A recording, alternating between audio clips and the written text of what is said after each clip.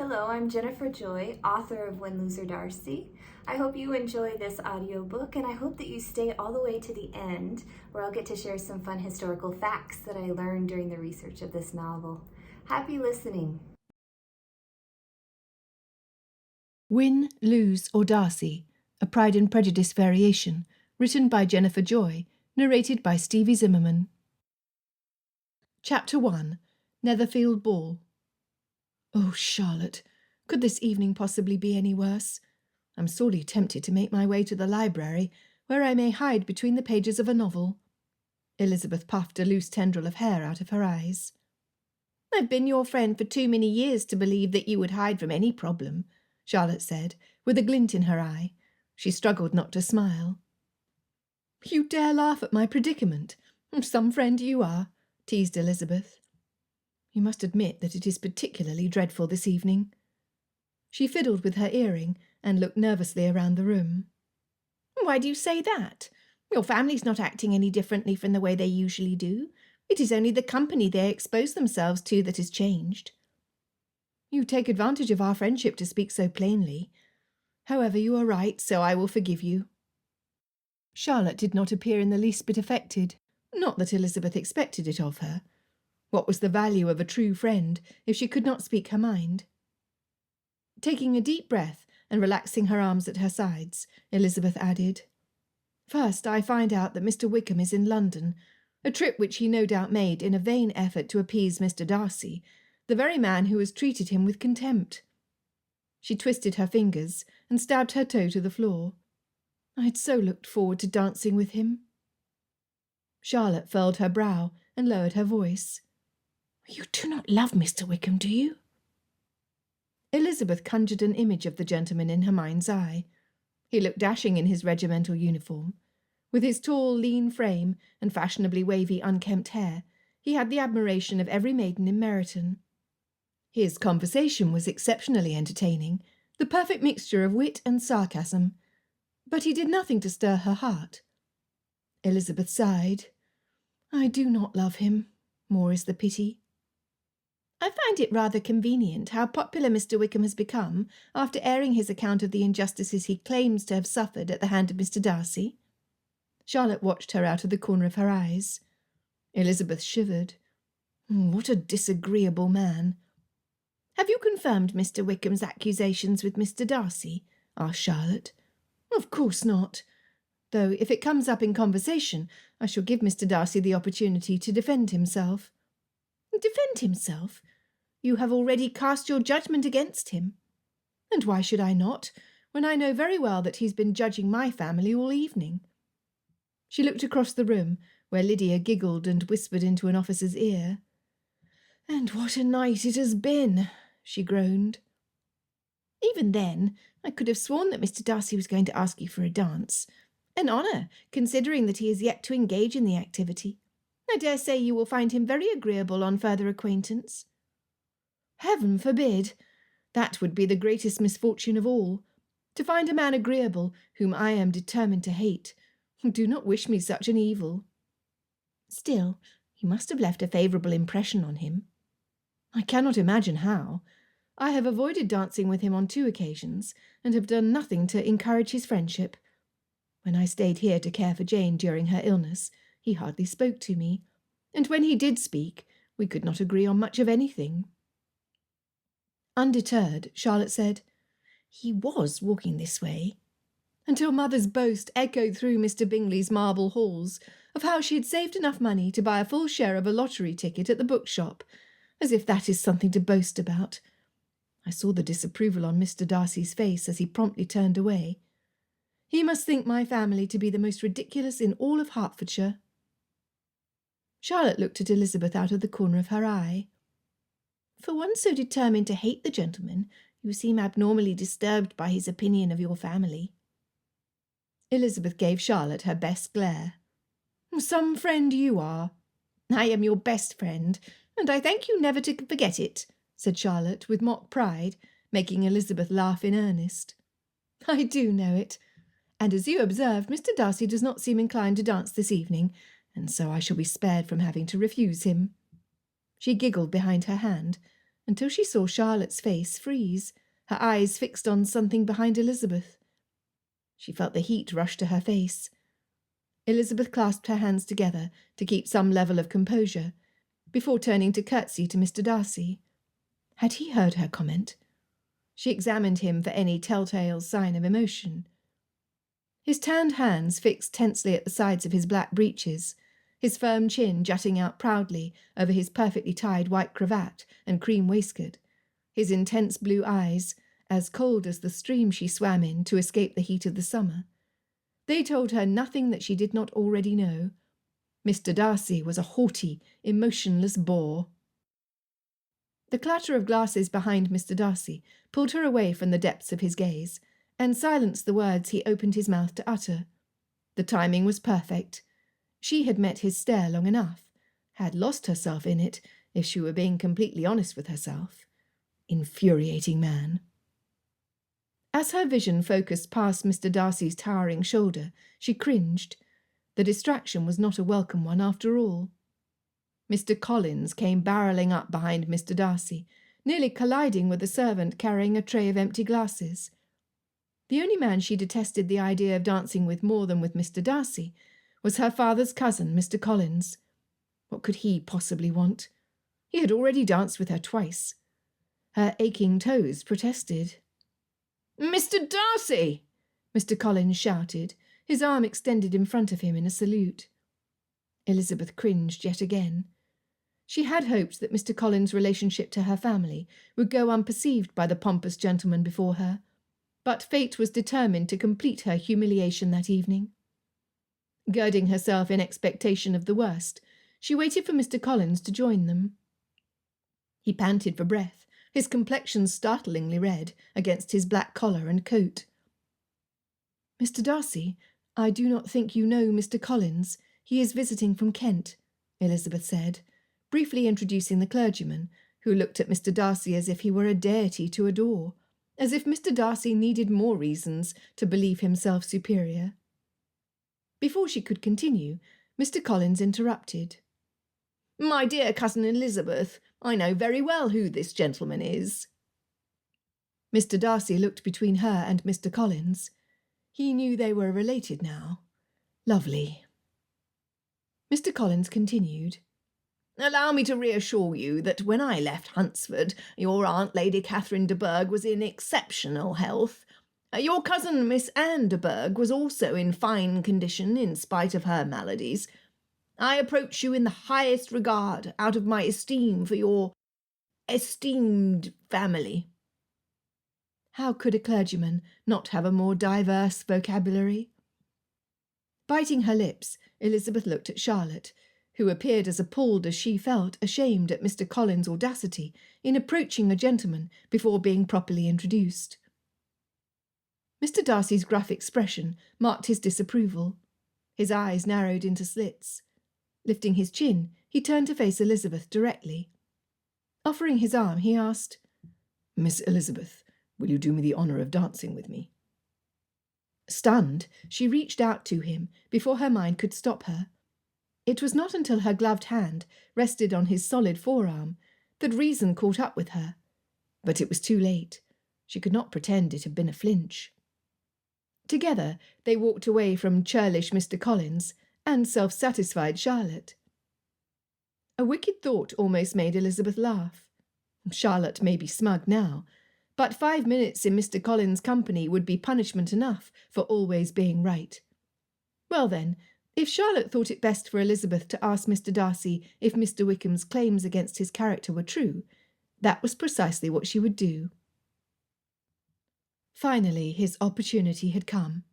How many times he had made his way over to Miss Elizabeth to ask her for a dance, only to have his plan frustrated.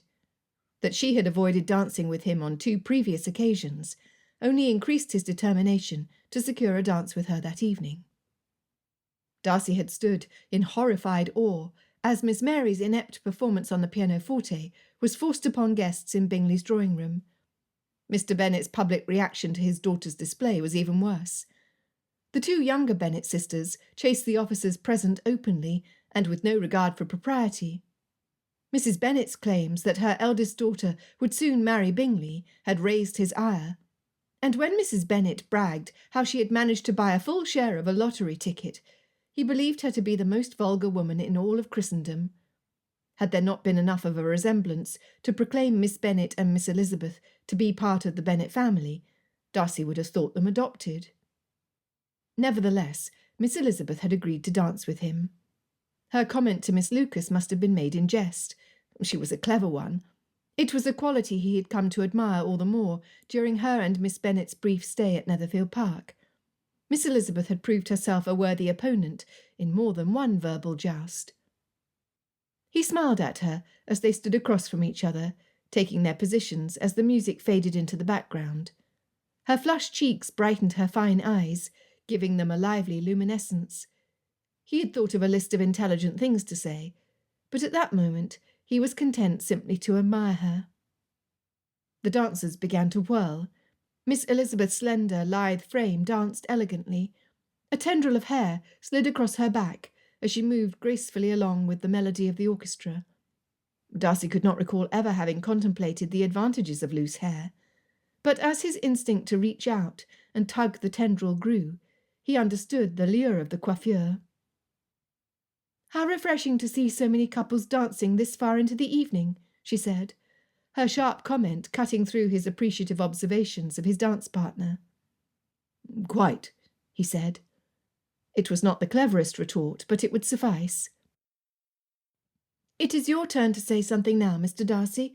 I spoke of the dance, and you ought to remark on the size of the room, or the variety of beverages at the refreshment table." Perhaps she had not been teasing Miss Lucas that she would refuse him another dance. Could it be that she disapproved of him? Why? Nobody disapproved of him. Unfamiliar emotions poured through Darcy. It was an uncomfortable sensation, and his determination to find out what she held against him grew. He smiled again. "Tell me what you wish me to say, and I will say it." "Very well. That reply will do for the present. Perhaps by and by I may observe that private balls are much pleasanter than public ones, but now we may be silent." Frustrated that this attempt had done nothing to thaw her coldness toward him, he asked, "Do you talk by rule, then, while you are dancing?" "Sometimes. One must speak a little, you know. It would look odd to be entirely silent for half an hour together. And yet, for the advantage of some, conversation ought to be so arranged so that they may have the trouble of saying as little as possible." She glared at him, the cold flecks in her brown eyes blazing. "Are you consulting your own feelings in the present case, or do you imagine that you are gratifying mine?" "Both," she replied archly, "for I have always seen a great similarity in the turn of our minds." So she had noticed the similitude in their intellects too. His hope returned. She continued, each word sharper than the last. "We are each of an unsocial, taciturn disposition, unwilling to speak unless we expect to say something that will amaze the whole room and be handed down to posterity with all the éclat of a proverb." So much for that. He did not know whether to laugh at the absurdity of her comparison or the grain of truth expressed within. "This is no very striking resemblance of your own character, I am sure," he said. "How near it may be to mine, I cannot pretend to say. You think it a faithful portrait, undoubtedly." He waited, giving her the opportunity to reassure him. "I must not decide on my own performance." He made no retort. What did she hold against him? If only he knew, he would explain it. Unless...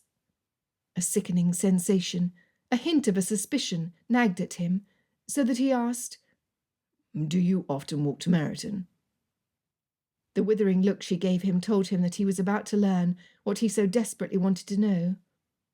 "Yes. In fact, when you met us there the other day, we had just formed a new acquaintance."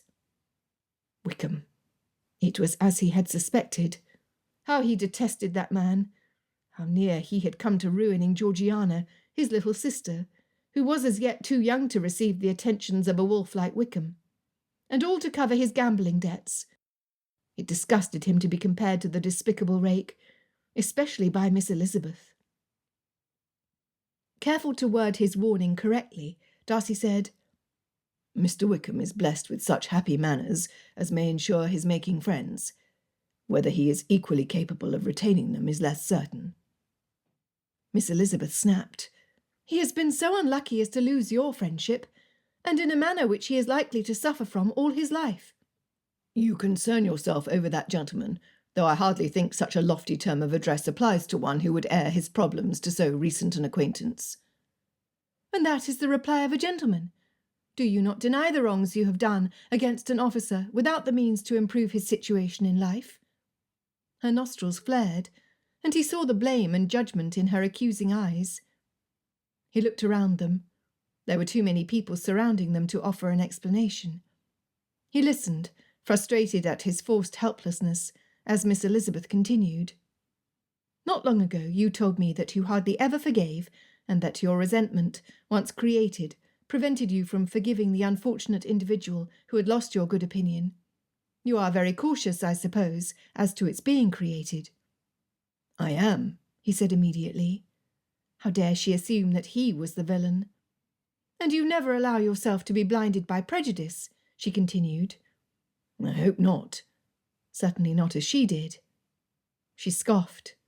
It is particularly incumbent on those who never change their opinion to be secure of judging properly at first. May I ask to what these questions tend? He asked, through clenched teeth. He had finished discussing a subject in which he could not appropriately defend himself. I'm trying to understand your character. And what is your success? He held no hopes of a flattering reply. She shook her head. I do not get on at all. I hear such different accounts of you as puzzle me exceedingly. I can readily believe that accounts may vary greatly with respect to me, depending upon from whom they proceed.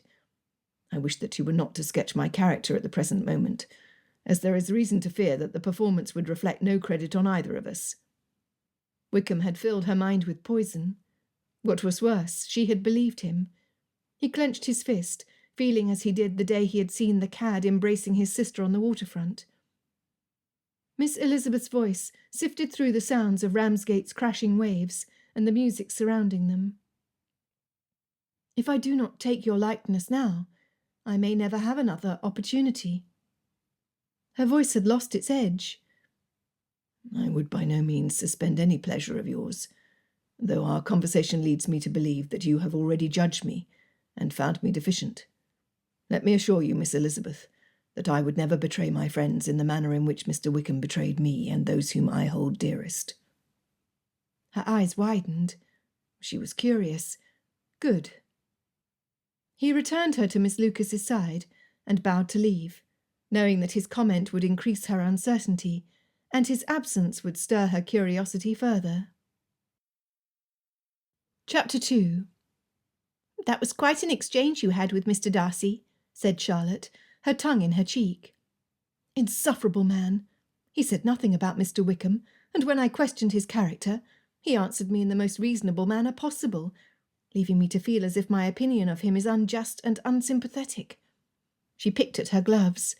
She could still feel the warmth of Mr. Darcy's palms through the flimsy cotton. Imagine that, Charlotte said, her eyebrow arched so high Elizabeth wanted to poke it. Oh, how foolish she was to let a man like Mr. Darcy spoil her evening. Yes, she would put all of the blame on his broad, muscular shoulders. And yes, she had noticed. Clenching her fists at her sides in one final act of defiance, she forced herself to focus on the only light shining through her tempestuous mood. There is one thing which cannot go wrong this evening. Look at how attentive Mr. Bingley is to Jane. The couple stood by the chimney, a touch closer than was proper, deep in conversation. A collection of glasses littered the mantel. I do believe he has fetched her 6 glasses of punch. She's smart not to drink all of them, lest the rum overcome her, observed Charlotte. I do not think that even Mother's wild conjectures about their supposed engagement will dampen his regard. Thank goodness for that. Unlike Mr. Darcy, who seemed to observe everything unflattering about her family, Mr. Bingley was kind enough to turn a deaf ear and blind eye to anyone but Jane. Charlotte grew serious. "He's not asked yet, Lizzie. Do not get your hopes up just now." She looked pointedly to the side of the chimney. Elizabeth followed Charlotte's gaze. Miss Bingley and her married sister Mrs. Hurst were talking behind their fans, their eyes fixed on the charming couple before them. Their pinched lips and scrunched foreheads declared their disapproval of the match at a glance. Either that or their punch had gone sour. "We only need to keep Mr. Bingley's pernicious sisters from separating them so that he may ask. I'm certain he loves her," Elizabeth confided in Charlotte. "But is he certain that Jane returns his affection?" asked Charlotte. How could Charlotte question what was obvious to everyone in the room? He ought to be certain. Jane's nature is shy and— but he does not know her as you do, Lizzie. She must give him more encouragement, lest he begin to doubt her attachment. No gentleman wants to feel that his fondness is stronger than that of the lady he chooses, and with your mother's comments, he might easily be persuaded to believe that Jane merely seeks the security of his fortune. Charlotte could not speak more errantly of Jane had she tried. "Do not speak so, Charlotte. I realise that you merely voice the thoughts of others, and not your own, but it perturbs me to hear it." She paused, adding under her breath, "Jane would no sooner marry for comfort than I would." "Not even for Mr. Darcy and his £10,000? asked Charlotte, with an impish grin. Once again, Elizabeth was tempted to pinch her arched eyebrow. "Especially Mr. Darcy. He could no sooner buy my love than he could secure my good opinion or friendship." Though, if she were honest with herself, she did regret being so blunt with him earlier. Charlotte pursed her lips, as if she knew a secret she would not tell. Elizabeth's curiosity longed to know what she thought, but Elizabeth's pride would not allow her to ask. "Let us change the subject to more pleasant things. I, for one, shall hope the best for Jane, and do my best to endure this dreadful evening for her sake." She looked back toward the chimney. A becoming blush adorned Jane's cheeks, and Mr. Bingley could not stop smiling at her. All would be well. If only Miss Elizabeth would look at him the way Bingley looked at Miss Bennet. The adoration with which Bingley regarded her was undeniably expressed on his honest face. Miss Bennet, on the other hand, did not display half the affection he did. Darcy had watched her all evening, when he had not been observing Miss Elizabeth, that is. He joined them, Miss Bingley and Mrs. Hurst chasing behind him, and adding to his annoyance. How could Miss Elizabeth choose to believe Wickham's complaints, when he had done nothing to win her confidence? "How good of you to deem my ball worthy of a dance, Darcy," teased Bingley, with a smack on his arm. "You have danced enough for two gentlemen. I see no need to engage in an activity I generally avoid," Darcy grumbled, refraining himself from returning a rougher blow to Bingley's arm. Bingley shook his head. "You are not so pompous as you let on." Darcy shrugged his shoulders. He had long ago ceased to concern himself with what society thought of him. However, he was very much concerned with Miss Elizabeth's opinion of him. "How can you say such a thing, Charles? Of all men, does not Mr. Darcy have reason for pride? Surely, if it is earned, it cannot be considered a fault," said Miss Bingley. Praise from her meant nothing to Darcy, and he refused to acknowledge it. He balled his hands into fists, stretching his fitted gloves over his knuckles so tightly the seams might burst. Why did it matter to him what Miss Elizabeth thought? Why had he been incapable of shrugging off her disdain? He looked across the room to where he had left her with Miss Lucas. Silk flowers, the same colour as her cream gown, adorned her hair, and a simple gold pendant nestled in the shadow of her collarbones. He traced her long neck up to the spot just below her jawline, where he remembered seeing a freckle. Tiny gold earrings, in the shape of raindrops, dangled from her delicate lobes. She looked up, and their eyes locked. She reached up to fiddle with her earring. Darcy froze, a contrary warmth spreading over his body, pulling him to her. Her eyes flashed, and her cheeks flushed. Then she did something Darcy did not expect. She looked down at her hands, wringing her fingers together. It only lasted a second, but when she looked up, her features had softened. Was it regret? His heart squeezed, and his breath shook.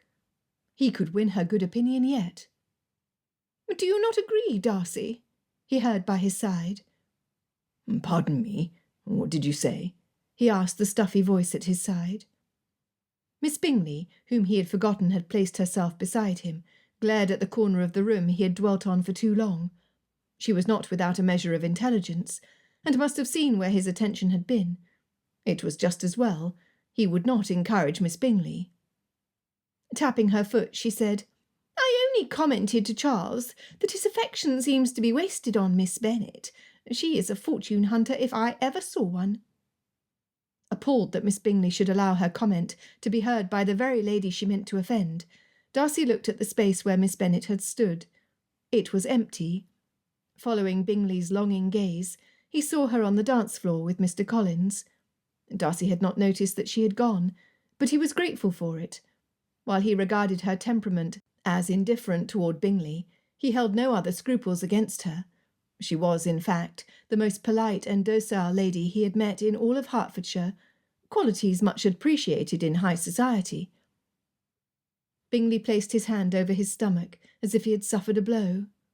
"It cannot be true. Miss Bennet is everything a lady ought to be. What do you think, Darcy?" It pained Darcy, but he had to tell the truth. "Considering how much time she spent in recovery from her recent illness at your home, I would think it only natural for her to be more expressive of her tender regard, if indeed she feels the emotion." Bingley stared at him intently, his eyebrows bunching together. "You do not think that she returns my affection?" "Though I would never do Miss Bennet the injustice of calling her a fortune hunter," he said pointedly to Miss Bingley, before returning his attention to her brother. "She behaves towards you in the same polite manner as she does every other gentleman in the room. I do not detect any particular warmth of feeling on her behalf, though I have searched for it in the hopes of finding it for your sake. I am sorry, Bingley." Miss Bingley touched his sleeve and leaned toward him. He shifted his weight away from her. Undeterred, she said, "Not to mention Mrs. Bennet's tasteless remarks. One would think that only an excessive consumption of punch would loosen a tongue so much as to expose herself to ridicule. However, in her case, I think it is a complete disregard for propriety and greed which compel her to say what she does. Who else would waste £10 on a lottery ticket?" So Miss Bingley had heard about the lottery ticket. Of course, with Mrs. Bennet's outspokenness, it would have been difficult not to hear of it. She seemed to be proud of gambling away her pin money, borrowing from her sister to purchase a full ticket instead of a modest share in one. It was a slippery slope, one which had led Wickham to near ruin many times. Wickham. Darcy looked back to where Miss Elizabeth had been, but she was no longer there. Mr. Collins, who had been relieved from dancing with Miss Bennet by her father, also scanned the room. He had been following Miss Elizabeth around like a puppy all evening, much like how Miss Bingley followed him. Dragging his unpleasant thoughts away from Mr. Collins' intentions toward his cousin, Miss Bingley touched his sleeve and leaned toward him again. He must leave before she came under the impression that her gesture was acceptable. "It would serve them right if he married one of the Bennet sisters. That is his purpose in visiting Longbourn." She nudged her forehead in the direction of Mr. Collins. By all rights, he should make an offer for the eldest Miss Bennet, but Darcy would never suggest so in front of Bingley. Then again, Darcy had seen that he had danced with Miss Elizabeth twice. He had assumed that the clergyman had merely failed to notice the ending of one dance and the beginning of another, in his preoccupation to make himself absurd. With a haughty laugh, Mrs. Hurst said, "We shall have to wish Miss Eliza happiness in her upcoming nuptials." Before he heard anything else, Darcy departed, with every intention of seeking out the boorish rector. A single female in lack of a fortune must marry for convenience. It was the way of the world. But Darcy could not bring himself to accept what was so commonplace as to be normal in society. He refused to settle for a marriage of convenience, and he would never consider marrying a woman who would do so. There did not exist a more unequal match than Mr. Collins and Miss Elizabeth. Did he intend to propose to her? Was she the sort of female who would accept? Every fibre of his being rebelled at the thought as he strode across the room to Mr. Collins. Chapter 3. Darcy woke in a surly mood after a fitful rest. Angry at Wickham and agitated with Mr. Collins, he ignored the dark rain clouds and took out his frustration by taking a morning ride through the Netherfield Park property. It really was a well-situated estate, with ample space to ride and hunt in the autumn months, and 3 ponds, large enough to fish in, or cool oneself in the summer months, or dodge specks of rain in the winter. Slowing his horse so that they both might catch their breath, he led the stallion to the top of a knoll with a view of Longbourn. Had Mr. Collins proposed already? It had taken more forbearance than Darcy believed himself capable of, but he had learned of Mr. Collins' intentions toward the Bennet sisters. Darcy smacked the leather reins against his palm, stinging his flesh. Mr. Collins' affections were singularly placed on Miss Elizabeth, and he had intended to propose on the morrow, a proposal which Miss Elizabeth was in no position to refuse.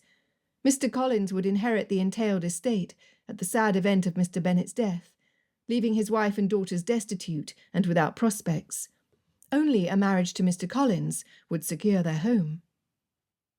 Darcy took off his hat, letting the cold gusts of wind cool his agitation. What was it about Miss Elizabeth that captivated him so? Why did Mr. Collins have to choose the only woman who haunted his thoughts? While the heavens offered no answer, they did chill him with a spatter of rain. He repositioned his hat and turned the stallion back to Netherfield House. Bingley was rustling about in his room when Darcy trudged up the stairs. His shirt from the night before hung as limply around him as the untied cravat draped around his shoulders. "You look like the devil, Bingley," Darcy said. "You would too, if you had lain awake all night," Bingley said, his red-rimmed eyes dull and without his usual joy. Darcy stepped closer to him. His friend looked precisely how he felt. "Tell me what I can do to ease your worry, and I will do it." Bingley's shoulders straightened, and he ran his hand through his hair. "You are the best of friends, Darcy, and it is in part your comment about Miss Bennet which kept me awake. I analysed every moment we spent together, and have come to the same lonely conclusion you so easily did. She does not love me so much as I love her." "I am sorry," was all Darcy would say. While he could not say that he loved Miss Elizabeth, he understood the disappointment of unreciprocated esteem. Bingley nodded. "Me too. Jane, Miss Bennet, I must now think of her, is perfect in every way, but I will not force my attentions on a lady who would be obliged to accept them against her inclination. I love her enough to wish her happy, and have enough self-respect to wish the same for myself, though I doubt I shall find her equal in my lifetime." How certain he was. A ping of jealousy rocked through Darcy.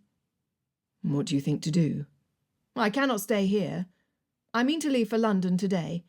Caroline, Louisa, and Mr. Hurst will likely follow tomorrow, after they have rested sufficiently. You may do what you please, but I cannot see her without revealing my true feelings. I plan to spend some time in London, but I've no desire to stay on for the season. I will go north to Father's Mills. Work is what I need. Otherwise I shall go mad."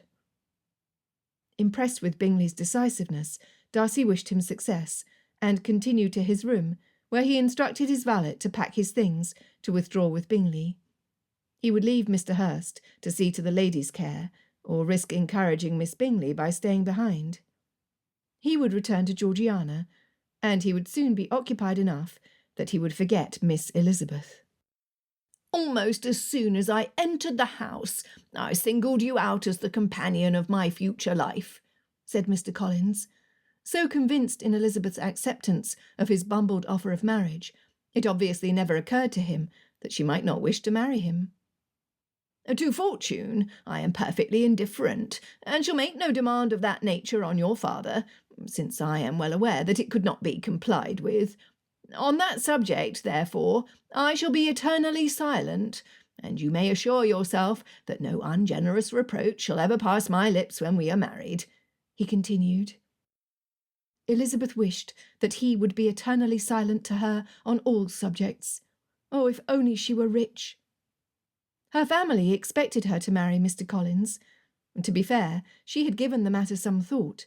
It was difficult not to, since he had made his intentions apparent by showering her with unwanted compliments and insisting on keeping her company, though she evaded him at every opportunity. A union with Mr. Collins would offer security to the Bennet females, but the price was too high. Elizabeth could not sell herself for anything short of her heart's desire.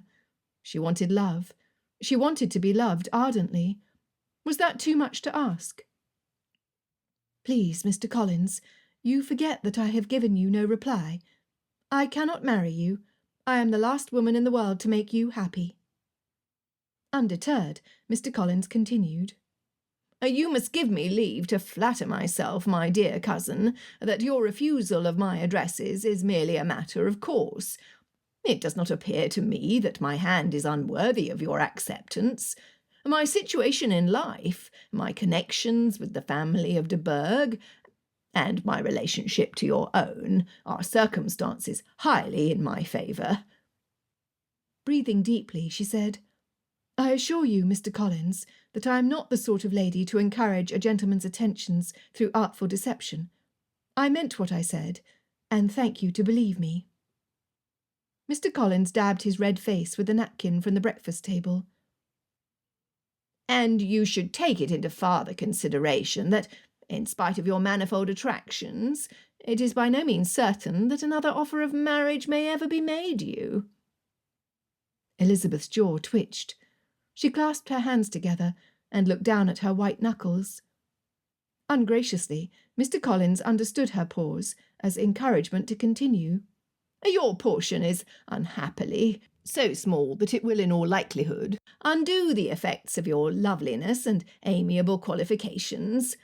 As I must therefore conclude that you are not serious in your rejection of me, I shall choose to attribute it to your wish of increasing my love by suspense, according to the usual practice of elegant females." So much for his eternal silence on the subject of her pitiful dowry. If only she possessed a modest fortune. Not that money could guarantee love, but it could not hurt. Standing, she said, "Mr. Collins, I cannot marry you. I will not marry you. That is my answer, whether you choose to believe it or not." Before he could speak another word, she left the room, nearly knocking over her mother, who, from her bent posture, had been listening through the keyhole of the door. "Lizzie, what have you done?" hissed her mother. "I cannot marry him, mamma. Do not make me." Elizabeth paused long enough to say, as she bolted for the door leading outside. She heard the steps of her mother hastening to Mr. Collins, and her agitated voice assuring him that she would make her errant daughter see reason. Elizabeth quickened her pace, so that she would not have to hear the nonsense with which mother filled Mr. Collins' head. "Mr. Bennet, you must make her marry Mr. Collins," exclaimed mother in the garden. "My dear, what am I to do if she has already refused him, and several times at that?" father chuckled. Elizabeth took heart. Mother plunked her fists on top of her plump hips. "If that is how it is to be, then I declare that I shall never speak to her again." She folded her arms and clamped her mouth shut to prove her point. Elizabeth had never known mother to remain silent for long, and so was not overly concerned. Father looked rather pleased at the prospect of silence. As quickly as the glint in his eyes had appeared, it was replaced with a serious look which encouraged doubt. Father took Elizabeth by the hand. "There it is, Lizzie. From this moment forward, you are to be a stranger to one of your parents." Elizabeth's heartbeat drummed in her ears, and she grabbed her churning stomach. Mother interrupted. "Who will keep you when your father is gone? What will happen to us, Lizzie?" Father continued, his voice grave. "Your mother will never speak to you again if you do not marry Mr. Collins, and I will never speak to you again if you do." Elizabeth walked into father's open arms. "I ought to have known that you would give a clever response," she said into his waistcoat. He patted her hair, and held her until she was ready to let go. By the time Elizabeth stepped out of his embrace, Mother was gone. Father released her, but held on to her hand. "My dear Lizzie, I meant what I said. It would disappoint me terribly for you to marry a buffoon like Mr. Collins. However, you will not have many other options, and you may not be able to be so choosy when another gentleman offers for your hand." Elizabeth bristled. He patted her hand. "It is a harsh truth, my dear, and the sooner you accept it, the better. I cannot give you a sizable dowry with which to tempt suitors." "Father, I do not want to marry a man who would offer for me only for money," she vehemently retorted. "I expected you to say so. It would, however, buy you time enough to find someone more suitable. Though I may boast of excellent health today, I will not be with you forever. What is to become of you then?" Elizabeth bowed her head under the burden a single woman of no fortune must bear, but she remained firm. Raising her chin, she said, "I do want to marry, Papa. It is just that I must do so on my own terms." Father chuckled and tucked her hand into the crook of his arm. "Of course you do, and I wish you success in your noble endeavour. I only suggest that you not dally." They entered the house to find Mr. Collins standing with his things packed and ready to leave Longbourn. Elizabeth was pleased with the arrangement until she heard his destination. Poor Charlotte would have to put up with his presence at Lucas Lodge until he decided to leave Hertfordshire. Chapter 4. The breakfast table was quiet the following morning. Jane and Father thought no less of Elizabeth for her decision not to sacrifice her happiness for the immediate comfort of her mother and sisters. On the other hand, Mother, true to her promise, had yet to speak to Elizabeth since her refusal the day before. Nervously tapping her spoon against her teacup, Mother said, "Mr. Bennet, I think I shall write to our relatives to inquire about small cottages we might be able to rent, should we be left destitute. Is there anyone in your family to whom I should write?" Elizabeth sighed, closing her eyes to keep from rolling them. Could Mother be any more dramatic? Lydia said, "Oh, do let us go to Brighton. I should love to go to Brighton." "You do realise that we are talking about what would happen to us should Father leave this earth. We are not planning a holiday," said Mary, voicing Elizabeth's thoughts. Lydia stuck out her tongue, and Kitty said in support, "Should we have to leave Longbourn, I do hope that we may at least live somewhere pleasant." Father sat back in his chair, one hand on the folded newspaper he always read at the end of his breakfast. "Let us hope, Mrs. Bennet, that I will not die as soon as you suppose." "I do not suppose anything, Mr. Bennet. I am only concerned for the welfare of our daughters, should you die before they marry." Elizabeth spoke. "But, Mamma, Papa is in excellent health." Father stabbed a sausage with his fork and raised it up in a salute. "Might I add that I have no plans to fall ill any time soon? You may have to endure my company for several years more." Mother waved her spoon at him. "Mr. Bennet, you mock my nerves." "You mistake me, my dear. I would never mock so sacred an entity. They are as much a part of our family as I am." Father unfolded the newspaper, lifting a barrier between himself and the rest of the table. Smiling at Jane, Mother said, "At least Jane has Mr. Bingley. She is my only comfort in these times of distress." Mary's fork clunked against her plate as she set it down. "True and lasting comfort can only come from God. It is the pursuit of virtue which should be the order of the day, not riches and security." Lydia guffawed. "And why do you not consider the pursuit of Mr. Bingley virtuous? He's rich, and has not missed a church service since his arrival." Giggling at Lydia's retort, Kitty sang, "Jane and Bingley, our salvation." Elizabeth reached over to squeeze Jane's hand. With the forbearance of a saint in an apprenticeship, Mary wiped her fingers with a napkin and folded it neatly before standing to depart from the unwholesome association of her wayward sisters. Before Mary reached the doorway, their manservant appeared. "I beg your pardon for the interruption," he said. "A letter has just arrived for Miss Bennet." Jane squeezed Elizabeth's hand so tightly she held her breath to keep from shouting. Even Mary turned to see who had written. Mother fluttered in her chair. "Oh, do bring it in," Kitty said. "It must be from Mr. Bingley." Lydia added, "I bet he wishes to request an audience with Jane so that he might propose." Mother flattered her fan in her excitement. Mary, the voice of reason, said, "Mr. Bingley is a gentleman, and he would not write a letter to a single lady unless they had already reached an understanding."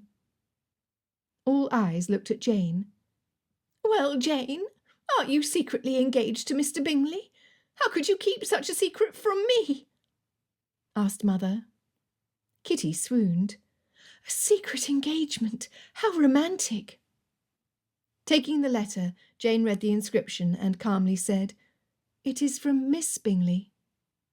"Who penned the letter for her brother, no doubt," suggested Mother, her face shining with joy. "Open it!" cried Lydia and Kitty in harmony. Elizabeth did not believe the ridiculous suppositions of her mother, but her pulse quickened all the same. And then she saw it. The excitement in Jane's eyes dimmed, and she bit her bottom lip to keep from frowning. Whatever the letter contained, it was bad news. Mother's patience wore out. "What does it say?" She leaned forward, her hands gripping the side of the table, as if she would leap forward to snatch the letter out of Jane's hand. Jane lowered the single page to her lap, the paper crumpling in her grip. "The Bingleys have left Netherfield Park." Elizabeth gasped along with everyone else, everyone except Father, who sat obliviously ensconced behind his newspaper. "You did not have an argument with Mr. Bingley, did you?" asked Mother. "Oh, Jane, what did you do to discourage him?" Willing Mother to be quiet, with a glare, Elizabeth asked, "Does Miss Bingley say how long they will be gone?" Jane said in a voice just above a whisper, "Mr. Bingley has business in London, which she suspects will take some time." "How long?" asked Elizabeth, on the edge of her seat. "She says that they do not expect to return any sooner than in 6 months. More than anything else, Elizabeth wished she could take away the pain she saw in her sister's crestfallen face. Maybe, if Jane were to go to London. Surrounded by the exclamations and gasps of her mother and sisters, Elizabeth put her hand on top of Jane's. "I'm so sorry. Does Miss Bingley give no hope of their return, or indication as to why they left?" Jane shook her head. Elizabeth sat next to her in silence, while the rest of the family wailed in desperation. Perhaps Jane could pay a visit to Aunt and Uncle Gardner in London. That was it. "We are ruined," Mother repeated, more times than Elizabeth cared to count. So distressed was Mother, she dared to lower Father's newspaper with the tip of her fan. "Did you hear that, Mr. Bennet? We are ruined. It is certain." Father took the opportunity to sip his cold tea. "Ah, how nice," he said, as he put his newspaper shield back in place. That was too much for Mother. Her fan ripped through the sheets of paper in her enthusiasm to express her disappointment. "How can you say that, Mr. Bennet? Who will want Jane when it is found out that she could not entice Mr. Bingley long enough to court her?" Elizabeth felt a teardrop land on her hand, still holding Jane's chilled fingers. Could they not see that Jane's heart was breaking? Elizabeth would write to Aunt Gardner that same day to suggest that she invite Jane to London. "Do not say such things. Jane is young and beautiful, and I am certain that if more gentlemen could know her as we do, they would love her and line up to beg for her hand," Elizabeth said, imploring Father with a look to help contain the unreasonable demands against Jane. Lowering his paper and his spectacles, he smiled at Jane, furling up his bushy white eyebrows. "Oh, my Janey, what Lizzie says is true, though it is your unfortunate lot to marry well. As my two most sensible girls, you are in charge of seeing that you marry men who will see that your mother and younger sisters are provided for, should I depart from this world." "Not exactly encouraged," Elizabeth said. "We only need to get out more and put ourselves in the position of meeting more eligible young men, that is all." "Yes, dear, you are beautiful enough to tempt a gentleman without a dowry to offer, so our hopes really do rest on you," added Mother. Elizabeth exhaled a puff of air. No matter how she tried to soften the blow to Jane, her parents seemed determined to make her feel the burden of their singleness and insecurity. If only they could go to London during the season, Jane would be a success, and Elizabeth flattered herself that she would not lack in proposals, although she only needed one. But how frustrating to go to London with no money. The noise in the room subdued. Elizabeth could only suppose that Mother's comment about Jane being the handsomest among them did not sit well with Lydia, who sat pouting. Without Lydia to prod her along, Kitty had nothing to say. Mary sat back down at the table, pulling a book of sermons from her pocket to read. Father took advantage of the brief calm to resume his reading. The only sound was the rustling of the pages as he turned them.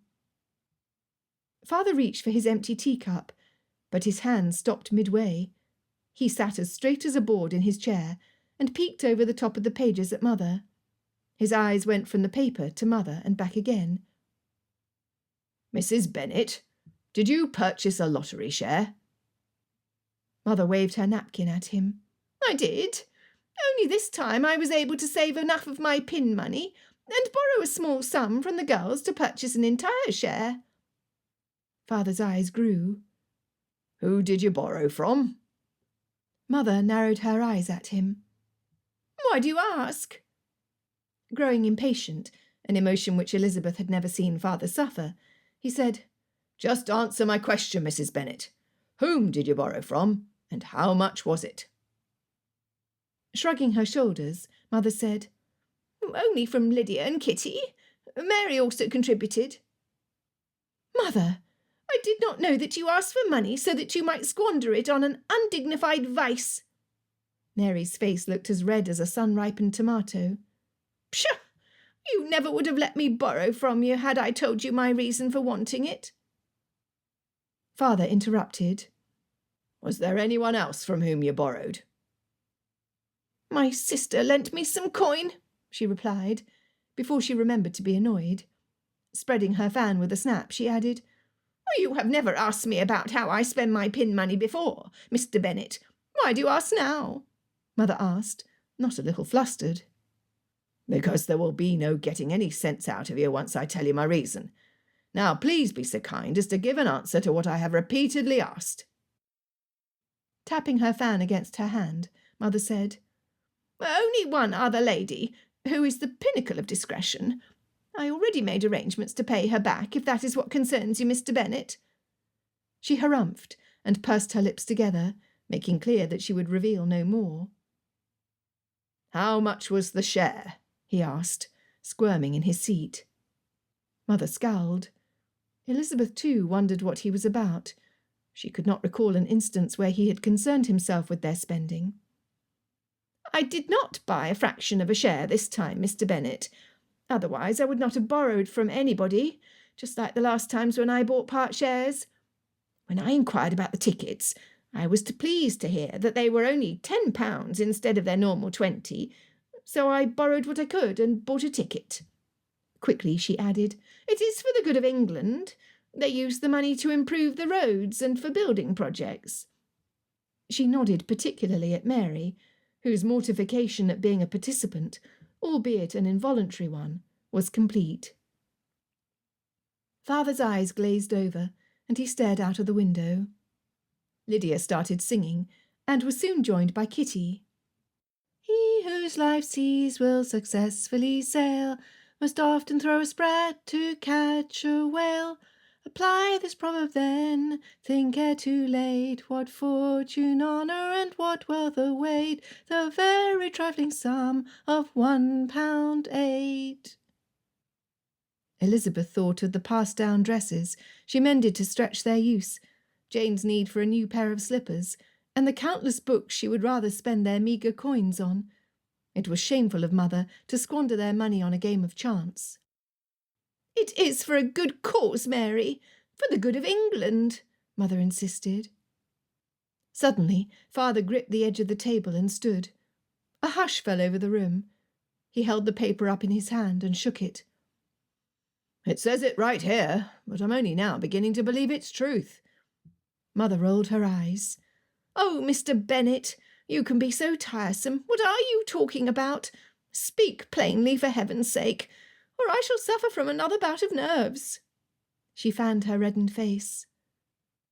All eyes looked at father, who smiled and said, "Well, dear, you finally won." Chapter 5. "But I never win," Mother said in disbelief. "How much, Papa?" asked Elizabeth. Without taking his gaze away from Mother, he said slowly, "Your winnings are to the sum of £30,000. "We are saved! Oh, we are saved!" Lydia and Kitty spun around the table, while Mother waved her fan to their tune. Mary looked up from her book briefly. Elizabeth grabbed Jane by the hand and pulled her out into the hallway. She needed to speak with her, and there was no hearing anything over the squeals of delight in the dining room. "Jane, we must convince father to let us go to London," she said. "Mr. Bingley is in London." Jane still gripped Miss Bingley's letter in her hand. "Precisely. I am convinced that his leaving Netherfield Park is the doing of his sister, and I will not watch you suffer at her hand. If we go to London and he sees you, who is to say but that he will not propose before the season even begins? With this news, Miss Bingley can no longer say that you seek his fortune." Jane looked down at the letter. "What if his objections are of a different nature? What if he does not love me?" "Of course he loves you." How could Jane doubt Mr. Bingley's affection when he had been so obvious in its display? "If he loved me, then why did he leave?" Elizabeth could not pretend to understand his reasons for departing, nor Jane's doubts that he preferred her above all others, but she recognised an opportunity when she saw one. "Would you rather pine away here, waiting for him to return to you?" Elizabeth argued. "No," Jane said slowly, thoughtfully. "I think that I would feel better knowing that I had done what I could. However, I should perish in shame if my reason for going to London should be made known." Elizabeth pointed to the dining room. "As if we could keep Mother and the girls at Longbourn, now that they have money to spend. No, Jane, you need not worry on that account. Mother will insist that we move to town, and we will have to go along. There is nothing to hold us here." She cut herself off. That was not entirely true. Jane read her mind. "Nothing except father." It would take more than Mother's insistence for him to agree to the scheme. For years she had tried to persuade him to go, but he had refused. He preferred the peace and quiet his study afforded him. Elizabeth bit her bottom lip and crossed her arms. "We must convince father. Let us gather our best arguments together, and we will present them after dinner, when he is most affable." Jane nodded. Filled with excitement and anticipation, Elizabeth tried to occupy herself in tasks which allowed her to plan, while the rain kept her indoors. No task could occupy her mind so much as to prevent daydreams. Beautiful gowns fluttered around an ample ballroom, lit by thousands of candles adorning crystal chandeliers. Handsome gentlemen with excellent conversation lined up before her. No, she rejected the thought as soon as it appeared in her mind. She did not need a legion of admirers. She only needed one gentleman who would stir her blood at a glance, challenge her wit with his intelligence, and share in her laughter. Elizabeth tapped on father's study door, entering before he answered. "I knew it was you, Lizzie. You are the only one of my girls who seeks me out in my lair." He looked around his sanctuary. Books lined floor to ceiling, shelves, a pile of papers and tomes teetered on top of his large worn desk. There was a stain on the oak, where an inkwell had spilled, and father had not cleaned it in time. No books had been damaged in the process, and that was all that had mattered. She sat in the chair facing his desk. "How was your trip to Meryton? Are Aunt and Uncle Phillips well?" she asked politely. Father chuckled. "I know what you are after, so I will satisfy your curiosity. My trip to see your uncle was necessary and satisfactory. He will handle all the business of acquiring your mother's winnings." "Have you spoken to Mother?" "I have, and she wants nothing more than to move our family to London," he said with a scowl, lacing his fingers together and sitting back in his chair. Elizabeth's heart leaped in her chest. "You have an objection to London?" she asked, as calmly as she could. How am I to have any peace in such a busy place?" He leaned his head against the back of his leather chair. Prepared for such an answer, Elizabeth said, "It is true, but think of the opportunities we will have to meet more gentlemen. The season is only a few months away. Imagine if we were all to make good matches. You would be left to your leisure without the burden of 5 unmarried daughters to disturb you. Mother's nerves would be much settled, and you would be free to pursue what pleases you most." Father took off his spectacles and tapped them against his chin. Some of the best libraries in the country are in London." Elizabeth continued. "And consider this, Papa. You would be able to pass your time as most gentlemen do, in a gentleman's club, with a far larger library than you have here. I suppose there are some gentlemen who, preferring the guaranteed tranquillity of their club, even take their meals there." She stopped, letting her words sink in. The tapping ceased, and Father sat forward. "You have some valid arguments." He looked around his room, measuring it. Elizabeth silently watched him, afraid to misspeak and ruin the progress she had made. Slowly he nodded his head, and his eyes cleared to focus on her. "Yes, some very good arguments indeed. I will think on it, and discuss the matter with your Uncle Phillips. Perhaps I shall write to your Uncle Gardner as well. Maybe he would be so kind as to introduce me into his club." Elizabeth smiled at her success. She would get Jane to London, where she would see Mr. Bingley. Elizabeth would be able to meet more people and widen her acquaintances in the hopes of finding a gentleman with whom she would be honoured to spend every day. Mother would finally have her wish to go to town realised. As for the rest of her sisters, surely the exposure to more genteel ladies of their age would have a good effect, if properly kept in check. She would suggest that they get a chaperone to ensure so. She left Father's study. Jane waited just outside the door. Holding both of Jane's hands in her own, she smiled and said, "We are going to London." Chapter 6. A month passed, during which trunks were packed and then unpacked again. Now that they were in possession of a tidy fortune, Mother insisted that they buy everything new on arriving to town: gowns, bonnets, slippers, carpets, furniture, and all manner of worldly goods. The post had arrived earlier that day. In it had been a letter for Jane. Elizabeth cupped her hand around the candle she took upstairs to find Jane sitting alone in the dark. Elizabeth sat on the bed she and her sister shared. They would have their own rooms soon. "What does Miss Bingley write? Does she make any mention of her brother?" asked Elizabeth, hopeful that the letter contained some good news, although her sister's slumped posture contradicted the possibility. "She only mentions him in relation to how well suited he is to Miss Darcy, whom she praises highly. She made no remark of our coming to town, other than that she would pay us a call when she had the time and was near our address. But, Lizzie, did not Uncle Gardner secure us a home quite near the Bingleys' residence? Our new home is closer to them than Longbourn is to Netherfield Park."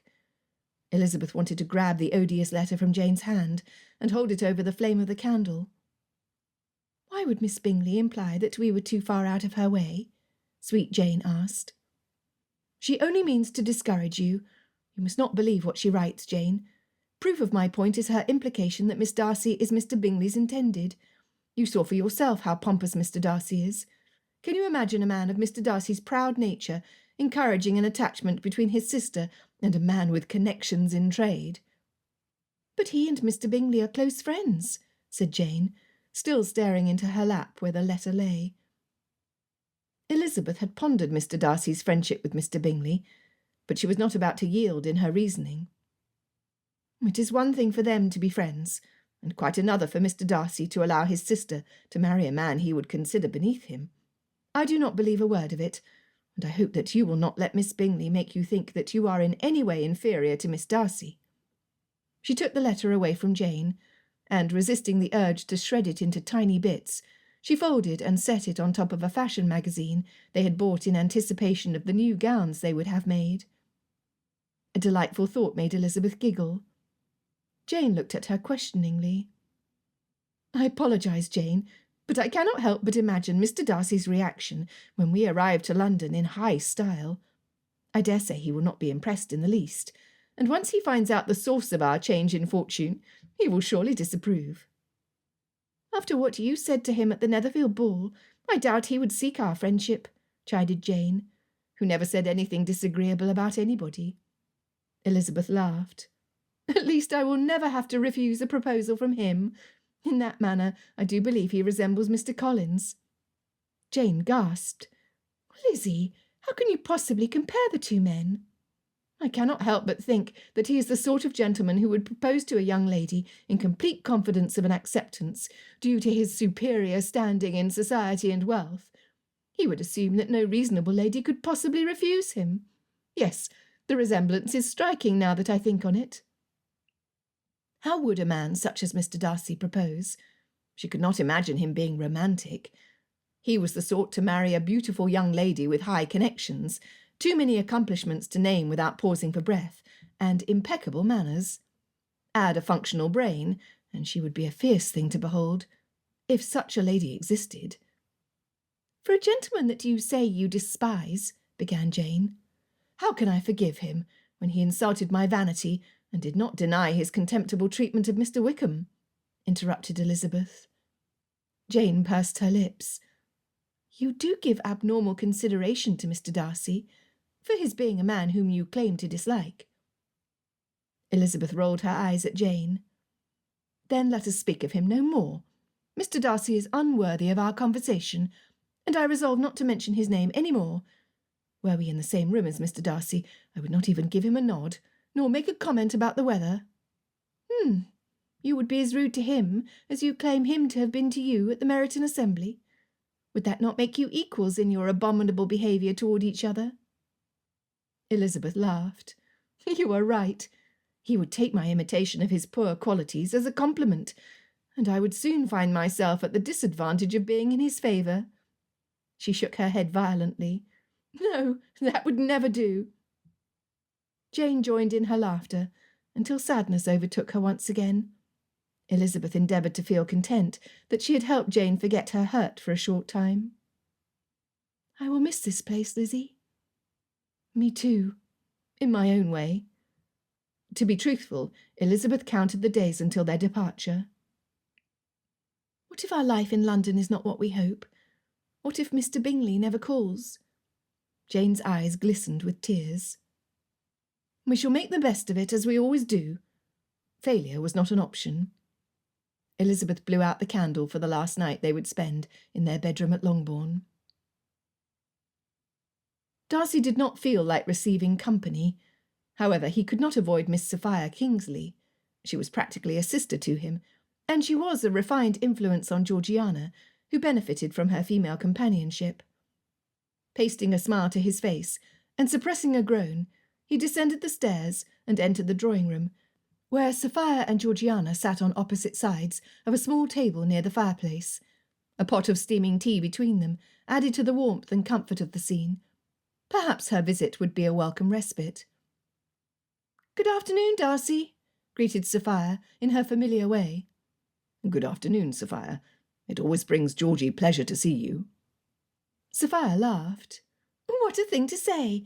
You ought to stay in London more, so that I might assist you in the improvement of your social proficiency and genteel conversation. If I did not know you better, I might be offended. After 10 years living at Pemberley, I should hope that you understand enough about me to know that I do not take kindly to people who offend easily, and would rather not converse with them at all. Leaning toward Georgiana, Sophia said, And this is the example he gives you before your coming out. You are fortunate that I am your friend, lest you imitate your brother's taciturn manners and offend your peers before you have a chance to make an excellent match. Georgiana's eyes danced mischievously. My brother is like a dog, who barks to scare away strangers, but he never bites, she added after a pause. You would compare me to a mongrel. Now it is I who ought to be offended. Darcy nudged her in the arm, trying to appear cross. Georgiana laughed, and Darcy had no option but to join her. It is good to see you laugh, William. You've been in a dark mood this past month. Sophia added, I too have noticed it. Lowering her voice, she said, I At first, I blamed it on his extensive association with the Bingleys. Oh, not Mr. Bingley, of course. He is a congenial gentleman if I ever met one. His unfortunate connection to trade aside. His sisters, on the other hand, are enough to put the merriest person in an ill humour. Darcy could not disagree with that, except on one point. Times are changing, Sophia. Bingley's association with trade must not be counted against him. His actions and manners are more gentlemanly than the majority of men born into the privilege. Very well. I concede to your opinion. However, it has been a month since you departed company with the Bingleys, and your surliness is growing tiresome. Georgiana, I feel free to speak for her on the basis of our shared concern, and I object to your continued irritable state and beg an explanation. Both females looked at him inquisitively. He felt like a criminal sitting before a jury at court. Darcy was not about to tell them how the image of a woman who by now must be another man's wife had interrupted his sleep and heightened his sense of injustice. Marriages of convenience repulsed him even more than they had before meeting Miss Elizabeth. The longer he took to think of an answer, the more intensely they looked at him. I apologise if my manners have been lacking. I will strive to act in a more pleasant fashion to lessen your concern. They still looked at him, unsatisfied. Uncomfortable, he stretched out his legs and crossed his feet. That was no better. He crossed his feet in the opposite direction, before planting them solidly under his knees again. Sophia and Georgie lifted their eyebrows in unison, still scrutinising him. You appear uncomfortable, Darcy. You look like Gordon when he must explain his latest infatuation to his mother, Sophia probed. Darcy controlled his complexion, but the tips of his ears burned. Maybe she would not notice. In an excited voice, Georgiana said, "That is it! See how his ears turn a brilliant red." Grimacing, Darcy said, "I am not infatuated. Superficial emotions are Gordon's speciality, but they are not mine." Sophia raised her chin to the side. "True. Only the deepest regard would be capable of affecting you." She propped her finger against her uplifted chin. "You have avoided Miss Bingley's attempts to sink her claws into you for years, so I have to wonder who has cast her spell over you. Someone in Hertfordshire?" she persisted. Darcy had learned long ago that the best way to satisfy Sophia's curiosity was to give her a portion of the truth, just enough to answer her inquiry, nothing more. "I did meet a remarkable family," he admitted. "Remarkable? We are intrigued," said Sophia, with a glance at Georgiana, who hung on his every word. "Not remarkable in the way in which you imagine. They are the most outspoken, ill-mannered gentry I have ever encountered." Georgiana covered her gaping mouth with her delicate hand. "Appalling, I'm sure," she said, garnering an approving nod from Sophia, before they both turned to him intently. Darcy continued, as their interest did not flag in the slightest. "There are 5 daughters, all of them out. The eldest is unmarried, and the youngest can be no older than 15. There, that should be shocking enough to satisfy them." "Tell us more about this astonishing family," said Sophia, her interest more piqued than before. Darcy sighed. This was not going according to plan. "The Bennets are distinct in their impropriety, excepting the 2 eldest sisters. Them I must excuse."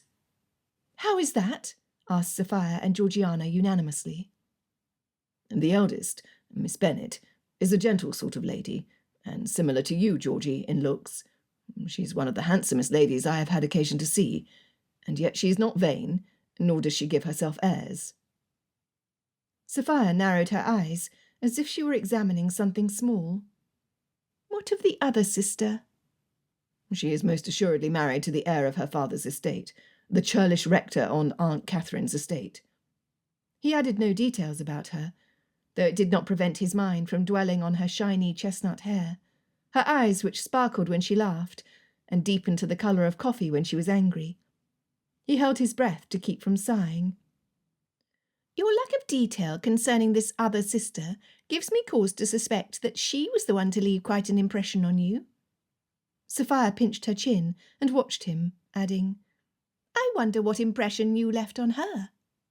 A poor one. He would not go into details. Sophia dropped her hand. "Now I see.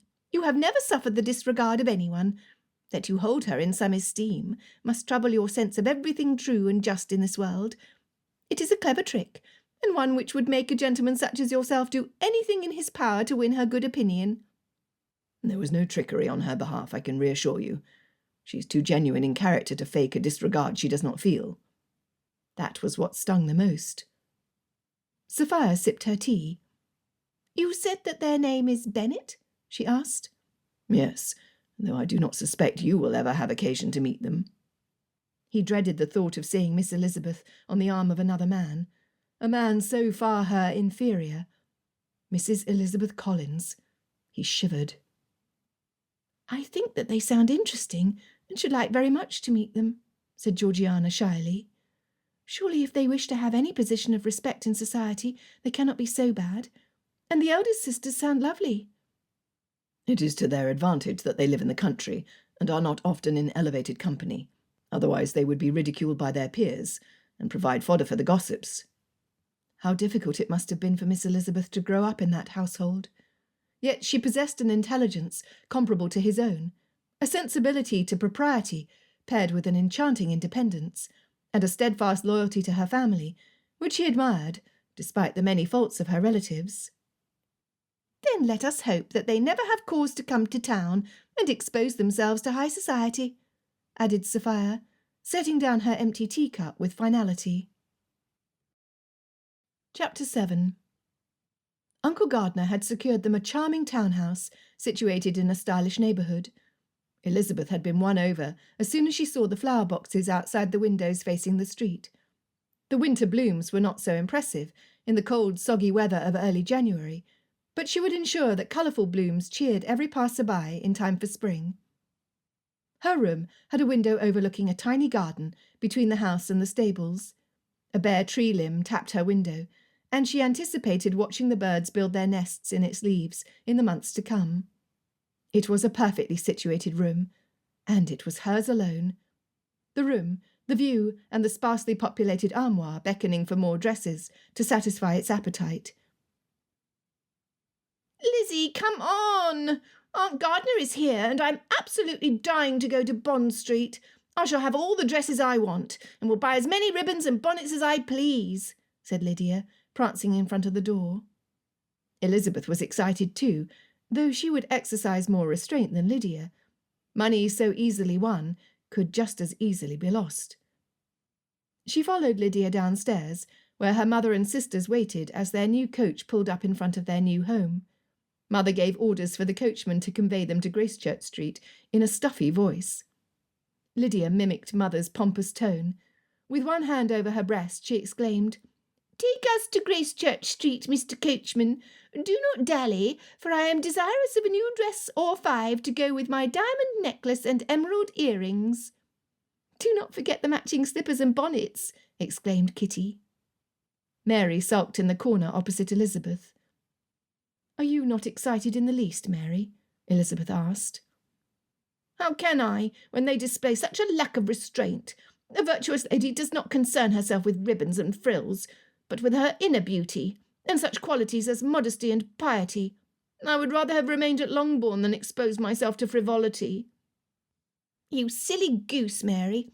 I choose to believe that Mother's winning the lottery was a blessing from God, and it would be wicked of us not to enjoy it to the fullest," said Lydia, in a self-righteous voice which caused a fit of giggles from Kitty. Jane leaned into Elizabeth. "It will be nice for you not to have to wear my handed-down dresses for once. I've always felt guilty that my sisters have not had the advantage of the first-born daughter in being the first to wear a new dress. Let us not be too hard on Lydia. She has only ever worn the same dress she has seen all 4 of us wear before it is finally her turn." "How fortunate that my brother lives such a convenient distance," remarked Mother. All heads turned to her. Elizabeth did not think the distance convenient in the least. Mother continued, "This is a fashionable carriage, and it offers a grand opportunity to be seen riding in it with its matching greys. It gives a good impression of us as members of the higher class." Indeed, Aunt Gardiner did pause to admire their means of transportation before joining them inside the leather and velvet interior. Elizabeth doubted that Aunt viewed them any differently from how she had before their change of fortune, much to Mother's chagrin. Aunt directed them to the dress shop where the ladies of the beau monde were known to frequent. By the time they finally arrived at Bond Street, Elizabeth was ready to stretch her cramped legs. For all the trouble it took to arrive at their destination on the crowded roads, she could have walked from their home. Before they entered, Aunt Gardiner said, "With the season coming upon us, I think it would be wise of you to order all the dresses you require to be made now, so that you will not be rushed when the Tom comes back from their country estates." Mother fanned her face. "Oh, to think that we, like the best families in England, have a country estate at Longbourn. How divine it will be to get new dresses for all of my girls. They shall have the best the shop has to offer, and I think we should call at the milliner's, as well as a shoe shop, to have some slippers made. They shall need pearls and bejewelled combs for their hair." Mother's list of necessities grew. Jane whispered to Elizabeth as they climbed the stairs to the door of the dress shop, "I do hope that Father invested wisely, and that he placed certain spending limits on Mother. Do you know if he has met with the gentleman Uncle Phillips recommended here?" "I will ask as soon as we return home. We will encourage Lydia and Kitty not to be too extravagant. Mary will help us." She looked over at her younger sister, whose sanctimonious face reddened at the showy attitude displayed by their mother and sisters. Aunt, who was of a more sensible mind, said, "Dear Fanny, surely Mr. Bennet gave you an allowance for this excursion. I suspect it might be higher than normal, as this is your first visit, but you must be reasonable. Adorning all 5 daughters in the fashion you seek could cost more than the sum of your winnings." Mother dismissed her worry with a wave of her hand. "Yes, yes, that has all been seen to. Mr. Bennet agrees with me that our foremost purpose is to set our girls up well for the season. It is money well spent, and worth the initial expense." Mary, her face now mottled in red and white splotches, said, "I will have no part of this. Excess is the height of vanity, and I should be ashamed to have any part in it." Mother harumphed and continued into the shop, Lydia and Kitty nearly trampling over her in their hurry to see the delights awaiting them inside. Aunt put her arm around Mary's thin shoulders. Elizabeth and Jane stood closely, shielding her from the onlookers walking by. Mary was on the verge of tears. In a soft voice, Aunt said, "It is not vanity to have one new day dress, Mary, and you need not get slippers when a new pair of sturdy boots will do just as well." Mary looked down at her shoes, just as Elizabeth examined hers. The leather had scuffed and peeled in places, so that no amount of polish disguised it. Leaning into Aunt's embrace, Mary sniffed.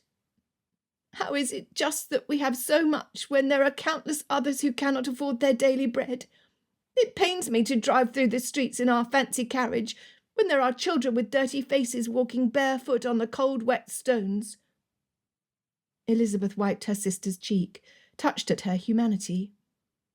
"Perhaps, in alleviating the suffering of others, you might be able to enjoy the blessings you have been given."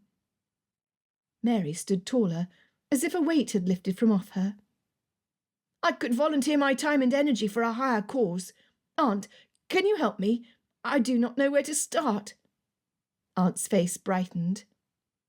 "There is an orphanage for which one of my dear friends is constantly campaigning and seeking donations. I will talk to her and see if your talents might be put to good use there. Would that please you, Mary?"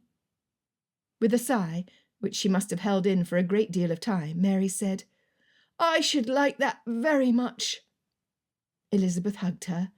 They'd not been in town a full week, and already one sister was finding her way in the world. "Now, let us go in so that you can replace this dress. There is a hole in the collar." Aunt led the way, and Elizabeth followed behind her sisters. "Miss Jane, Miss Eliza, how charming to see you," said a stuffy voice, which stood Elizabeth's hair on end. She traced the direction from whence the voice came over to a mirror, where a ginger-haired lady stood admiring her reflection. "Good afternoon, Miss Bingley," Elizabeth said, recovering herself more quickly than Jane. She promptly introduced her aunt to Miss Bingley, and her equally stuffy sister, Mrs. Louisa Hurst, who rose hesitantly from her chair to greet them. "What brings you to town?" Mrs. Hurst asked through her teeth and pinched smile. "We have had a change in circumstances," Elizabeth answered, wishing she could wave their fortune in front of their vainglorious noses. But ladies did not act like that. More was the pity. Jane, refusing to recognise their displeasure, or, as was more likely, dismissing it with a justification in their favour, said, "We have now taken residence near St. James. We would love to receive you for a call sometime." Miss Bingley's nostrils flared, and Mrs. Hurst sighed as she haughtily turned her face. As if Jane had not written to them about it. They probably had their exact address. Elizabeth's nails bit into her palm. Jane's forehead bunched together in innocent confusion. Even she could not misinterpret their reactions, though she would find some fault within herself to pardon their aloofness. Very well. If they would cause Jane distress, the least Elizabeth could do was find out what information she could about their brother for Jane's benefit. "I hope your family is well?" she asked. "Mr. Hurst is suffering from gout at present, and it looks almost certain that he will require a trip to Bath. Have you been to Bath?" asked Mrs. Hurst, avoiding any mention of Mr. Bingley in her obvious attempt to change the subject. "We have not had the pleasure. Will your entire family go?" Elizabeth asked, undeterred in her quest on behalf of her heartbroken sister. Miss Bingley answered, "We are considering it.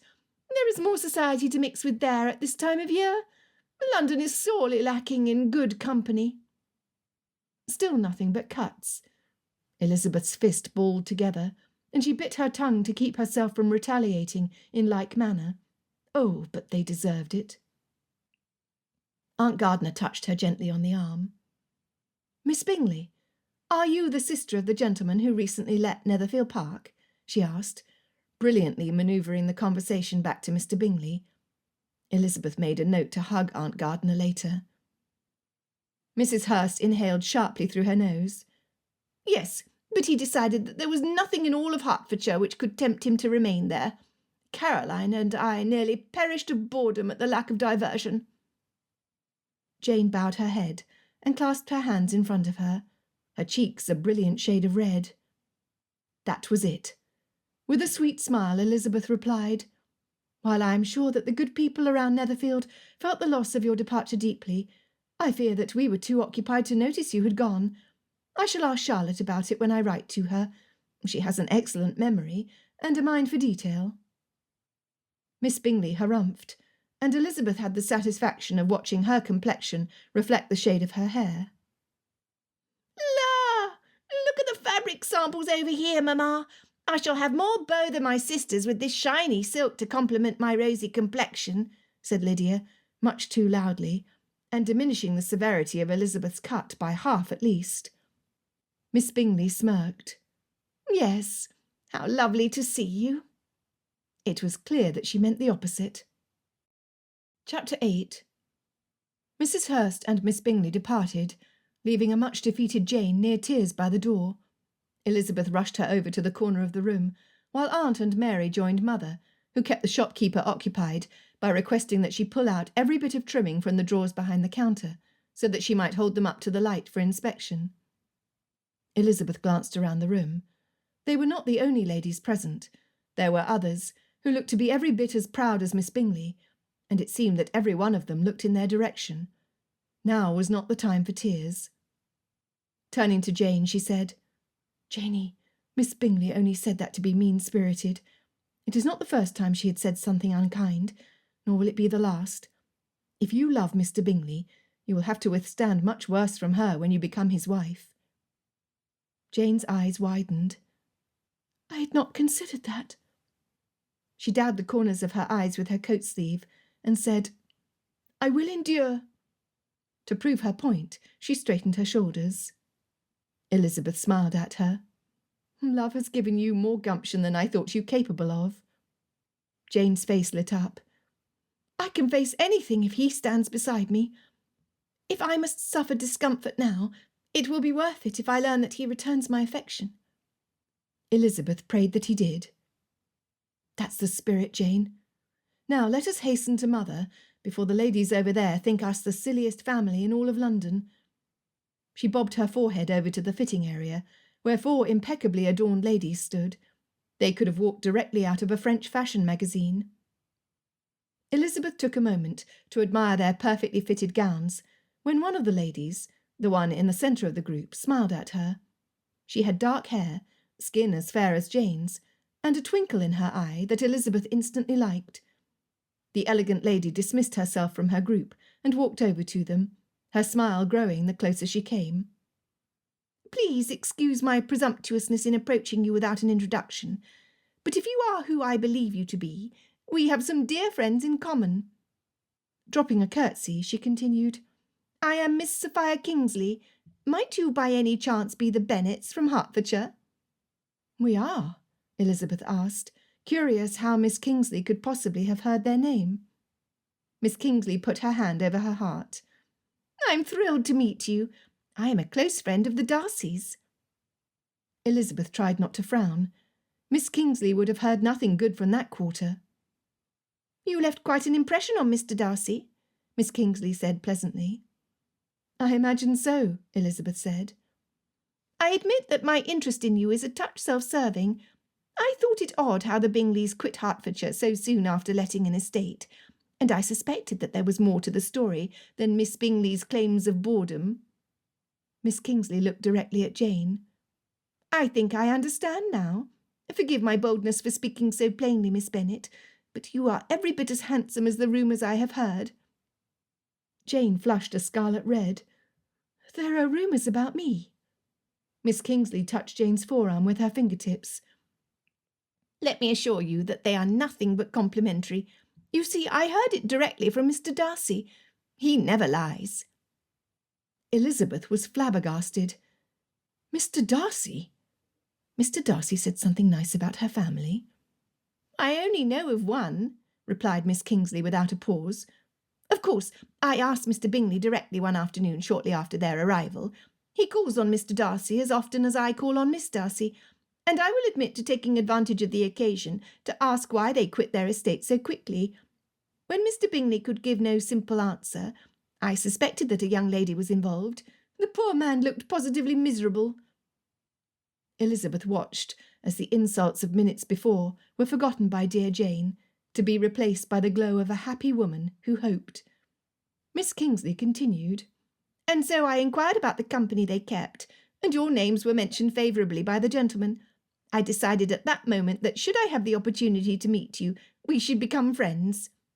She sighed in self-satisfaction.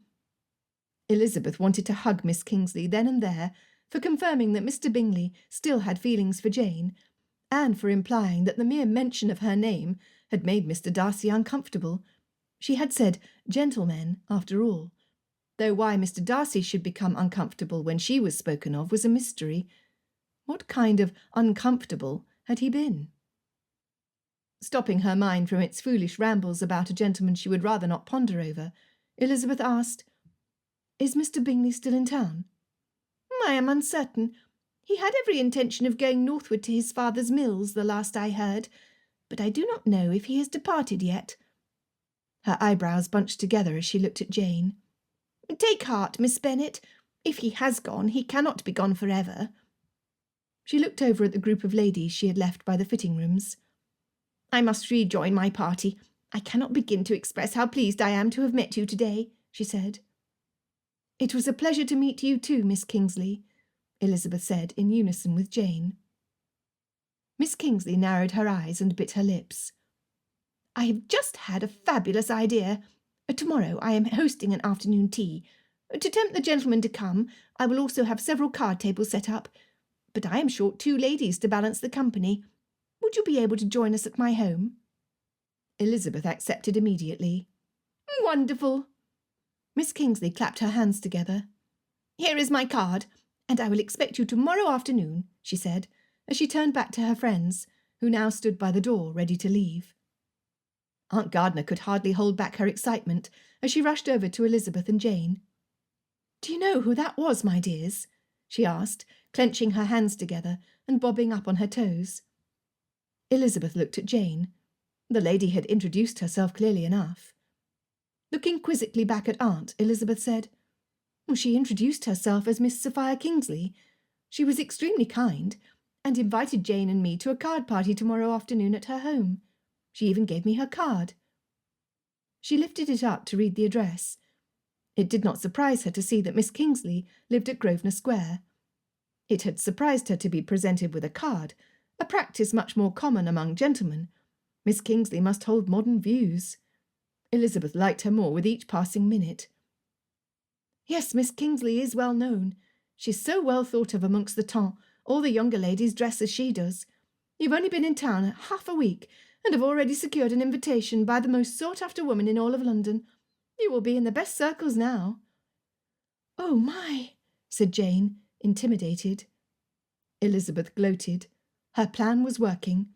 With Miss Kingsley on their side, Miss Bingley would have to be careful about what she said against Jane, who would soon be reunited with Mr. Bingley. As for herself, Elizabeth's confidence grew that Miss Kingsley would put her in the way of gentlemen with intelligent minds and circumstances comfortable enough to marry.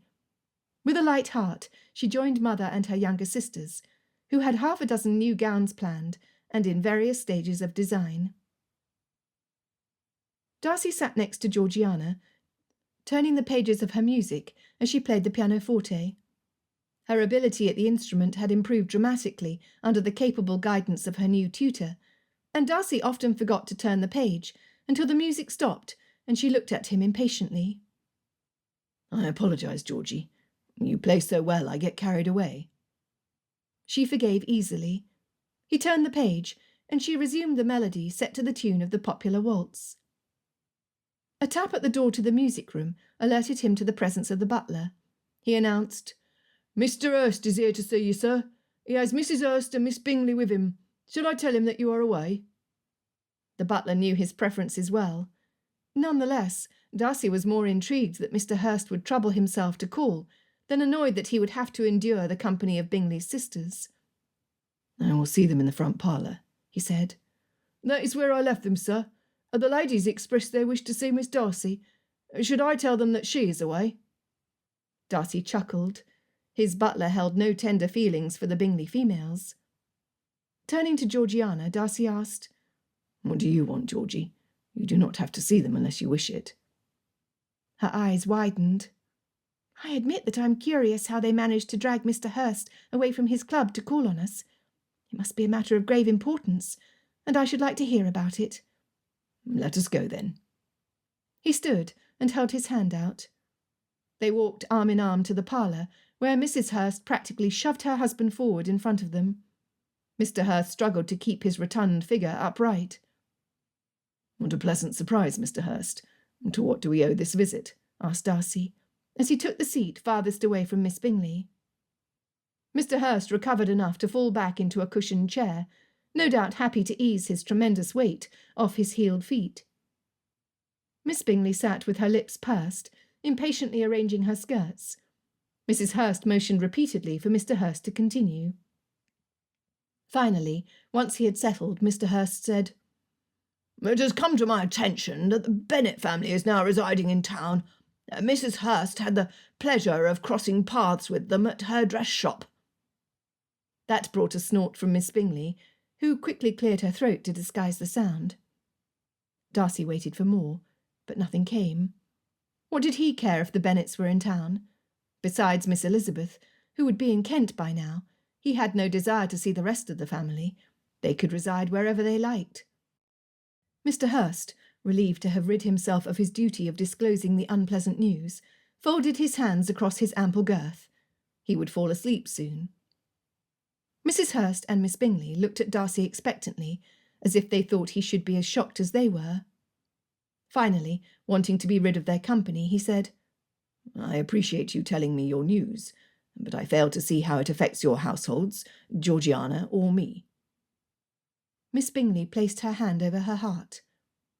"Surely you must see the danger of exposing Miss Darcy to their company. If they are in town, they might seek to improve their social standing by attaching themselves to her." She clucked her tongue and pouted. "Their influence, especially that of Miss Elizabeth with her independent ways, could expose Miss Darcy to disdain, and it must not be allowed. I consider Miss Darcy to be as close as a sister, and I take her protection quite seriously." Her words faded into the background as she yammered on. She had said Miss Elizabeth. Miss Elizabeth. Had some miracle prevented her from marrying Mr. Collins? "Excuse me," he interrupted. "You said that the whole Bennet family was there. How could that be with the betrothal of Mr. Collins to Miss Elizabeth?" Mrs. Hurst answered, "Why any gentleman would want to marry into such a family is beyond me. Mr. Collins no doubt decided not to propose. I care not for the details." Had Miss Elizabeth refused a marriage of convenience? Darcy would make it his business to find out, though the end was the same. Miss Elizabeth was unmarried. Chapter 9. "Stylishly early, I see," Sophia said, as Darcy stepped into her parlour. "You know me," he acknowledged dryly.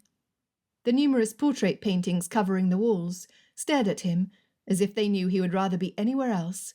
He had inquiries to make, but he had refused too many invitations of late, and could not refuse another. "How is Georgiana? You know you could have brought her here with you. I would have taken great care that she felt comfortable." Darcy shook his head. "She might feel comfortable around you, but she would not around the other members of the party." Several ladies and gentlemen had already set up at the different card tables. "Besides, she is kept occupied with her music and painting lessons." Sophia rolled her eyes dramatically. "You cannot keep her in the nursery much longer. She's 15 and approaching the age where she will be expected to enter into society. You are too protective of her." "Perhaps so, but I will not make her do something for which she has no inclination. Georgiana does not wish to come out for at least another year." After her recent heartbreak, Georgiana preferred to stay out of society's critical eye. Her painting and music were a step in the right direction, and slowly but surely she was growing in confidence. Sophia scanned the room satisfactorily. "I invited 2 surprise guests. I think you will be pleased with my selection." She watched him from the corner of her eye. Darcy tried to look interested, but he had every intention of staying the minimum amount of time considered polite. He had some information to seek, which was of far more interest to him than a stuffy tea and card party.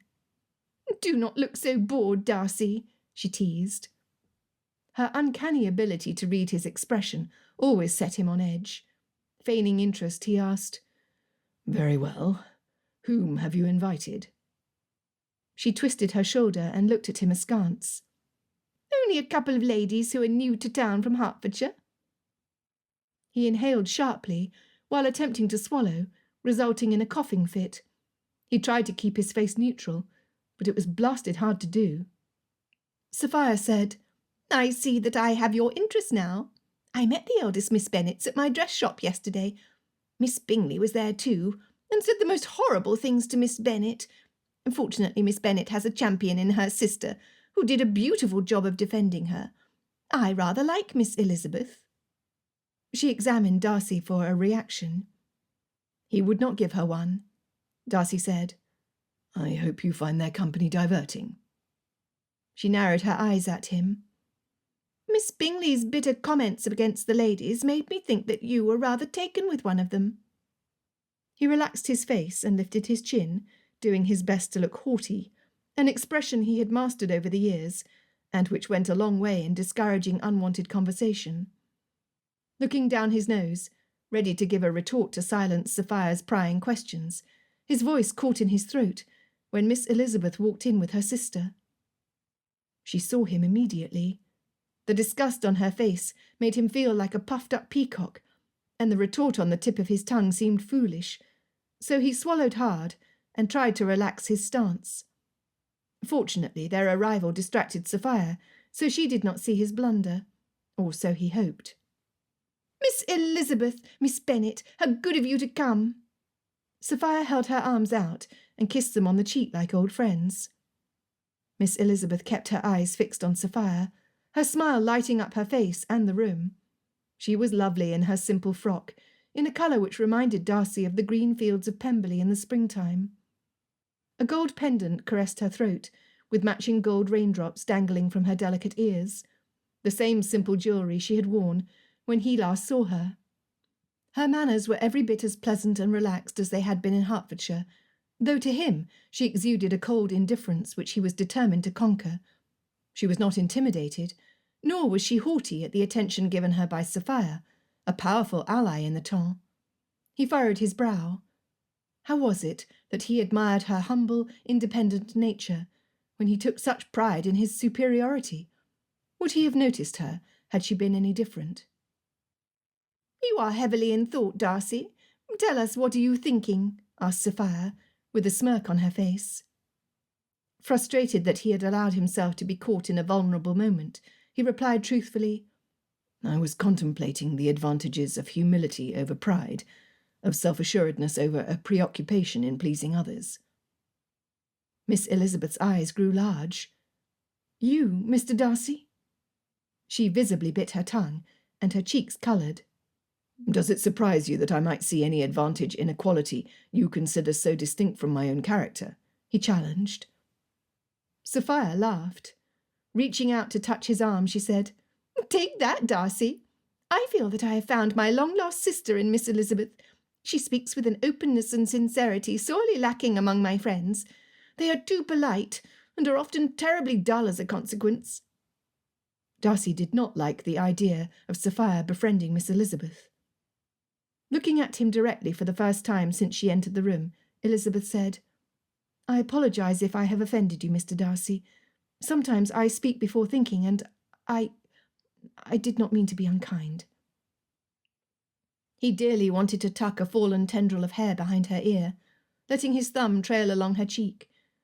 Gluing his hands firmly to his sides, he muttered, "You only responded in a manner which befits your assessment of my character. That being the case, I should thank you for your lenience." He may as well have slapped her across the cheek. Why could he not have said a simple "thank you"? The tiny muscles in her jaw clenched, but she did not look angry. What was her expression? Frustration? Confusion? Amidst his desperate attempts to read her, Miss Bennet's soft voice said, "It is a lovely surprise to see you here, Mr. Darcy. Do you plan to stay in town for the winter?" "I am here for the advantage of my sister Georgiana. She is studying with the masters, and is enjoying herself so much I could not take her away yet." "A noble cause indeed," she acknowledged, looking pointedly at her sister. Miss Elizabeth looked at him again. Her lips parted, and her eyes opened as if seeing him for the first time in a favourable light. Darcy captured every detail, the image of even a hint of her approval branded in his memory. He felt the corner of his lips tilt upward. Sophia bumped into him, ruining the moment and scrambling his thoughts. He glared at her as she chattered on to the Bennet sisters. "You may wonder how we know each other, so please allow me to satisfy your curiosity on that point. My mother was dearest friends with Lady Anne, Darcy's mother. Unfortunately, my mother and father died in a tragic accident many years before I reached my majority. Mr. Darcy and Lady Anne, who was still alive at the time, agreed to take me in. In some ways, I feel like I am Darcy's twin. We are the same age, possess our own fortunes, and have difficulty making new friends." Miss Elizabeth stepped back. "You, difficulty making friends? I believe it wholeheartedly of—" She stopped abruptly. "Of me?" Darcy asked with a smile, choosing not to be offended. He admired her effort to be amiable to him against her judgment. A glint in her eye spurred him to continue. "I do not find that surprising, given the poor impression I gave all of Meryton at their assembly. I was in no mood for company, and would have done better to have stayed at Netherfield Park than unleash my ill humour on the innocent present during what was supposed to be a joyous occasion." He nearly burst from contained laughter at Miss Elizabeth's bewilderment. She had not been schooled in the art of disguising her expressions as well as he had. Sophia smiled. "Money does that to people, you know. Darcy has yet to master the ability to keep his true friends close, while holding the social climbers and fortune hunters at bay. I'm certain that you will find it to be a challenge when people try to get close to you only for what you have to offer them, now that you are in possession of a fortune." Darcy had appreciated the irony of Mrs. Bennet winning the lottery when he had seen it in the paper. Apparently, her winnings were far greater than he had supposed. "I shall be cautious whom I befriend," Miss Elizabeth said cheerfully. Just then a gentleman Darcy was in no mood to see interrupted. Mr. Gerard Gordon was the most obnoxious, irresponsible man, accepted by society, that Darcy knew. He was the same at university, and had never matured beyond his adolescent flirtations and carefree living. "Miss Kingsley, who is this lovely creature? You simply must introduce me," Gordon said, with his gaze fixed on Miss Bennet. The lady blushed and clasped her hands nervously together, looking to Miss Elizabeth for help. "Mr. Gordon, that is no way to ask for an introduction. However, I will compliment you on your good taste. Miss Bennet is one of the loveliest ladies of my acquaintance." Sophia introduced Gordon to her guests, then added, "I suppose that I should mingle with my party. I fear that I am neglecting my guests." Gordon led Miss Bennet to a card table, and Sophia made to join them. Over her shoulder she whispered to Miss Elizabeth, "Do not worry. Mr. Gordon is a harmless flirt, but I will stay nearby so that your sister does not feel too uncomfortable." Darcy read the relief across Miss Elizabeth's face. Before Miss Elizabeth had a chance to escape, he asked, "Are you enjoying London?" "Very much. We have only been here a se'nnight, but I enjoy the variety of company to be found." "Miss Kingsley will introduce you to the best circles." "That is my hope. What is the use of coming to town if one does not widen her social circles?" How could he ask her what he so badly wished to know? He cleared his throat. "I recently heard from my aunt, Lady Catherine de Bourgh." She sighed deeply. "I know who she is. We heard about her constantly during Mr. Collins' stay." "Good." She mentioned Mr. Collins. "How is Mr. Collins? Is he to join you in town?" he asked, as casually as his pounding heart permitted. She answered so quickly and vehemently he leaned back. "No, Mr. Collins has returned to his living at Lady Catherine's estate, and I do not suspect that he will ever seek out the company of myself or my family again." She did refuse him, but before or after the turn of fortune? Cautiously he asked, "I suppose that a man as humble as he professes himself to be would take offence at your family's change of circumstances." Miss Elizabeth's eyes flashed and her nostrils flared. "Do you have an issue with our change of fortune, Mr. Darcy? I suppose that you think it lessens us in some way, but let me remind you that my family is of the gentry just as yours is, and—" Darcy raised his palms out to her in a truce. "That is not what I meant to imply in the least, Miss Elizabeth. Let me reassure you, on the slight chance that my opinion is of any import to you, that I could not care less about your newfound wealth, or how it was acquired, but rather I rejoice for you. I merely sought to ask what Mr. Collins' opinion of the matter was." She folded her arms, her gaze never wavering from his. "I would not know. He left Longbourn before father read the news in the paper." A weight lifted off Darcy's shoulders, and he felt incredibly light-hearted. She had refused a marriage of convenience. "Why are you smiling, Mr. Darcy?" she asked. He straightened his face, though it was difficult. "I was not aware of doing so. Would you like to join the table with your sister?" he asked, to turn her attention away from himself until he could better control his expressions. The look of alarm on her face made him look over to the table, where Miss Bennet sat with a very attentive Gordon. Miss Bennet did not appear to enjoy his attentions in the least. "I had better see to Jane." She paused mid-step. "For a certainty, I meant to ask you what has become of Mr. Bingley. I saw Miss Bingley and Mrs. Hurst yesterday, but they said nothing about their brother." She looked at her sister, then back at him. "Bingley left town yesterday. He had some business to attend to, and I do not know when he expects to return." He regretted giving her disappointing news, and watching how repulsed Miss Bennet was by Gordon, he began to doubt his assessment of her character. Miss Bennet may have seemed indifferent in reciprocating Bingley's affection, but she was firm in her refusal of Gordon's attentions. With a frustrated puff, Miss Elizabeth said, "Thank you, Mr. Darcy," and continued over to where her sister sat at a game of whist. Darcy, now in no hurry to leave, did his best to observe Miss Elizabeth from afar. She had refused a marriage of convenience. Why? Could it possibly be for the same reason he remained unmarried? Did she seek something greater than an improved situation and security? Was she, like himself, looking for love? The longer he watched her, the more convinced he was of it. Sophia, having done her duties as the hostess, returned to where he sat alone on a couch. "She will not lack in admirers," she said. He stiffened, and he felt the hair on his arms stand on end. Miss Elizabeth's disposition toward merriness would make her popular among the single set. "I do feel bad for poor Miss Bennet. She does not seem to want any admirers, and yet she can hardly avoid them." Darcy shook his head, forcing his jealous thoughts into a tight corner. "Miss Bennet is handsome. Even here, where there are many other young ladies of quality and beauty, she stands out in the room. However, she lacks in the accomplishments common in most ladies, as well as a family who would represent her well." Sophia bunched her cheeks up. "How can you speak so coldly about such a lovely lady? Only you are capable of it, Darcy. It is no wonder you have not married."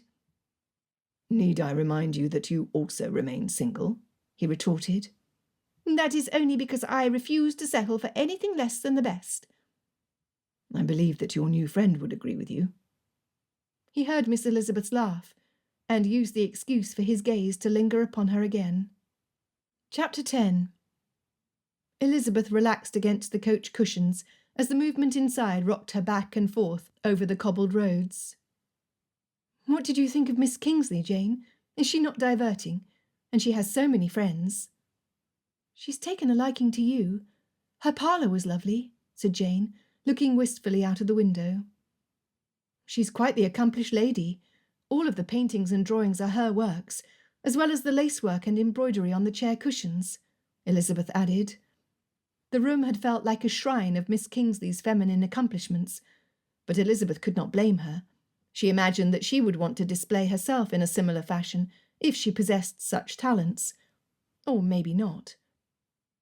Jane reached up to wipe the fog off the inside of the glass.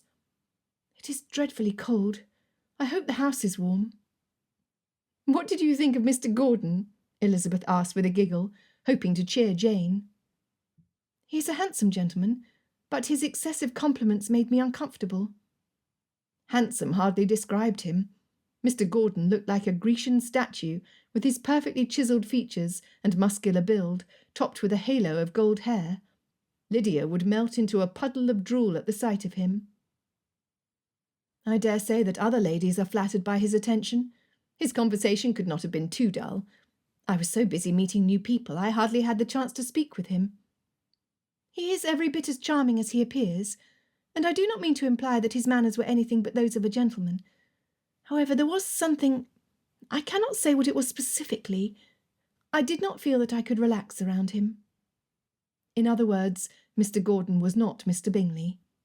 Elizabeth had fretted all afternoon about how best to tell Jane that Mr. Bingley was away, and now the moment had come to burden her wretched sister with the news. "It was thoughtful of Mr. Darcy to bring you a plate of food," she started. "You will need your strength for when Mr. Bingley returns." Jane turned away from the window, straightening in her seat. "Mr. Bingley is away." "I learned as much from Mr. Darcy. Apparently, Mr. Bingley had some business up north, and he only left yesterday morning. Mr. Darcy did not know when Mr. Bingley is supposed to return, but when he comes home he must find you well." A smile brightened Jane's face, while her eyes remained sad. "I would much rather see him sooner than later, but I am content to wait. He cannot be gone forever, not even at Miss Bingley's doing," she said, giving Elizabeth cause to laugh. "You are far too kind, Jane, far kinder than I am in all regards, but especially in reference to Miss Bingley." Elizabeth thought for a moment. "I wonder if Mr. Bingley is pining away for you as we speak. I can imagine him miserable and working far too hard in his effort to forget you." She could have kicked herself for her unfortunate phrasing. Jane went serious. "You do not think he will forget me so easily, do you?" Elizabeth paused, thinking before she spoke this time. Only the truth would do. "If he does, then he does not really love you, and you are better off without him," she said softly. To lighten the mood, she added, "You could marry Mr. Gordon instead."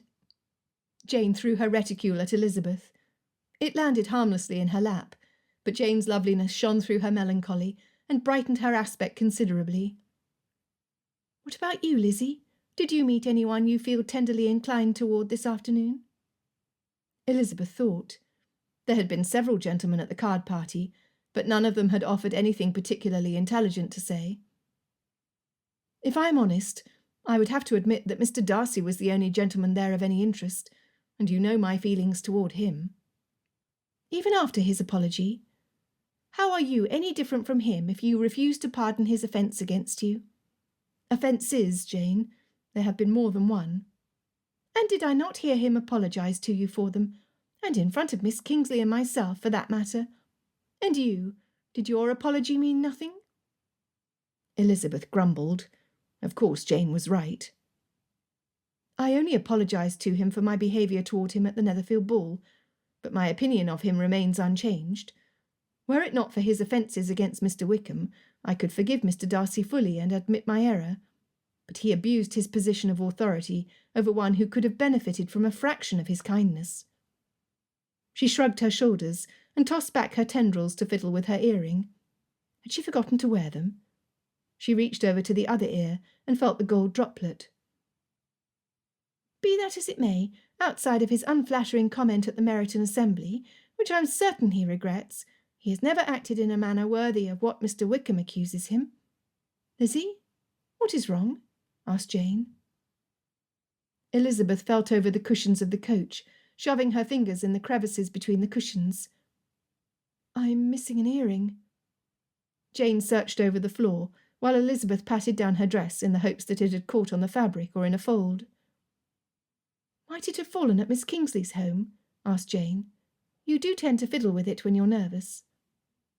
Elizabeth did not wish to return so soon after their departure, nor did she want to search the room with everyone's eyes upon her. "I will send a message as soon as we are home. There is the chance that a maid will find it, if it is there." Jane grabbed Elizabeth's fidgeting hands. "It will be found, Lizzie. Anything that important cannot stay lost for long." "It is only a silly earring," Elizabeth started, her eyes burning and adding to her frustration. "Nonsense! Those were our grandmother's earrings, and the only pretty adornment you have ever owned." "Help me look around the cushions again, Jane. I hate to think what father will say if he found out that I lost one of Grandmamma's earrings." Their search ended abruptly when the carriage stopped and the coachman opened the door to hand them out.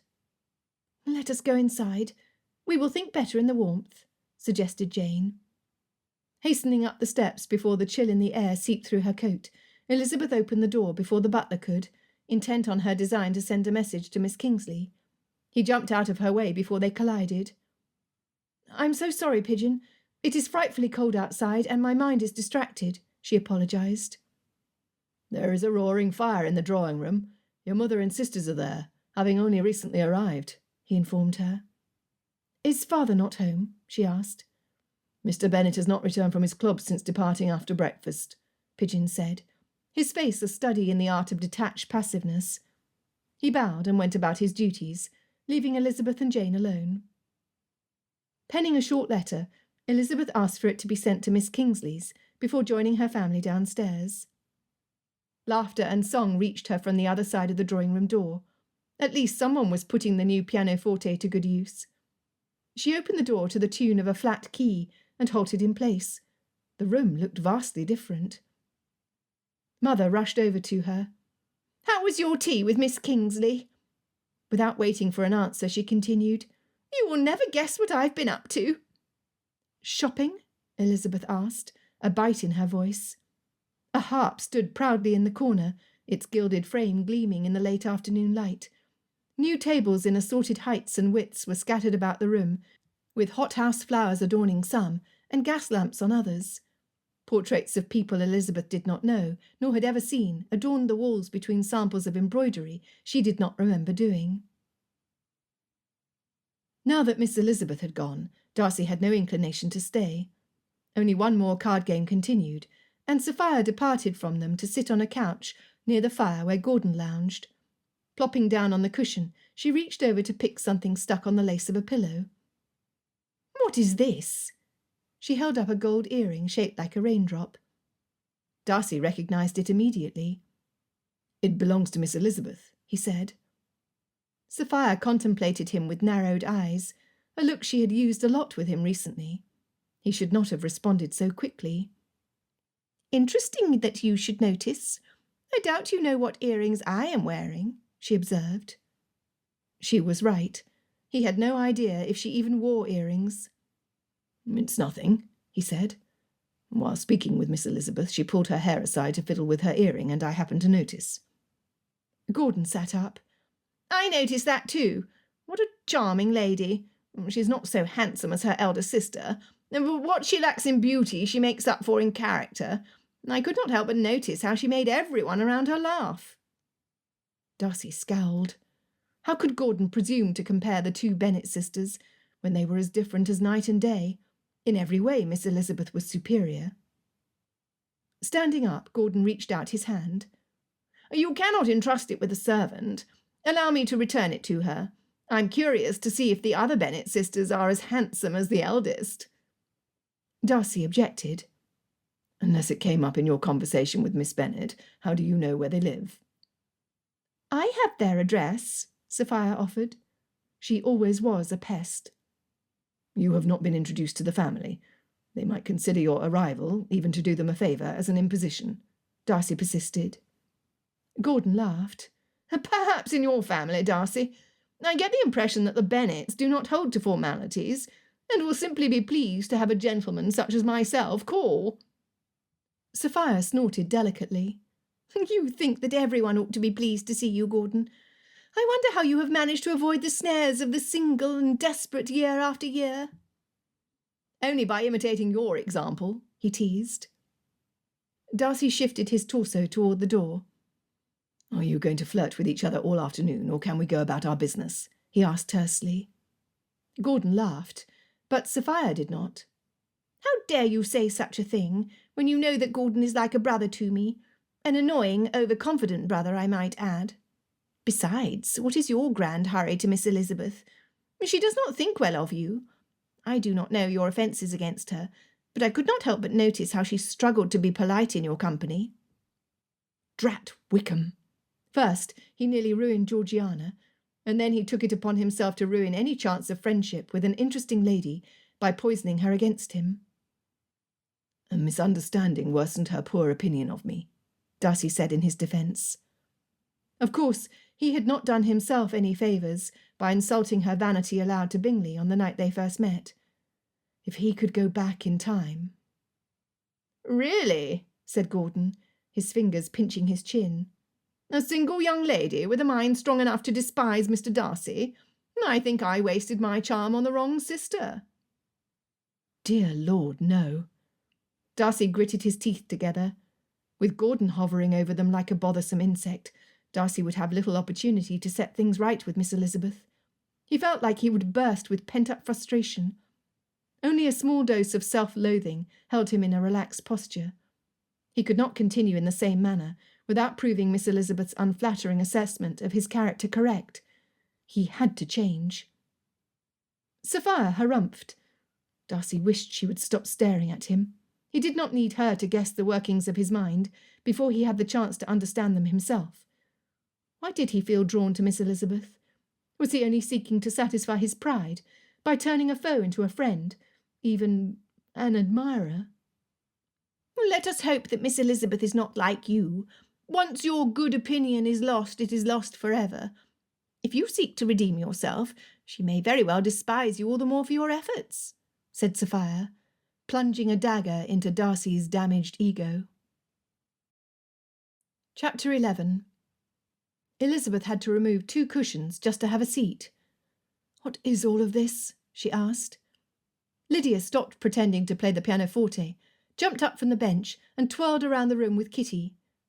Mary was nowhere to be found, but even if Elizabeth asked for her whereabouts, She would never get a straight answer until Mother had told her news. "I will get to that shortly, but first let me begin with the best news."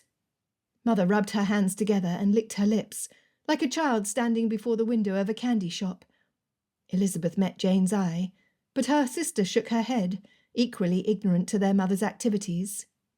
Mother continued. "I went to Mrs. Robinson's house for tea. She has a separate parlour where ladies can go to play cards and add to their pin money. It is all in good taste, and many of the socially elite frequent her establishment. I met a charming lady, Mrs. Gordon, there today." Elizabeth knew where the conversation headed, and she did not like it. Mrs. Robinson runs a gambling house. Perhaps if she called it as it was, Mother's conscience would bother her. "Oh, if that is what you must name it, Lizzie, then so be it," Mother huffed, crossing her arms. "It cannot be harmful so long as I win, and I won enough to turn out this room in a manner befitting our family, without asking Mr. Bennet for a single penny. It was an innocent diversion, and I was pleased to meet many respected ladies of society who, for one reason or another, remained in town for the winter. I even heard talk about your new friend, Miss Kingsley." She arched her eyebrow, as if she had a juicy bit of gossip to tell. "Does the room need so many chairs and tables? And what of the portraits and samplers on the walls?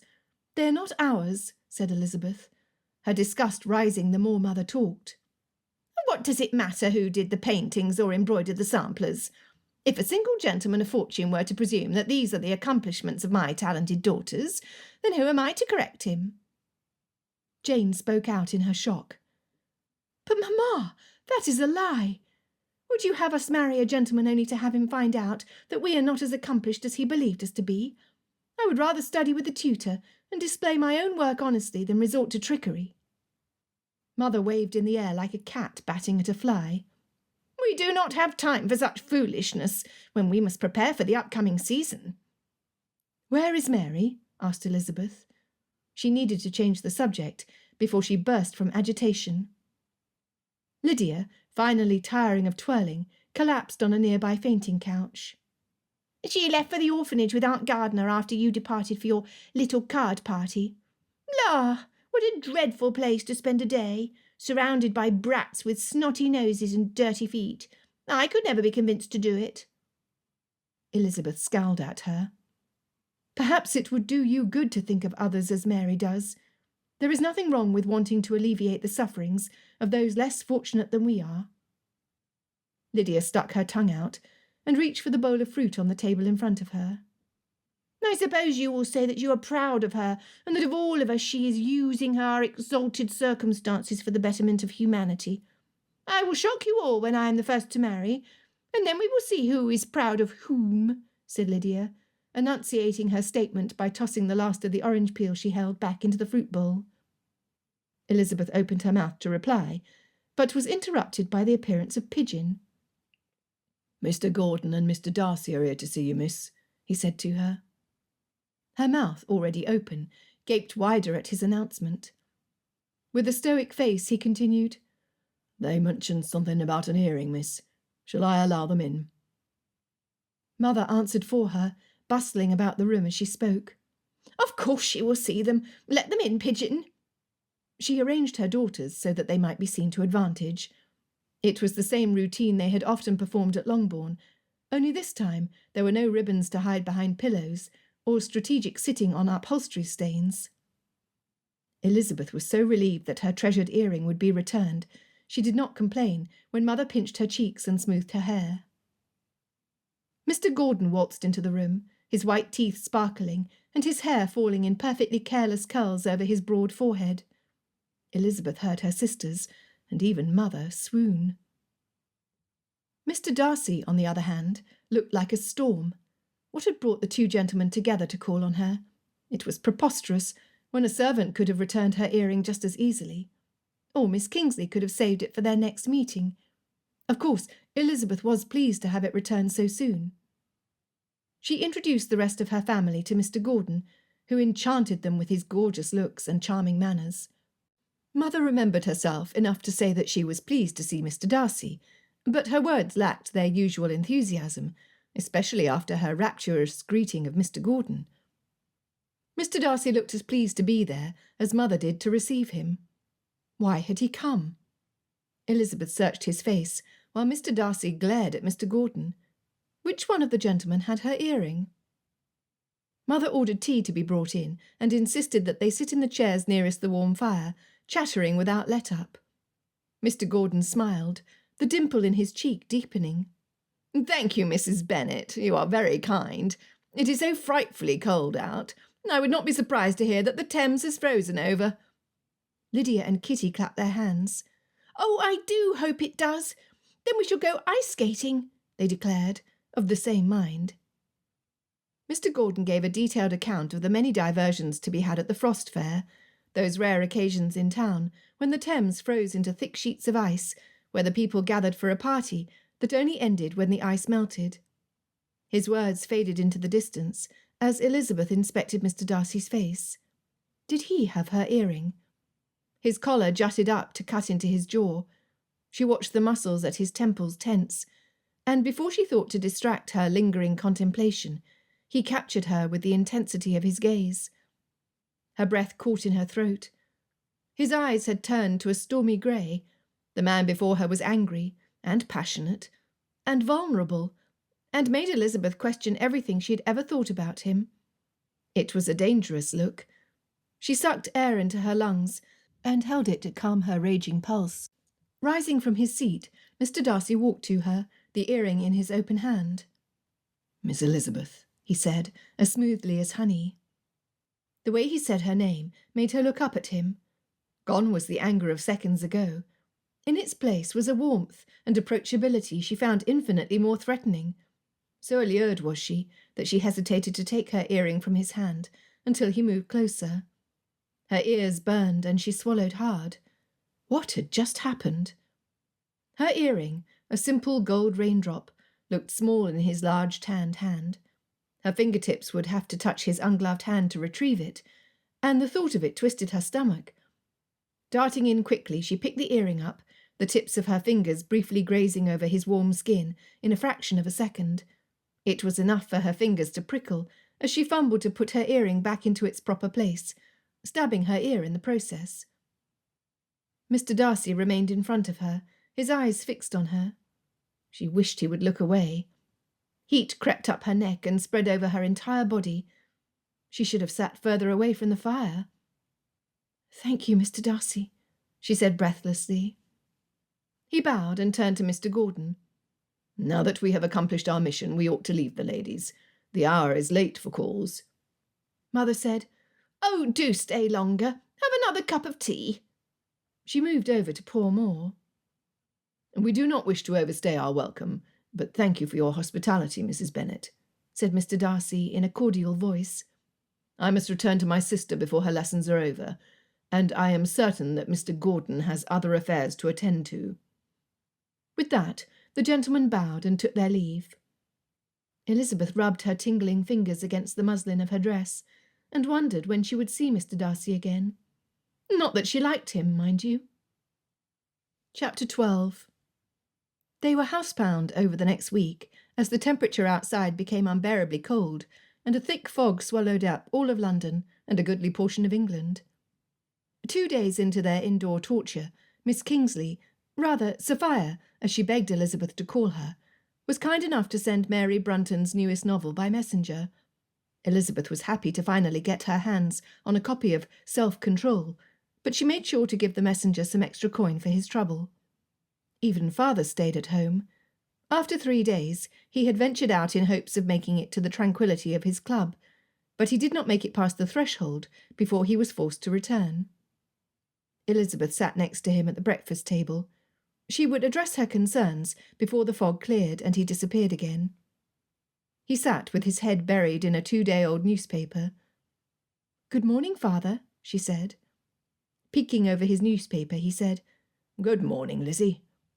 He folded the newspaper and set it aside.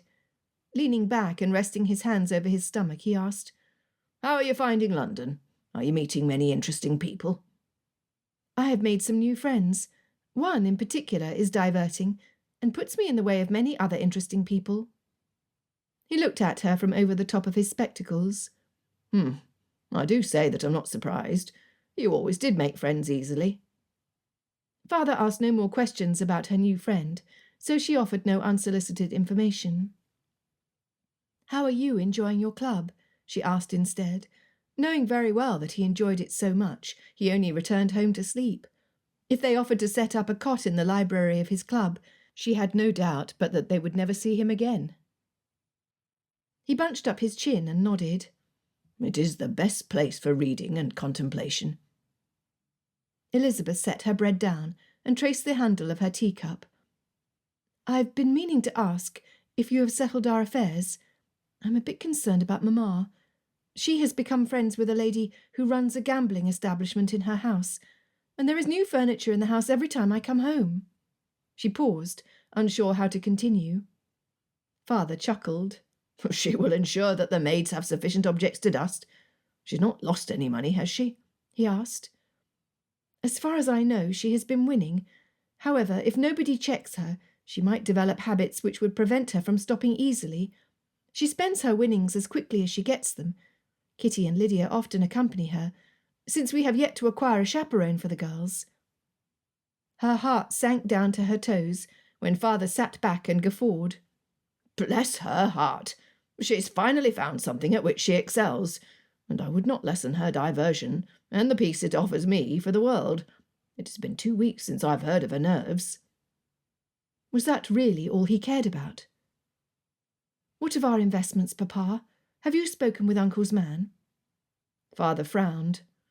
"Now, Lizzie, I'm not so old-fashioned as your Uncle Phillips in these matters, but I thank you not to concern yourself." "You have not met him yet. If Mamma begins to lose—" He held up his hand. "That is quite enough on the subject. I have rescheduled my appointment, and you must trust me that it will be seen to." Rescheduled?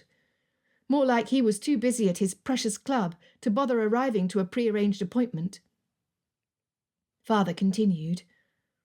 "As for your mother, I would not lessen her satisfaction by suggesting that she cease participating in some innocent ventures." Gripping the edge of the table, Elizabeth gasped, "Innocent ventures? Father, can you not see the danger? What if she bets more than she has? What if she begins buying on credit, if she has not begun to do so already? She could lose so much." She could lose everything. They could lose everything. Father shook his head. "I've given your mother a sizable allowance. How she chooses to spend or invest her money is up to her." "You can hardly call gambling an investment."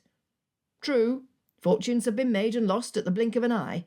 But Mrs. Bennet would never put the future prospects of her unmarried daughters at risk by losing everything on a whim." With that, he picked up his paper. Their conversation was done. Feeling worse than she had before, Elizabeth tried to turn her attention back to her morning meal, but the dry bread grew in her mouth and stuck in her throat. "Your Aunt Tutor sent a message that she is unable to come today due to the weather. What would you like to do, Georgie?" Darcy smiled at his sister, who tried not to look bored as she sat with one elbow perched on the window-sill. Not that she could see anything outside the glass. The clouds had descended upon them, and only the most determined individuals dared leave the warmth of their fires at home. Darcy wondered how Miss Elizabeth passed her days. "I have heard so much about the Bennet sisters. I had hoped that you would allow me to invite them over for tea." Georgiana sighed and slumped deeper into the cushions surrounding her. "How am I ever to meet them in this fog? I should like to invite them here eventually." She waved her hand at the window. "That is thoughtful of you. I would like for you to meet the 2 eldest sisters. They have many qualities which recommend them." "What of the younger sisters? Are they not my age?" Darcy resisted the urge to deny her friendship with the younger Bennet sisters. Experience had taught him where that would lead. He had refused her any contact with George Wickham, only to have her rebel against him and try to elope with the blackguard. Thank goodness Bingley's valet had suspected that something was amiss when he eavesdropped on a suggestive conversation at Ramsgate and informed his master directly. Bingley took his warning seriously, forever putting Darcy in his debt, and helped Darcy catch them before they could elope. No, Darcy would not make the same mistake twice. He would allow her to choose her own friends, under his vigilant supervision. I can see it on your face that you do not approve of them, William, and you have yet to answer my question, Georgiana said, interrupting his reflection. I apologise, Georgie. I want to give you an answer worthy of the young lady you have become. The younger Bennets are your age, but they have not been guided to act as young ladies in society ought to act. I would think that after spending some time in town, they would soon adjust their ways. They cannot be so bad as that. Their manners are coarse at best, and display a shocking immaturity at worst. They are not the sort of young ladies with whom I would choose for you to keep company. He paused. Her chin trembled. I know that I do not deserve your trust, after the events of this past summer. How I wish I would have listened to you instead of him, she whispered. Darcy leaned forward, reaching for her hands. They were so small and pale compared to his. Would I could protect you from all of the bad in the world. All I want is for you to grow into a lady you can be proud of, a lady with virtue, honour, and a strong mind, much like our mother. Tell me about her, she pleaded. You look just like her. Mother was a great beauty, but more importantly, she was a lady in every wonderful sense of the word. She cowered before nobody, and she spoke up for the people around her who could benefit from a kind word. Georgiana sighed. That is how I want to be, but I fear that I do not have the strength of character. The one time I made a decision on my own, it nearly ruined me. All of her blinking could not prevent a tear from splashing against Darcy's hands. He pulled out his handkerchief, which she gladly accepted. How he wished he could ease her pain and give her the confidence she needed before she made her way in the world. I have not been a satisfactory guardian for you. I know this. However, my hope is that we can learn from our mistakes and strive to do better, for the improvement of both of our characters. She leaned forward and kissed him on the cheek. You are the best brother a girl could have, and as your sister, I wish to see you happy as well. She chewed on the corner of her lips and slumped back into the cushions. I should very much like to meet the Bennets. If they are as you say, which I trust they are, I shall not choose to keep company with the younger ladies, but I might find good friends in the elder sisters. I have always wanted to have a sister. She blushed and looked at him out of the corner of her eye. Darcy sighed. As soon as the weather clears, we will arrange an outing, something which will give you an opportunity for conversation and which will not encourage intimacy with the younger sisters if you are not so inclined. Georgiana's crystalline eyes sparkled in excitement. Would it not be fantastic if they could visit us at Pemberley? I love winters there. The pond freezes over and we skate every day. The hills are perfect for sleighing, and I can best you in another snowball fight. Not next time. I know all of your tricks, he teased, content to see his sister happy. Darcy easily imagined Miss Elizabeth throwing snowballs, her cheeks like red apples as the icy wind caressed her face. She would not be intimidated by the steep slope behind the house, but would boldly sleigh where others cowered. Their laughter would roll through the hills. The picture in his mind inspired a perfect plan. Georgie would love it, and so, he believed, would Miss Elizabeth. Chapter 13. The breakfast table burst with energy. The day before, the sun made an appearance, and the fog lifted enough to go outside. Elizabeth had joined Sophia for a drive around Hyde Park, where they criticised and acclaimed bonnets and attire. The feel of the outside air, though still brisk, had filled Elizabeth with life again after a tedious week indoors. Father contemplated his family chattering around the table. He seemed like he had something to say, so Elizabeth waited until he should say it. He reached into his pocket and pulled out a cream envelope. Holding it up, he said, "It will please you to know that I accepted an invitation for you. I only apologise that I had forgotten it entirely until this moment." "Oh, invitation for what?" asked Mother. "Mr. Darcy has invited us on an outing. He would like the opportunity to introduce his sister, Miss Darcy, and since his invitation was politely given, I accepted it." Father looked quite pleased with himself. Elizabeth did not know what to make of Mr. Darcy's invitation. He did not approve of her family. "When is the outing scheduled?" she asked. "It is for this afternoon. Mr. Darcy has arranged for you to join him in a sleigh, which will take you to the river, where the good people of London have organised a frost fair." Father reached for his newspaper. Kitty giggled. "If there are handsome gentlemen present, we can pretend to slip on the ice. If I pretend to bump my head, one will have to carry me in his arms to the carriage," added Lydia. Comments such as these would make for a disastrous outing with Mr. Darcy, especially if father was not there to give them some restraint. Elizabeth raised her voice to be heard over Kitty and Lydia's senseless talk. "You do not include yourself. Will you not accompany us, father?" "I am unable to, as I have a meeting with the gentleman you and I discussed the other day." He looked at her over his spectacles and pinched his lips as if his activities were a great secret. Elizabeth was pleased that he was taking control of their finances before mother spent all of it. She tried to eat her breakfast, but her stomach would not allow it. Why should she be nervous? Mr. Darcy was only a man. She need not concern herself with his opinion, though she did hope that Miss Darcy proved to be more amiable than her brother. More so, she prayed that her own younger sisters would behave appropriately in the company of a young lady who was surely the epitome of politeness and propriety. Mr. Darcy's large white sleigh sat on top of the fluffy snow, piled high with furs and blankets. In the midst of them sat a fair-haired girl, no older than Lydia. She peeked out from behind a blanket, as if she would prefer to hide behind it. Though as she sat, Elizabeth could see that she was tall like her brother, but that was where their similarities ended. Where Mr. Darcy had dark curly hair, Miss Darcy had straight fair hair. Where he exuded confidence and pride, she hid behind blankets. Mr. Darcy introduced them, his voice soft and his eyes warm when he looked at his sister. Elizabeth had not expected the tender concern and encouragement she witnessed Mr. Darcy display. He was a different man, a kind man. Watching him make introductions in such a way as to put Miss Darcy at ease, Elizabeth's desire to befriend her grew. At least she could help the girl feel more comfortable. "I am so pleased to finally meet you, Miss Darcy. I have heard many compliments about you from Miss Bingley and Miss Kingsley," said Elizabeth, hoping that establishing a common ground would relax her. It worked. "Miss Kingsley is practically my sister. She would never say anything against me."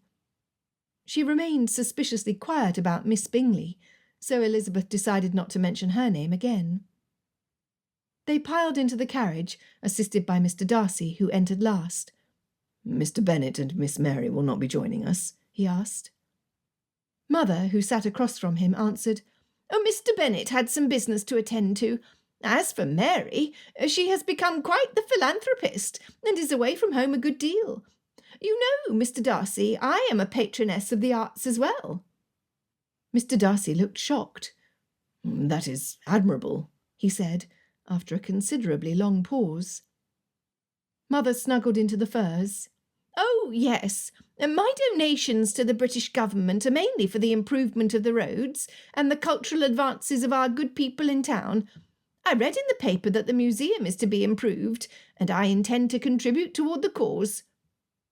Elizabeth bit her tongue and held her breath to keep from laughing. More lottery tickets would be in Mother's future, apparently, for that was the only contribution she made toward the betterment of society. Mr. Darcy nodded and smiled. The sleigh lurched forward, and Elizabeth straddled the foot-warmer at her feet as the wind bit into her cheeks. The fog having lifted completely, the sky now blazed a brilliant blue between thick grey snow clouds, resembling spread cotton in the sky. "Your brother mentioned that you are studying with the masters, Miss Darcy. Do you have a favourite occupation?" she asked. Miss Darcy answered in a low, insecure tone. "I enjoy painting, but my true love is playing the pianoforte." Elizabeth smiled at her. "My sister Mary practices the instrument a good deal.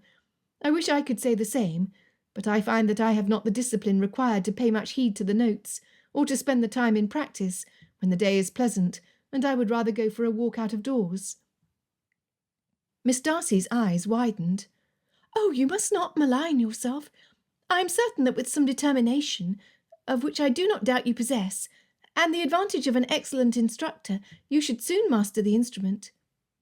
Elizabeth laughed. "You have much more faith in me than I have in myself, Miss Darcy. You are too kind."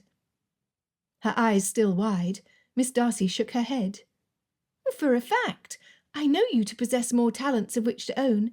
My brother on several occasions has mentioned your name favourably, and I have never known him to exaggerate." Elizabeth did not know what to say. Mr. Darcy thought well of her. How was that possible when she, not to mention her family, was certain of his poor opinion? She looked at him sitting across from them, enduring the conversation of mother and the chatter of Lydia and Kitty.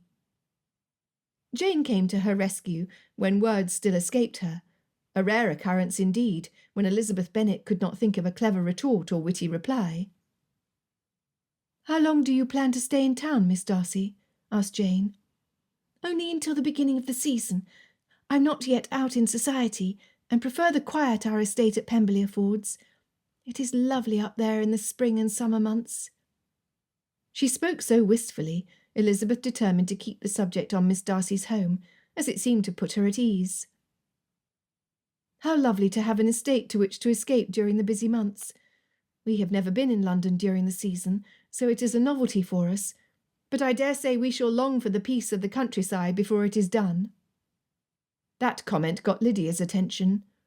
"Lord, no! I shall not miss Hertfordshire in the least." Kitty elbowed her. "We do miss the officers, though," she sighed, adding in a dreamy voice, "They looked so dashing in their red uniforms, gold tassels and polished boots." Lydia said, "I will give you that. There were two officers in particular who paid us the most attention, Mr. Denny and Mr. Wickham." Kitty and Lydia sighed and giggled. Miss Darcy tensed, and her face drained in colour. She looked at her brother pleadingly, and he was quick to come to change the topic of conversation. "Look, we are nearing the river. Have you ever been ice skating?" Her younger sisters easily distracted. They craned their necks around so that they could see the wonder which awaited them. Mr. Darcy continued to explain about the frost fairs and the activities to be enjoyed. This fair was small in comparison to others, but there was still much to delight their senses and divert them for an afternoon. Miss Darcy was exceptionally quiet and seemed to shrink under the blankets. Elizabeth looked at Jane, who was also concerned for the girl. Taking a deep breath, Elizabeth said in a voice meant only for Miss Darcy, "Meryton can keep the militia. I heard that they are to be encamped there for the whole of winter. I doubt we should see any of them here." Miss Darcy's relief was too great for Elizabeth to mistake it for any other emotion. Miss Darcy knew the officers mentioned in a way that inspired something nearing terror in the girl. Given Mr. Darcy's strong reaction to her defence of Mr. Wickham at the Netherfield ball, Elizabeth could not help but wonder if she had been mistaken in her opinion of Mr. Wickham. It also became obvious that this timid girl was not seeking the attention of Mr. Bingley. Miss Bingley's threats were nothing but hot air. Mr. Darcy continued to speak, pointing out the different sights to be seen along the river, but his eyes never left his sister. "I am glad to hear that they shall be kept in Hertfordshire. I doubt that any of the officers would venture out when the weather has been so foggy of late," she said, her eyes begging for Elizabeth to agree that travel was impossible. Nodding her head enthusiastically, Elizabeth agreed. Even an emergency could not have allowed for travel, and then they would have had so many duties to attend to, which the weather could not have permitted them to perform, that I doubt any of the officers have been allowed leave to travel. I read in the newspaper that even the post could not be delivered over the past week, due to the fog. Mr. Darcy bobbed his head at her, and Elizabeth smiled at his silent thank you. Pointing to the side, he said, "We are here." All eyes followed his finger. Elizabeth had never seen London so clean. The sun peeked between the clouds, reflecting off the glinting fresh snow and icicles surrounding them. Everything sparkled white. "It is beautiful," she said under her breath. "We'd best enjoy it while we can, for it will all be brown sludge tomorrow," commented Kitty. It was true, but looking around her it was difficult for even Elizabeth to imagine. The world had been washed white, and the peals of laughter and song reached them from the families playing together on the thick sheet of ice covering the river. Mary would have made some comment about God's forgiveness, washing their sins as white as the snow. Forgiveness. Elizabeth looked at Mr. Darcy. Had she misjudged his character? He turned back and met her gaze, only breaking away to look at his sister, whom he protected with the tenacity of a loving elder brother. The sleigh slid onto the ice, bumping over its unevenness, and jolting Elizabeth back to her senses. They came to a stop, and the footman seated alongside the coachman produced a basket and began pouring a hot beverage into mugs, which Mr. Darcy passed around. "My cook brews the best mulled cider," he said, ensuring that everyone in the sleigh had a warm mug to wrap their cold fingers around. Elizabeth inhaled the spicy cinnamon and cloves steaming up from her cup before taking a sip. Exclamations of delight surrounded her as they partook of the delicious drink. "Oh, Lizzie, if you're not going to drink yours, may I have it? This is delicious," said Lydia. Mr. Darcy said, "No need, there is more." Elizabeth sipped at her cider before any other offers of assistance could be made. Mother handed her empty mug to Mr. Darcy for another helping. Gingerbread was produced, and the sleigh took a slow turn around the frozen river as they partook of their repast. It was the best gingerbread and cider Elizabeth had ever tasted. The company was proving to be equally agreeable. Had she been wrong? "Are you well, Miss Elizabeth?" asked Miss Darcy in concern. Elizabeth shook her head and relaxed her brow. "I'm very well, thank you," she said with a smile which led to a laugh. "I was only thinking about serious matters which have no business invading my thoughts on such a lovely day. I apologise, and pledge not to allow it to happen again during the course of our outing." Miss Darcy smiled playfully. "Very well, then, but my brother and I will keep our eyes on you. If we see the faintest hint of seriousness in your face, we will hold you accountable." Elizabeth laughed, as did Mr. Darcy. The sound of his deep guffaw nearly startled her, but she controlled her expression, knowing that Miss Darcy would notice. "It is a deal, then, but let me warn you that if I am to be nothing but merry, then so shall you both," she teased.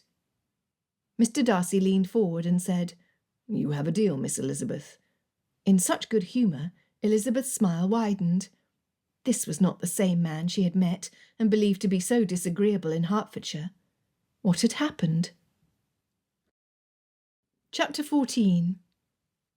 Tents surrounded a large open space where several people skated across the ice. "It is like a miniature of London right on the ice," exclaimed Kitty. "Look at the tents. There is everything from chocolate to silver spoons for sale." Lydia pulled out her reticule and poked through its contents. She would ask for a loan before the end of their excursion. Elizabeth preferred to watch the people skating on the ice. There were experts who leaped and twirled. There were enamoured couples using the opportunity to cling to each other. There were novices with wet knees and posteriors. And there were the prudently cautious who were pushed over the ice in the safety of a skating chair. "Do you know how to skate on the ice, Miss Elizabeth?" asked Miss Darcy, excitement all over her youthful face. "We have a decent-sized pond at Longbourn that did us the favour every winter of freezing over." Elizabeth looked longingly out at the skaters. If only she had thought to bring skates. "I brought skates for everyone," said Mr. Darcy. "I also reserved the use of a skating chair for Mrs. Bennet, if she would prefer that over strapping skates to her feet." Was there nothing he had not thought of? Mother was enchanted. With the help of Mr. Darcy and his servants, she was deposited safely into the skating chair, a warm blanket around her shoulders and tucked around her legs to keep the chill off. Jane, her skates strapped onto her boots, wobbled over to Mother's chair. "I'm out of practice and not so steady on my feet as I would like. Allow me to push you, Mamma." Mother puckered her mouth up, her eyes flickering to Mr. Darcy. "I suppose so, dear, if it will keep you from falling. However, if the chair is too cumbersome, I might need the assistance of a gentleman," she said, looking all the time at Mr. Darcy. "I will push with you, Jane," offered Kitty. "Lydia always twirls and spins while I am on her arm, and it makes me terribly dizzy." They set off across the ice, and Elizabeth held her arm out to Lydia before her sister would embarrass them all by insisting that Mr. Darcy escort her. So far her behaviour had been tolerable, and Elizabeth intended to keep it that way. Mr. Darcy, looking either disappointed or relieved, Elizabeth could not tell, held his arm out to his sister, and they expertly glided over the ice. "Oh, look how smoothly they skate over this bumpy ice. It shall be a miracle if we leave here with our rumps unbruised," said Lydia, louder than necessary. "Let us keep talk of our nether regions to ourselves, shall we?" Elizabeth suggested. Lydia rolled her eyes and pushed off. Elizabeth scurried to catch up with her. Linking her arm through Lydia's, she said, "This probably is not the best place to attempt your jumps and tricks. We are far enough from home that a tear to your dress would send us all back to the house before we had our fill of entertainment." Lydia nodded seriously. "I'd not thought of that. Nothing will keep me from ruining a perfect afternoon full of diversion or from spending every penny of my pen money. Who would have thought that stuffy Mr. Darcy was capable of arranging such a pleasant outing?" Elizabeth had not thought it possible either. Before long, they had caught up to the brother and sister. Miss Darcy called out, "Miss Lydia, would you mind greatly if we switched partners? I should like very much to skate with you for a few turns." Elizabeth's stomach lurched, and she would have stumbled had Lydia not held on to her so tightly. "Oh, Lizzie, is that not agreeable to you? I will not trade if you do not wish it." Lydia did not bother to whisper. Elizabeth winced. She did that a lot in Mr. Darcy's presence. How could she possibly not trade partners without offending their host and his sister? "Nonsense, Lydia. Enjoy skating with Miss Darcy, but please take care not to go too fast. Or talk about officers, or pretend to fall in front of a gentleman, or say something foolish and insensitive, or talk about rumps." The girls looped their arms together and set off at a rapid clip. Elizabeth reached her hand out after them, but Mr. Darcy said, "They will be fine. Georgiana has known how to skate since she could walk, and Miss Lydia looks perfectly capable." "That is only part of my worry," she admitted. "Shall we skate behind them, then?" he asked, with a mischievous grin. She answered in like manner. "I like how you think, Mr. Darcy." "Thank you for the compliment," he said. In such a droll voice she chuckled. What was this? Mr. Darcy made her laugh? Had he acquired a sense of humour since his stay at Netherfield Park? Together they glided over the bumpy ice, her arm pressed firmly against Mr. Darcy's side. His nearness put her nerves at a peak, so that no amount of snow and ice could cool her feverish body. She shook her head at the foolish thought. It must be the exercise. She had no reason to react so strongly to Mr. Darcy. Strongly, like the muscles flexing around where her hand was tightly wedged in the crook of his elbow. "I wrote to Mr. Bingley," he said, jolting Elizabeth's thoughts away from her reflections on his steady arm. "I would expect that as his friend you would do so," she retorted, then bit her tongue at the sarcastic bite in her tone. Mr. Darcy looked down at her. "Quite right. I wrote to him that you and your family are in town." She looked up at him, her heart skipping a beat. Did he mean what she thought he meant? Dare she ask directly? Oh, why was it so difficult to speak to him, now when only 3 months ago she had so freely given him a piece of her mind? A piece she ought to have kept to herself. Thankfully, Mr. Darcy continued, his eyes returning to his sister and Lydia in front of them. "I would not be surprised if he returns to town as soon as he hears the news. That is, if his feelings are constant." "Do you have reason to doubt him?" she asked, trying to remember if she had spoken aloud. Somehow that seemed more comforting than the possibility of Mr. Darcy reading her mind. "I have no more reason than you do. Mr. Bingley has fallen in and out of love more times than I can count, and he was easily persuaded to quit Netherfield Park." "Persuaded? Who persuaded him?" demanded Elizabeth, her breath coming out in puffs before her. "I will admit to having some influence in his decision to leave." Elizabeth tried to extract her arm, but he turned to face her, coming to a stop. She ought to have known. Mr. Darcy had not changed at all. "Miss Elizabeth, please hear me before jumping to erroneous conclusions." His eyes deepened to sapphire blue. "I know that you believe me to be an unjust, resentful man, and I beg you not to act in like manner." Her indignation waned like a balloon with a hole in it. "I will hear what you have to say," she muttered. At the time, I believed myself justified in casting doubt against Miss Bennet's attachment. Her manners toward Mr. Bingley were polite, but not encouraging. Another point against her were the presumptuous comments of Mrs. Bennet. She spoke as if an engagement were imminent as often as she commented on his wealth.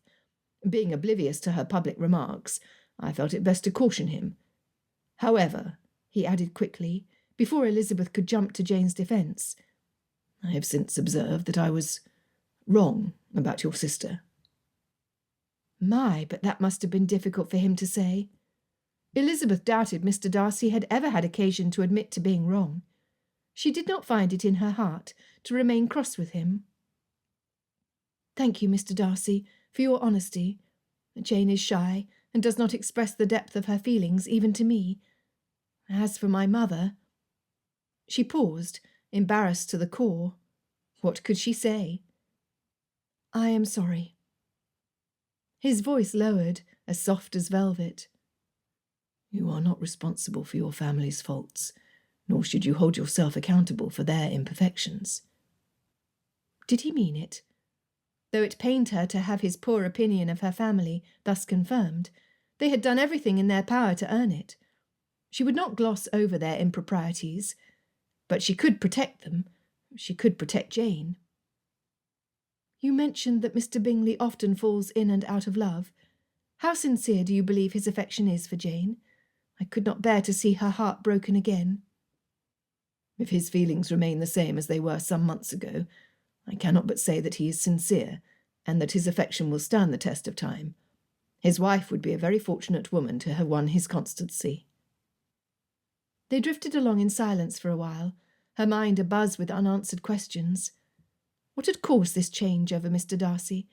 Or had she been so blinded by prejudice that she had failed to see his true character? Dare she ask about Mr. Wickham? Mr. Darcy spoke before she did. Thank you for assuring Georgiana that we would not see Wickham here, and for averting her attention. It would have embarrassed her greatly for others to notice her reaction. He paused, taking in a deep breath.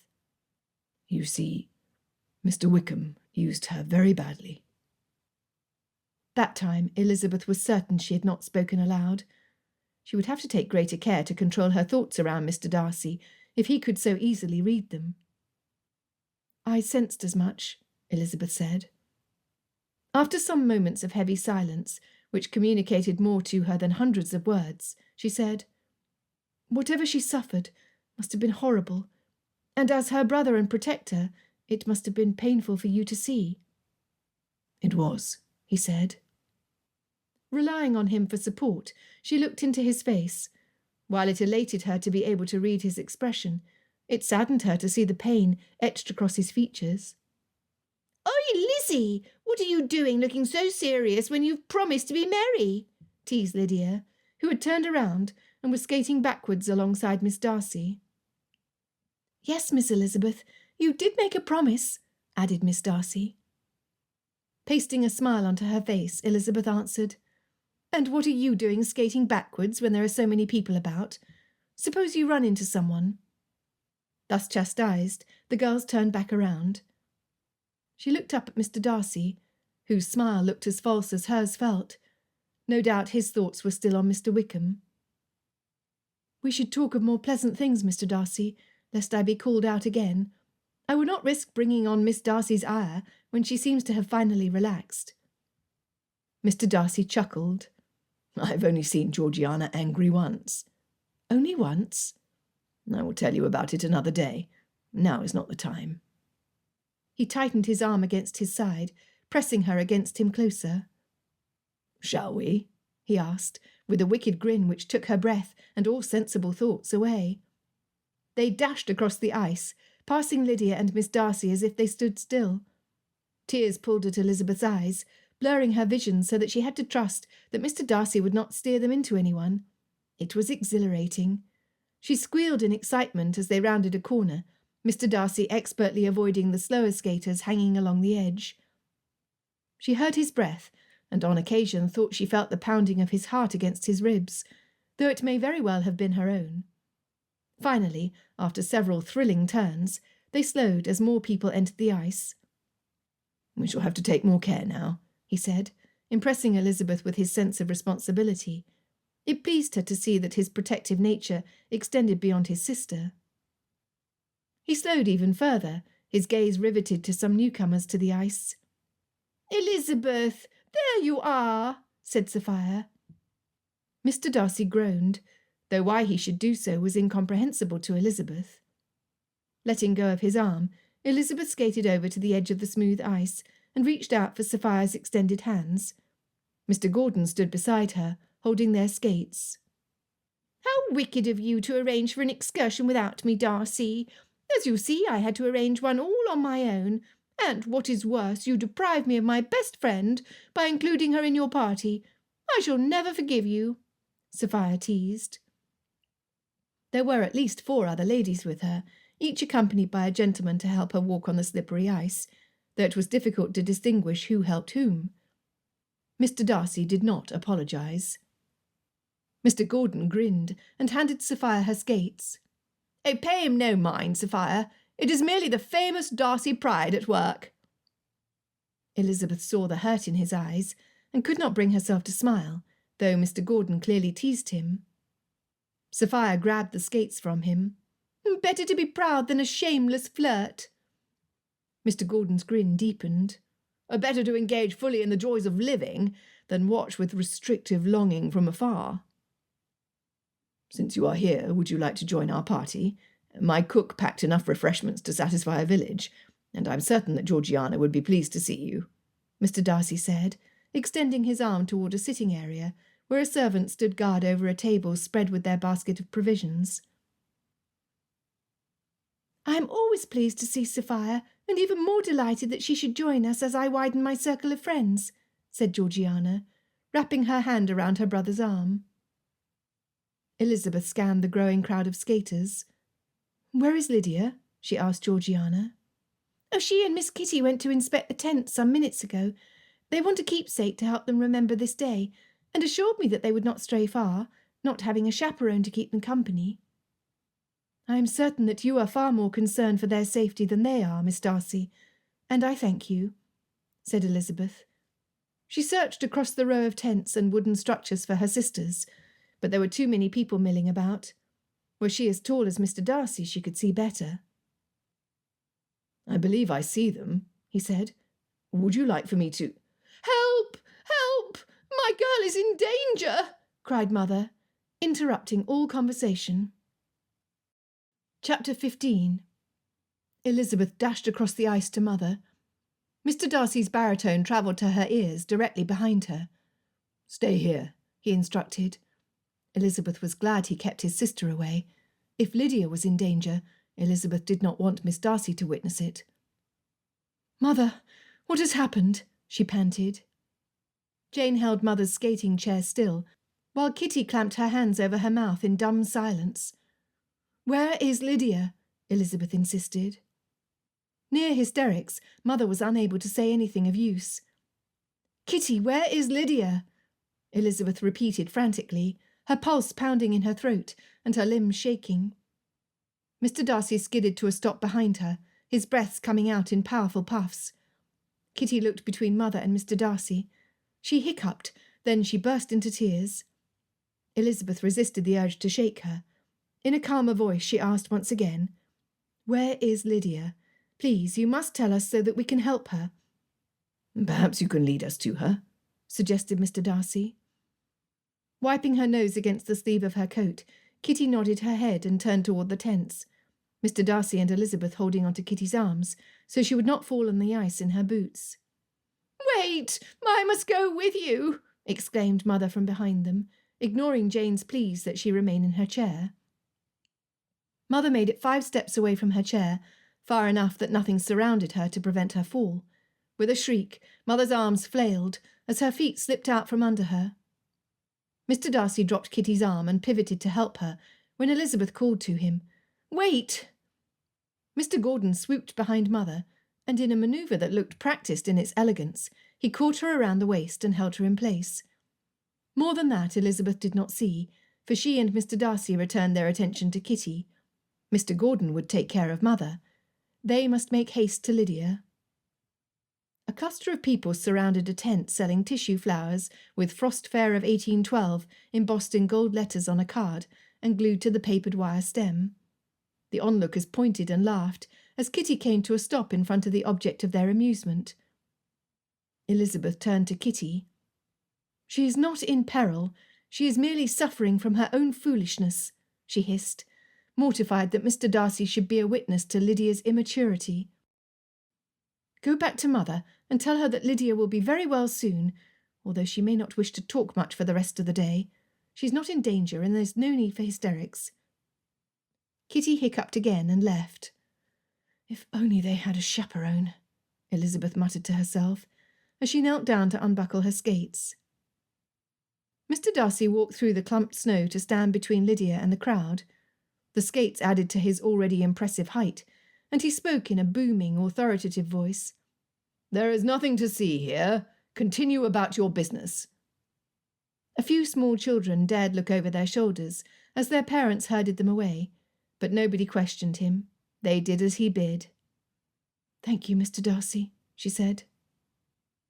A woman with an apron on came from out of the tent and joined them, her hands on her hips. Seeing Mr. Darcy standing next to Lydia, she spoke to him. "I told the young miss, and I will tell you the same, her antics will not work on me. The paper flowers cost a shilling, and I will not accept anything less. Now, kindly remove her from my tent. She's distracting the customers." Thus addressed, Mr. Darcy replied, "We will extricate her from your property immediately, and apologise for the trouble we have caused." Elizabeth had thought that her shame was complete. This went far beyond Lydia's flirtations at the Netherfield ball. "Thank you for your help, Mr. Darcy, but you really do not need to involve yourself. You have caused no problem. It is not your sister who has stuck herself to the tent pole." "All the same, I will return shortly." He clamped his mouth shut, the muscles on the sides of his jaw pulsating. Elizabeth could only imagine what he thought of them at that moment. It could not be flattering. She looked at her youngest sister, whose tongue stuck fast to the metal tent pole, and groaned. Of all the foolish schemes! Lydia tried to protest, but only incoherent garble proceeded from her. "Do not move so much, Lydia, or you will bring yourself more harm. Have you tried breathing on your tongue?" Elizabeth asked. Lydia stomped her foot and bunched her eyebrows together. "Very well, something else then." Elizabeth searched around her for a patch of clean snow to melt in her hands. If she found enough, she would soon free Lydia's tongue. She shoved her gloves into her pockets and filled her hands with the puffy snow. Spinning toward Lydia as she stood, she saw Mr. Darcy round the corner at the front of the tent. He held a steaming beverage, which he blew on until he saw her. Working together in a single mind, he dumped a portion of the hot liquid out of the cup, and Elizabeth filled the empty space with snow. Dipping her little finger into the brew, she nodded at Mr. Darcy, who then poured the contents over Lydia's tongue slowly. "Your tongue will be swollen, and your jaw may ache for some time, Miss Lydia. Might I suggest that you refrain from any unnecessary strain for the remainder of the day?" he said, as the pole released its hold, and Lydia stood upright, rubbing her throat and the small of her back. She tried to give an answer, but decided to take his advice and remained quiet. Mumbling an inarticulate, "Thank you, Mr. Darcy," she looked repentantly at Elizabeth. It was the same look she had given when she ate the last of the biscuits, and felt very sorry about it when she suffered a stomachache. Elizabeth did what she always did. She embraced her and, with a mild rebuke, said, "You must leave your childish antics behind you. A young lady out in society ought not stick her tongue out in public, much less fix them to metal poles." Elizabeth avoided Mr. Darcy's gaze until he spoke. "We should return to Mrs. Bennet and the others. They will be concerned." The corner of his mouth curled up, confusing Elizabeth all the more. The more he attempted to restrain his smile, the more Elizabeth appreciated the humour of what had transpired, until she had to bite her cheeks to keep from laughing. Miss Darcy joined them as they neared their party. She was the only one who noticed them. Even Jane was fixed on the performance before them on the ice. Mr. Gordon leaped into the air, spun a full turn, and then landed with effortless grace. Sophia turned in circles around him, her movements as elegant as a ballerina. Elizabeth was not surprised to see proof of yet another accomplishment her friend had perfected. Elizabeth would fall flat on her face if she attempted such acrobatics. Reaching her hand out to Lydia, Miss Darcy asked, "Are you well? Come and have a seat, and I will fetch a blanket for you to wrap around your shoulders." She led them to an empty chair off to the side of their group, where Lydia could appreciate Mr. Gordon and Sophia's show. After seeing to Lydia's comfort, Miss Darcy asked, "What happened?" Mr. Darcy chuckled, and Elizabeth struggled to contain the laughter welling up inside her. Lydia rolled her eyes and opened her mouth to reveal a swollen red tongue. Miss Darcy's eyes widened. "Oh, no, you did not." She covered her mouth with her hands. Then she smacked her brother on the arm. "It is no laughing matter, William," she hissed, though she could not keep herself from smiling. Elizabeth watched the Darcys' playful exchange in interest. With a crooked grin, Mr. Darcy looked at her. "I apologise, Miss Elizabeth. It appears that I miscalculated the number of times I have seen Georgiana angry. Miss Lydia has reminded me of another instance." Lydia's attention had been captivated by Mr. Gordon. Taking advantage of their privacy, Elizabeth looked to Georgiana for an explanation. "You acted like such a boy." Georgiana threw another weak punch at her brother's arm, only making him laugh all the more. "And what boy would not have laughed heartily at the scene you presented?" Mr. Darcy replied as he caught his breath. Miss Darcy crossed her arms and glared at him for good measure. "Do you know how many times over the years I wished to trade you for a sister?" Mr. Darcy clutched at his heart and sighed. "You would wish to trade back soon enough. I'm certain that Miss Elizabeth would agree with me that having sisters is no less toilsome than having a bothersome older brother." "How can I disagree after what you have witnessed today?" Elizabeth teased. "Although I will admit that there have been times when I have wished to trade them for an older brother." Miss Darcy giggled. "Oh, I tease about trading, William. But the fact of the matter is that there does not exist a better brother in the world. I was only embarrassed that I had allowed my fancies to lead me to stick my tongue to an icicle in hopes of turning into a princess with a castle made of snowflakes and cherry blossoms." "You stuck your tongue to an icicle," Elizabeth said between snickers. "I was 9 years old and had to stand on my tiptoes to reach it. How my jaw ached after being stuck there for what felt like forever before William found me. And do you know how he reacted?" Mr. Darcy remained guiltily silent. Elizabeth had not noticed it before, but his chin had an indentation in it. It was not so deep as to be classified as a cleft or a dimple, but more like a slight dent, which deepened as he smiled. "He laughed," Miss Darcy said, her merriment at the memory much stronger than her resentment. So entranced had Elizabeth been by Mr. Darcy's chin, it took her a moment to remember what they had been discussing. She shook her head. Ah, the tribulations of older brothers. "The knight in shining armour is not supposed to laugh as he rescues the damsel in distress. Or have you not read enough fairy tales, Mr. Darcy?" Elizabeth asked. Miss Darcy stopped laughing and looked up adoringly at him. "You have been the hero again today, though it appears as if nobody outside of us recognises it." They looked at the group, who marvelled and clapped as Mr. Gordon and Sophia bowed and curtsied at the end of their performance. "I do not seek accolades. I want for nothing more than your approval," he told his sister, raising her hand up to kiss it. Elizabeth wondered what it would feel like to be cherished by Mr. Darcy. Rather, to be cherished in the manner Mr. Darcy treasured his sister. Elizabeth grew so warm she expected to see a puddle of melted ice at her feet. Mother noticed them then. "Oh, Lydia, you are safe. Now that you are returned to us, I must tell you how Mr. Gordon saved me from suffering a grave injury. He is quite the hero today and has been so good as to entertain us besides." Mr. Gordon was the hero. Elizabeth raised her hand to protest, but Mr. Darcy spoke before she could set them straight. "Miss Elizabeth, let them continue in their distraction. You do not want to draw attention to what Miss Lydia did, do you? Let them forget. It is not fair.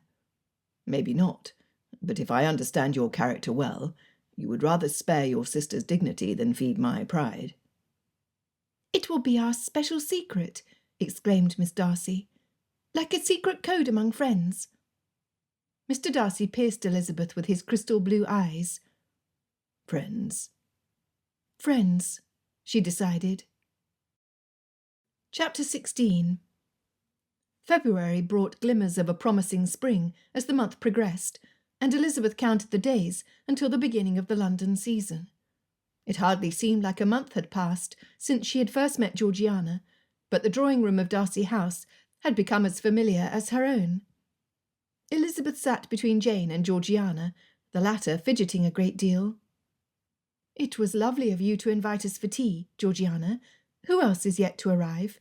Elizabeth asked, indicating the 2 empty chairs at the table. Georgiana bit her lips and wrinkled her nose. Smiling at her, Elizabeth said, "Never mind. The surprise will be all the greater if you keep their identity a secret." She would rather be patient than make her friend more uncomfortable than she already was. Sophia, however, felt no such qualms. "I just hope that it is not Miss Bingley. Mind you, I would never speak so plainly unless I knew myself to be amongst my dearest friends," she added, in case anyone dared question her manners. For Jane's sake, Elizabeth hoped the same. Their previous encounter with Miss Bingley had been so disagreeable, even Jane had put it out of her mind to call on her. "Why should you dislike Miss Bingley? You hardly run in the same circles," inquired Georgiana, chewing on her lower lip so that it turned strawberry red. Elizabeth motioned to Sophia to hold her tongue, but Sophia was too excited about the topic to take her hint. "She is so tedious with her attempts to improve her social standing by associating with you and Darcy, as if she has any hope in that quarter." The butler announced their last arrival. "Miss Bingley is here, Miss Darcy," he managed to say, before the lady herself swooshed in. Sophia pursed her lips and folded her hands together in her lap, the picture of prim politeness. Elizabeth wished to giggle, but she cast Sophia a punishing stare instead. It served her right. If Georgiana had invited Miss Bingley, then they must be polite to her, or risk ruining Georgiana's tea. "How good of you to join us, Miss Bingley," said Georgiana, looking around the table for support. Elizabeth reminded herself that no good would come from snubbing Mr. Bingley's sister, and smiled as sincerely as Jane. Miss Bingley basked in the glow of Georgiana's welcome. "I must apologise for Louisa. She is indisposed, and the doctor insisted that she rest." "I do hope that it is nothing serious," said Jane, her eyebrows knit. "You are too kind, Miss Bennet. She's not suffering any more than thousands of other women have before her." Understanding O's surrounded the table. Elizabeth tried to imagine Miss Bingley holding her new niece or nephew, and a vision of the newborn spitting up on her silk dress nearly made her choke on her tea. "Please give our well wishes to Mrs. Hurst," said Sophia politely, though her eyes danced in merriment. Was she thinking the same? "I imagine that Mr. Bingley will want to be in town during the joyful event," said Elizabeth, careful to keep her eyes fixed on Miss Bingley and away from Jane. She did not want to be too obvious. Miss Bingley smiled coyly. "And my brother has important business keeping him in the north." Leaning into the table, she added in a softer voice, "I suspect it is not so much the business, but rather an individual who has captured his interest and prevented him from returning home." She looked around the table, nodding while she puckered her lips like a trout. Elizabeth's nails bit into the lace tablecloth, but one look at Georgiana silenced her. Bloodshed was frowned upon at tea parties. Sophia looked between Jane and Miss Bingley. "Surely he will not be away much longer. He would never miss such an important event, especially with this being his first niece or nephew." Georgiana added, "Mr. Bingley will be the kind of uncle every child dreams of having. He simply must return." Miss Bingley inclined her head and shrugged one shoulder. "The doctor gives us every reason to think that Louisa's confinement will come to its completion in the summer months. Charles has plenty of time to attend to his affairs and return home in time." Jane raised her head and took a sip of tea. Looking straight at Miss Bingley, she said, "Whatever his plans, I am certain that I speak for everyone here when I say that his presence will be a welcome sight. Please give our regards to your sister. We will send a brew of tea from our housekeeper, which will help alleviate Mrs. Hurst's nerves during her confinement." If Miss Bingley had expected the reaction of a wilting lily, she was sorely disappointed. Elizabeth was proud to see how Jane held her head high, though she saw how her hand shook under the table. Feeling the need to change the subject, to ease Jane's nerves, as well as her own, Elizabeth said, "What a busy month it has been." Turning to Georgiana, she said, "And you have been allowed to participate in the entertainments of late as well. Does the extra activity make you more excited to come out in society?" Georgiana's eyes grew large. "I hardly know. I have enjoyed the outings William has permitted me to accompany him on." Looking around the table, she added, "It helps to know that my friends are always included. That is a comfort." Elizabeth could not complain at being included so often with the Darcys' plans. Mr. Darcy was a pleasant gentleman when his sister was present. Sophia reached over and placed her hands on top of Georgiana's. "Which is precisely why he chooses those outings for you to accompany us on. He leaves nothing to chance where you are concerned." "He's very good to me. I was nervous arranging this tea, so he insisted on staying behind to help me." Georgiana lowered her chin and her voice. "He helped me with that flower arrangement," she said from behind her hand, inclining her forehead to the arrangement in the centre of the table. Sophia turned in her chair. "He's here. If he has stayed behind, we ought to have the decency to include him in our party after all of his effort. That is, unless you would rather not have your older brother present." Elizabeth sat on her hands to calm her palpitating heart, and she held her breath to keep from saying, "Oh, yes, please, let Mr. Darcy join us." She did not want to appear too eager, though she had not seen him in 2 whole days. Not that she cared. She just liked seeing how attentive he was with his sister, and she missed his conversation. Miss Bingley offered her opinion. "It is highly unusual for a gentleman to join the ladies at their tea." As discreetly as she could, with her guest's eyes on her, Georgiana whispered her request into a servant's ear. She nodded and left the room. Her eyes fixed on the door, Elizabeth listened to the comments about Lady Metcalfe's soirée the past week. With the season fast approaching, the members of the ton trickled back into town from their country estates. In another fortnight, everyone who was anyone would be in London. Elizabeth had written to Charlotte to invite her to join them. Like Georgiana, she would feel better going into the season, surrounded by friends. Mr. Darcy filled the doorway with his height. Would he ask her to dance if they happened to attend the same ball? Georgiana rose from her chair and welcomed him. Miss Bingley smirked contentedly when Mr. Darcy sat in the vacant chair between her and Jane. "Oh dear, look how the leg of my chair has crushed the train of my gown," she exclaimed, scooting her chair closer to Mr. Darcy. "How good of you to condescend to join us, Mr. Darcy," she said, angling her body toward him so that he might appreciate her form, no doubt. Could her intentions be any more obvious? True to form, and deeply gratifying to Elizabeth, Mr. Darcy ignored her. Smiling gently at his sister across the table, he said, "I would do anything for Georgiana." Elizabeth stuck her tongue in her cheek. "Even arrange flowers?" she asked, not trying overly hard to control her expression. Darcy chuckled. "Do you have any complaints about my arrangement?" He leaned back in his chair, draping one arm over the side. She considered the arrangement in the centre of the table, pretending to scrutinize every detail. "It is very lovely. Should you ever lose your fortune, you may take solace in your talents and seek employment in a flower shop." His chuckle deepened. "Pray that never happens. We would starve in less than a week." Sophia joined in their joke. "Ah, but you have friends who would offer you shelter and bread." Miss Bingley, clearly not seeing the humour in a conversation where it was implied that Mr. Darcy could possibly lose his fortune, said, What a horrible thing to say to Mr. Darcy, Miss Eliza. I realise that in some families fortunes are taken lightly, but most households take more pride in keeping what is theirs. I assure you, Miss Bingley, that I do not take the loss of a fortune lightly, especially when it has been acquired through great difficulty and hard work. You exclude gambling?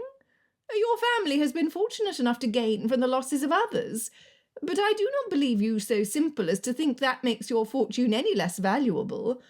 What with some ladies' preference for indulging in games of chance, mind you, I speak of no one in particular, I imagine that you know how difficult it is to earn money once it is lost. Miss Bingley puckered her lips together and looked around the table. Evidently, wealth could not buy good manners. Elizabeth opened her mouth to express thus, when Mr. Darcy said, "The wealthiest families in England have fattened their coffers by such means." "Take that, Miss Bingley." Elizabeth smiled a thank you to Mr. Darcy. Sophia added, "What Darcy says is true. As a lady with some influence in society and in possession of my own fortune, let me assure you that such practices are common, even expected. Lady Jersey herself is known to seek entertainment at Mrs. Robinson's gambling parlour." Miss Bingley shifted in her seat. "So long as the lady continues to win." Elizabeth was curious to know just what Miss Bingley had heard, but she would not give her the satisfaction of asking. It was apparent that the lady she referred to was mother. Poor Georgiana looked as if she dearly wished for the topic to change, and Elizabeth would oblige her. "She has been fortunate enough to do so, but let us not discuss my mother's activities. I should very much like to know when you plan to return to Pemberley, unless you have changed your mind." She smiled encouragingly at Georgiana. Georgiana sighed. "I will go to Pemberley," she said, with such warmth and enthusiasm she blushed. "I've enjoyed my time here immensely, and have benefited much from my studies with the masters. I've made some new friends." She twisted her hands together and looked down.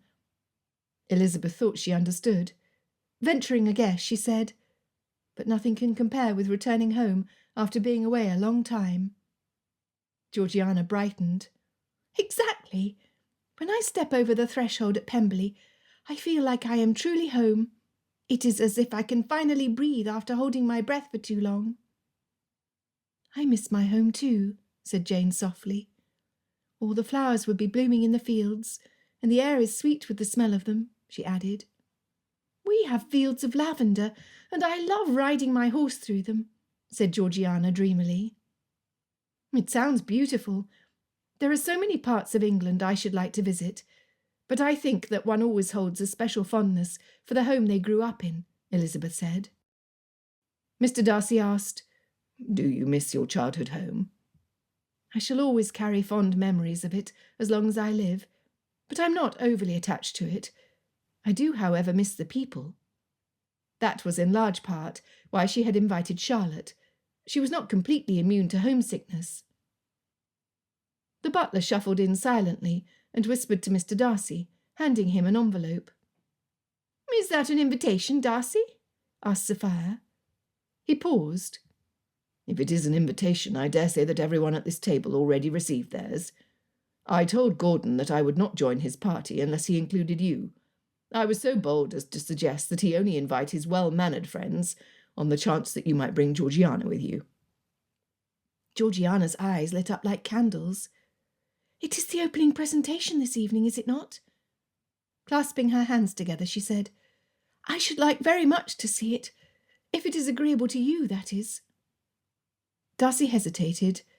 Elizabeth could see his decisive nature, balking at the manipulations effected against him by Sophia and his sister. She recognised it in him as clearly as she would have felt in the same situation. Still, she hoped he yielded. "Unless Darcy considers us disagreeable company, I doubt he can think of a suitable objection." Turning to Elizabeth, Sophia asked, "You were accompanying us, are you not?" Elizabeth smiled. "Jane and I will join you. Mother and the girls have other plans." Signalling for his butler, Mr. Darcy said, "Please tell the messenger that we will join Mr. Gordon this evening." The only person who did not rejoice at his decision was Miss Bingley. She sat suspiciously subdued in place. Elizabeth watched as Sophia leaned toward Miss Bingley.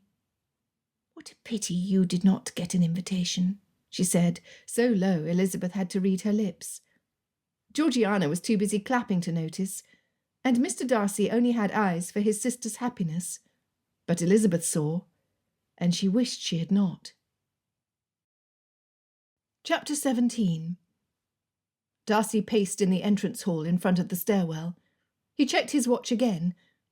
If they did not leave soon, they would arrive late.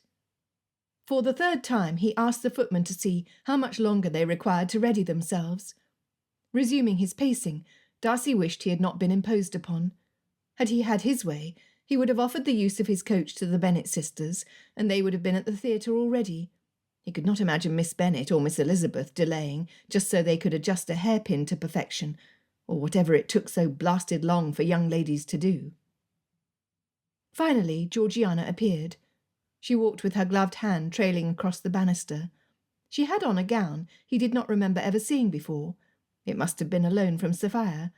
They were of similar heights and builds, much taller than Miss Elizabeth's petite stature. Darcy extended his arm out to Georgiana. He would not allow his impatience to spoil her evening. "You look lovely, Georgiana. Is that a new dress?" She would be pleased that he had noticed. "What, this old thing?" She pulled the violet-coloured netting away from the shiny material underneath, as if it were distasteful to her, and smiled at Sophia, who appeared at the top of the steps just then. Darcy would never understand why most women were incapable of receiving a compliment sincerely given. He was certain that Georgiana had taken special care with her appearance for their evening. That was why Sophia had insisted on helping her. Sophia finally reached the bottom of the stairs, and Darcy held out his other arm to her. Turning toward the door, so that they might hasten to the carriage, she did not move with him. Her eyes smouldered. "What? Does your adopted sister not deserve a compliment as well?" "Of course."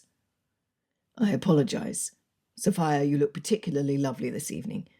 Thank you for assisting Georgiana. She looks even handsomer than I remember Mother being." Thus appeased, Sophia kept up with his pace as he rushed them out to the long-awaiting carriage. They were going to be late. How would he ever arrange to sit near Miss Elizabeth with their late arrival?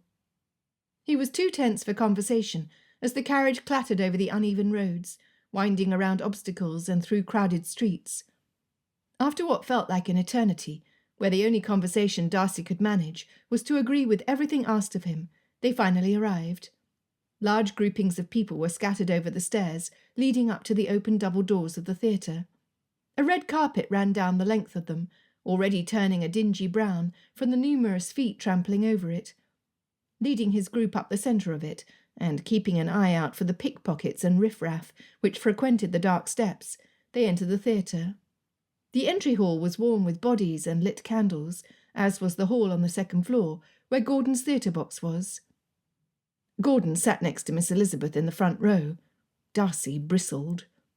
Miss Elizabeth turned to him to make an observation, and Darcy's mood darkened. Gordon leaned toward her to hear better. He was too close. She must have seen them out of the corner of her eye. She smiled, turning in her seat to wave. Darcy seated himself against the wall, which offered a decent view of her and Gordon. Would she refuse to dance with him now? She had softened toward him since meeting Georgiana. "William, I cannot see anything," whispered Georgiana. A lady with not only one, but 3 bushy ostrich feathers stuck in her turban blocked the view. "Switch with me. I've seen this play before," he said, moving over so that Georgiana could take his place against the wall. He still had a good view of their front row. Sophia, who now sat on his other side, tapped his elbow and pointed to Gordon and Miss Elizabeth. "Do they not make a handsome couple?" Darcy felt his shoulders tense. He tried to wrench his eyes away from the pretty sight before him. Gordon leaned in to whisper in Miss Elizabeth's ear, and said something that made her laugh. What had he said? Sophia looked expectantly at him, waiting for an answer. "I had not thought Gordon the type of fellow to settle down before he was forced to." If Gordon was interested in Miss Elizabeth, he had better have marriage in mind. It would be an insult to the lady to be offered anything less. Sophia added, Gordon tells me that he is quite taken with Elizabeth. He's determined to win her heart before the end of the season. Darcy could take on Gordon in a sword fight. He felt confident he could best him in a boxing match. Where it came to matters of the heart, however, Darcy was forced to acknowledge Gordon's advantage. He had far more experience. Would Elizabeth fall for him? Having dealt her blow, Sophia settled back into her chair, but she kept her vision on Darcy.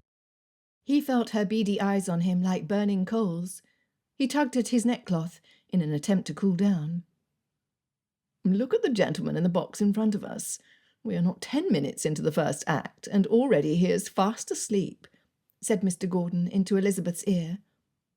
She looked across to where Mr. Gordon indicated. She recognised Mr. Hurst immediately. Sitting with him were several friends, as well as Miss Bingley. Though the width of the theatre separated them, Elizabeth could see the sour expression on her face. She imagined how Miss Bingley could have manipulated the poor man into an evening away from the comfort of his couch, and the image in her head made her laugh. She was sorry that Miss Bingley had been excluded from their group, but she could not pity her too much. It was ultimately she who had separated her brother from Jane, and continuously cut them with her snide remarks. The opening act gave way to the other performances. They were enjoyable, but Elizabeth wished that she could laugh with Sophia and Georgiana rather than Mr. Gordon. His manners were perfect, and his conversation was polite, but she did not feel a flutter in her heart when he leaned so close to whisper in her ear that she could feel his breath on her neck. She knew nothing of the feelings of love, having never experienced them first-hand, but she knew to expect some feelings of passion. She looked over to Jane, whose gaze had not strayed from the stage since the beginning of the performance. No one but Mr. Bingley could turn her eye, and Elizabeth prayed for her sister's sake that he would not stay away too long. It was agonizing to watch her waste away. A dance where ballerinas balanced on the tips of their toes and spun on them until Elizabeth grew dizzy watching them signalled the intermission. Miss Elizabeth, would you like to take a turn with me for some fresh air? Asked Mr. Gordon. Elizabeth looked at Georgiana, who remained sitting. Let me first ask Georgiana what she wishes to do. I've not even spoken to her since her arrival. Mr. Gordon flashed his pearly white teeth. Of course. She is fortunate to have you as a friend. The box emptied quickly, the stuffy lack of fresh air encouraging all of the patrons to mill about in the lobby and the front stairs. Only she, Georgiana, and Mr. Darcy remained behind. Moving closer to them, Elizabeth said, You look beautiful, Georgiana. Is that a new dress? The girl smiled sweetly. Sophia came to help me and lent me this dress.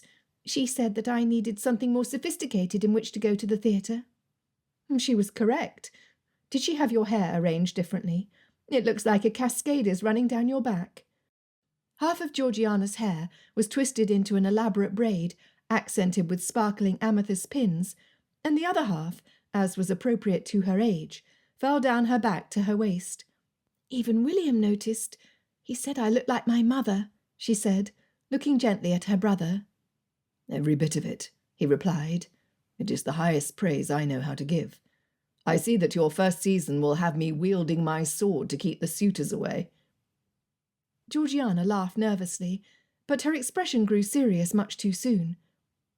William, I'm very thirsty, and I am certain that Elizabeth is too. Would you be so kind as to fetch us something to drink? I will be back directly, he said, quick to fulfil his sister's wish. It warmed Elizabeth's heart to see how wilfully attentive he was. As soon as he slipped through the curtain, Elizabeth said, It will be difficult for him when you come out. I pity the young man who tries to court you. Instead of the smile she expected, Georgiana furled her eyebrows together and sighed. I feel that I must tell you something about me, Elizabeth, which might change your opinion of me. But in doing so, it will no doubt explain my brother's terse behaviour, which has tainted your opinion of him. Elizabeth acknowledged. It is true that I judged him severely when we first met.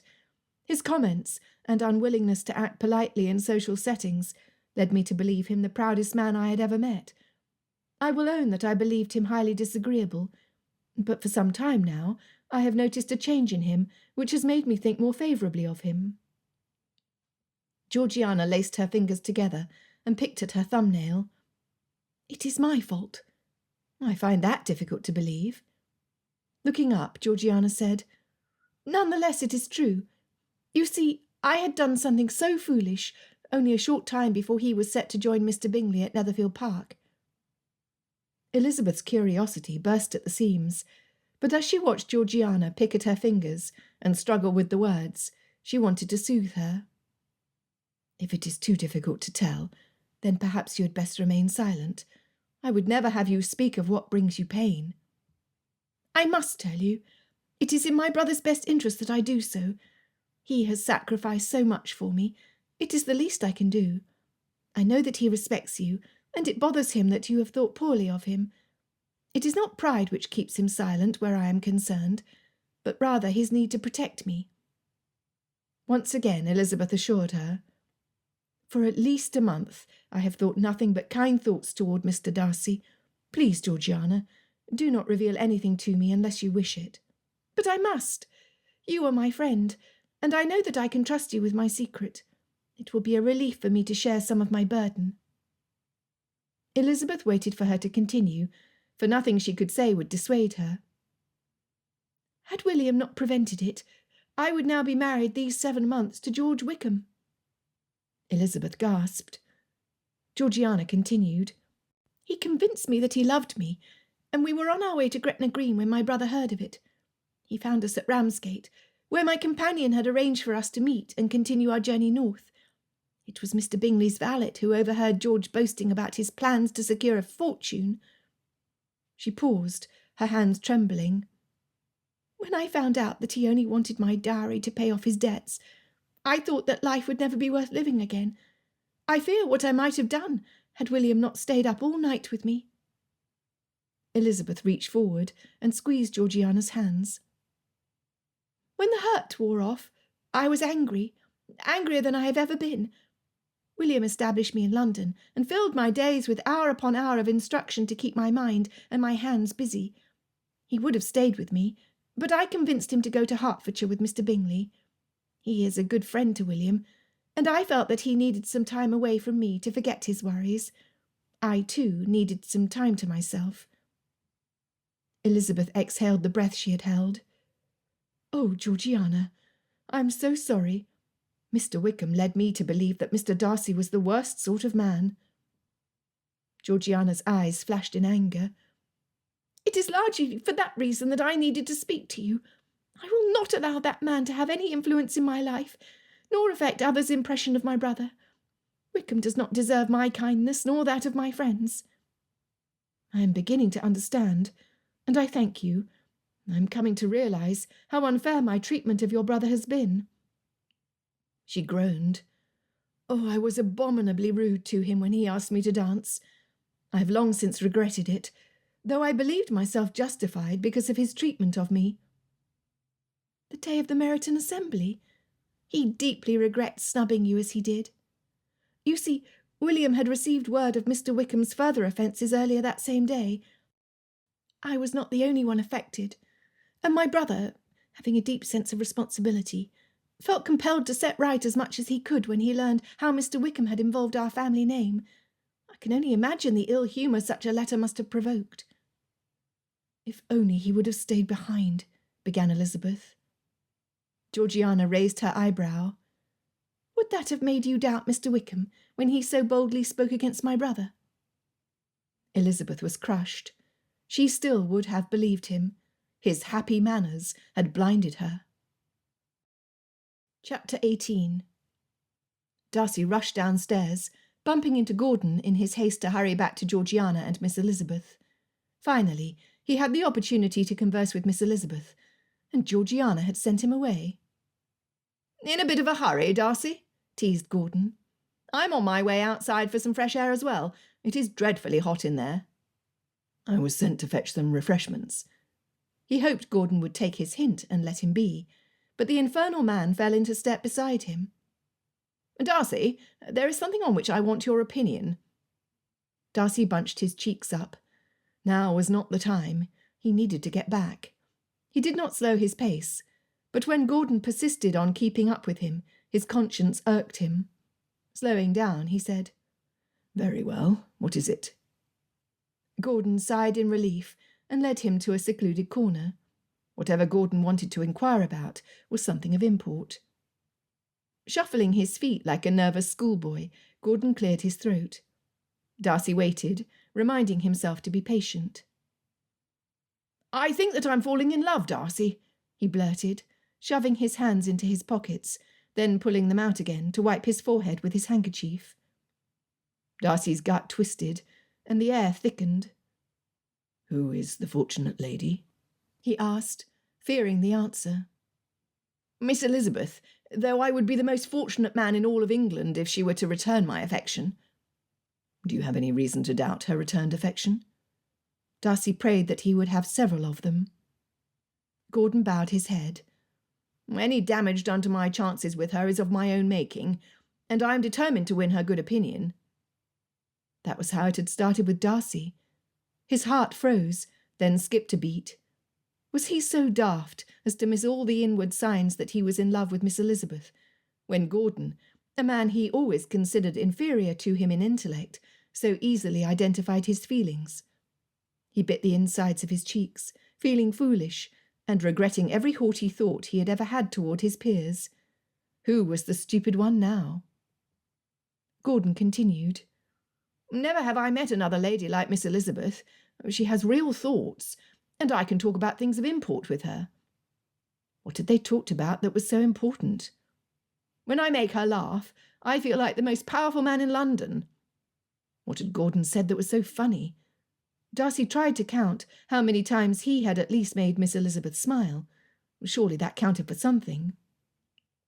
"She made me see myself for what I really am, and it has made me determined to be a better man. Now, tell me, Darcy, if that is not the best sort of woman to seek as a wife." Dear God, would the man propose? Darcy could not bear to see Elizabeth, his Elizabeth as he longed to be her William, on the arm of any other man. His throat stuck together, and he could not speak even if he wanted to. So he nodded like the fool he had been. The fact was, Elizabeth would make the perfect wife, for him, and he would die trying to deserve her, so long as he was not too late. "What do you think, Darcy? Do you think I have a chance with her?" Darcy swallowed hard. He wanted Elizabeth in his life forever, but he would never do anything to prevent her future happiness. More than anything, he wanted to be the source of happiness for her, but he could not deny her if he was not. His lungs deflated, and he felt like he shrunk a couple of inches. Never had it been so difficult to act honourably. "I can only applaud your choice, Gordon. If you think that you can make her happy, then you lose nothing other than your pride in trying to win her hand. It is a small price to pay for so great an honour." Gordon clapped him on the shoulder, but Darcy hardly felt it. "Thank you. I knew I could rely on you. When Sophia suggested that I befriend Miss Elizabeth, I never thought it would lead to this." "What?" asked Darcy, stunned at what Gordon had so easily let slip. "That's right. Sophia told me Miss Elizabeth's motives in coming to town, and like the good friend she is, she hoped to raise her spirits by asking some of us to show some interest in her. She said that it would help her chances at making a good match all the sooner. I was only too happy to oblige. You know me, Darcy, I am a helpless flirt, although I will mend my ways once I'm married." A sense of foreboding and of being played like a chess pawn filled him. Why would Sophia go to such great lengths to entertain Elizabeth? What was her motive in introducing her to Gordon, who had never before shown an inclination toward matrimony? Lost in his thoughts, he looked up to see Gordon already gone. Pulling out his watch, Darcy checked the time. Only a couple of minutes had passed, but it felt like so much longer. Covering the distance to the refreshment table in short time, he tossed back the first beverage he saw and grabbed 2 more to take up to the waiting ladies. He kept his vision above everyone's heads, an advantage of his height he was particularly grateful for at that moment. He wanted no more distractions to interrupt him. Weaving through the people, walking too slowly for his taste going up the stairs, He paused when he reached the top and looked down the sparsely populated hallway. Sophia stood just outside the curtain to Gordon's box. Her hand was over her mouth, and her eyes were fixed on the red velvet pressed against her ear. "What are you doing?" he called out. Sophia's eyes flashed open, but she expertly covered her shock with a smile. She raised her finger up to her lips to shush him as he drew nearer. "Hush, Darcy. I was only trying to hear a bit of gossip, for all the good it does me." It was difficult to hear over the clinking of glasses and the clattering of heels against the marble floors. Hundreds of conversations amassed together to sound like a buzzing hive of bees. "For what are you listening? When I left, only Georgiana and Miss Elizabeth remained." He would not let Sophia off the hook so easily. Looking down at her toes and shuffling her feet, she said, "I had hoped to hear something of Elizabeth, if you must know. She has become my dearest friend. But as close as we are, Georgiana and I are like sisters. There are some things about Miss Elizabeth which hardly recommend her as a friend to an impressionable girl, innocent in the ways of the world." "You speak thus of a close friend. If you find anything objectionable about Miss Elizabeth, I wonder at you befriending her despite your concerns." He felt his hackles rise. Georgiana should be so fortunate as to allow herself to be influenced by a woman with a strong mind and even stronger values. "You were as prickly as a hedgehog, Darcy. But how well do you really know Elizabeth? From what you told me, she snubbed you while you were in Hertfordshire." "I can hardly blame her for it. In hindsight, I acted rather boorishly, and she believed herself justified." "While her sense of morality is sensitive, there is the means by which her family gained its wealth to consider." "Does it matter? What of your comment to Miss Bingley yesterday?" "I would never own that Miss Bingley could be correct. It would give her more airs than she already has. However, she did raise a good point. Mrs. Bennet, from what I hear, has become a frequent player at the gambling houses. She had incredibly good luck at first, but it is beginning to run out. She lost £10 to Mrs. Gordon only yesterday." "If Gordon's mother holds no qualms in playing for money, then how can you judge the ladies with whom she plays? Or do you judge Mrs. Gordon as harshly as you judge Mrs. Bennet?" He struggled to keep his voice down. Sophia huffed at him. "You can be so hard-headed, Darcy. Can you not see that I am merely acting out of concern for your little sister?" She crossed her arms and jutted her jaw determinedly. She did have a point there. It did not justify her attempt to eavesdrop, but he would not have known about Georgiana's real reason for wishing to travel to Ramsgate had it not been for an eavesdropping valet who had been so kind as to pass the information on to him. He would not pardon her conduct against Miss Elizabeth, but he would not chastise her either. "Let us join them, then." He stepped through the curtain before she could object or suggest any other alternative. Elizabeth's head whirled. Until that moment she hardly knew herself. Mr. Darcy walked through the curtain with a glass of punch in his hand for her. She almost dropped it when her fingers touched his, and she felt a jolt like a shock of lightning. She was aware of his every move as he sat next to Georgiana. Sophia followed behind him and took her place next to Elizabeth, but all Elizabeth could focus on was how near his knee was to hers. What a fool she had been! She had allowed Mr. Wickham's happy manners and smooth conversation to persuade her to believe the worst of a man who was far more honourable. Mr. Darcy was everything good, and her shame at her prejudice against him only deepened as she reflected on her past conduct toward him. Of course she had apologised, but she did not feel that it was enough any more. That he thought well of her, despite her undeserved, harsh comments, spoke so highly of his forgiving nature, she felt humbled. How could she possibly set things right?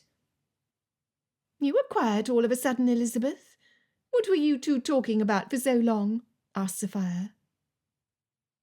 Elizabeth did not allow herself to look at Georgiana, though that was where her thoughts went.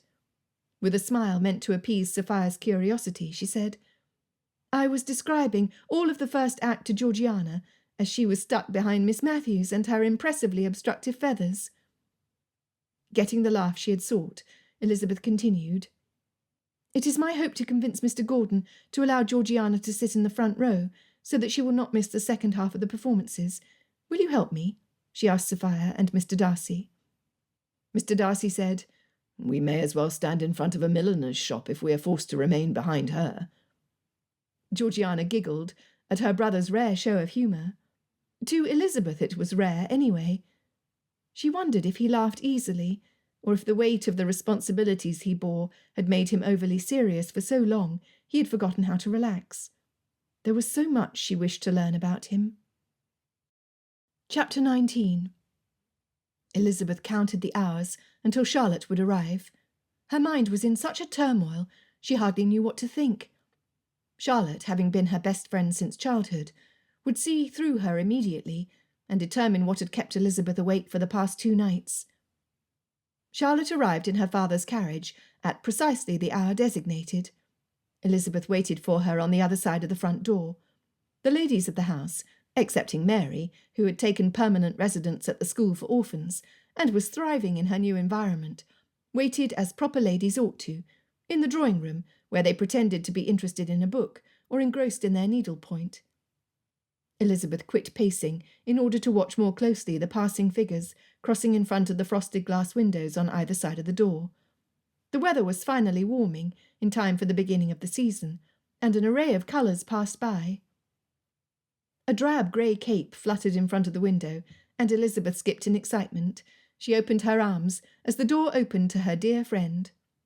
"Charlotte!" she exclaimed, rushing forward to receive her.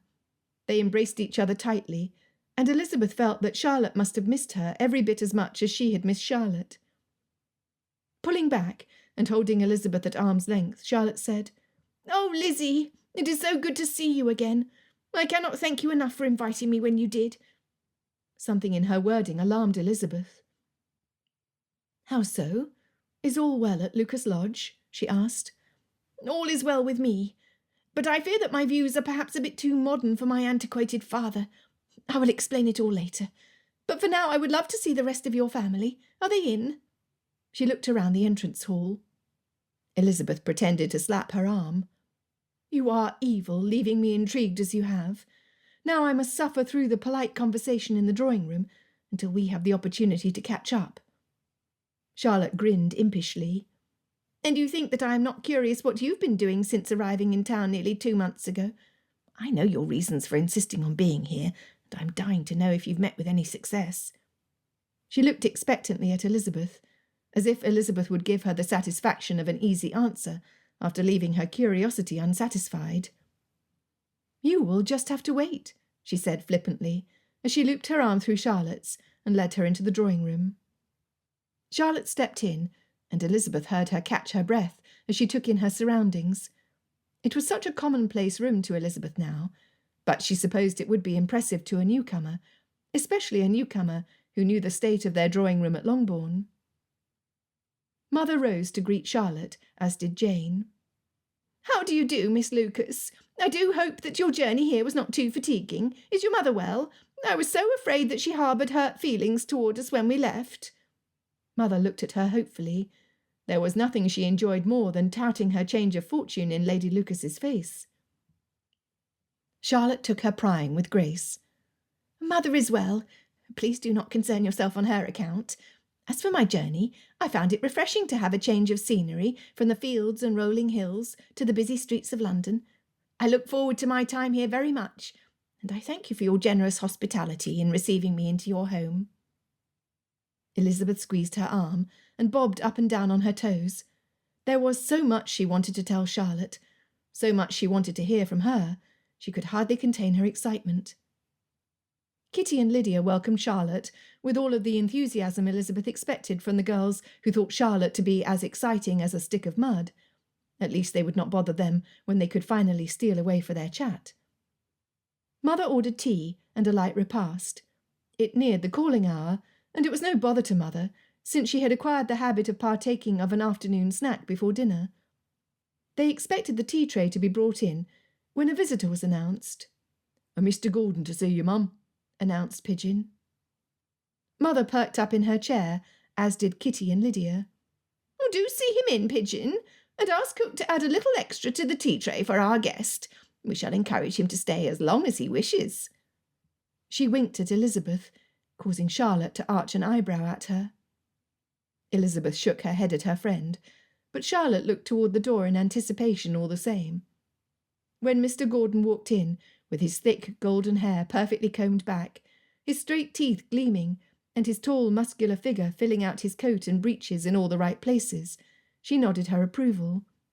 Elizabeth felt her face colour, which would do nothing to convince her friend, who was sure to notice the change in her complexion, that she harboured no amorous feelings toward Mr. Gordon. Now that she thought about it, why did she feel nothing toward him? He was achingly handsome. He had a fortune which would ensure security and comfort to the woman he chose as his wife. His conversation was pleasant. He was diverting. Dullness cowered in a corner when he was present. "You must be the best friend from Hertfordshire that I've heard so much about. I'm pleased to make your acquaintance, Miss Lucas. Any friend of Miss Elizabeth's is sure to be a friend of mine," he said upon introduction. Mr. Gordon sat. Mother fussed over pouring him a cup of tea, and the door opened again. The butler announced, "Mr. Darcy's here to see you, Mum." Mother clapped her hands together. "Another caller! How lovely!" Then she must have remembered that the daughter of her nemesis sat on the settee across from her. "Not that this is an uncommon occurrence, mind you. Some days we have so many callers we have to turn some of them away." To Mr. Gordon she added, "But never Mr. Gordon. He's so agreeable. We would never pretend to be out and miss one of his calls." Without pausing for breath, she said to the butler, "See him in, along with a fresh pot of tea." Elizabeth held her breath.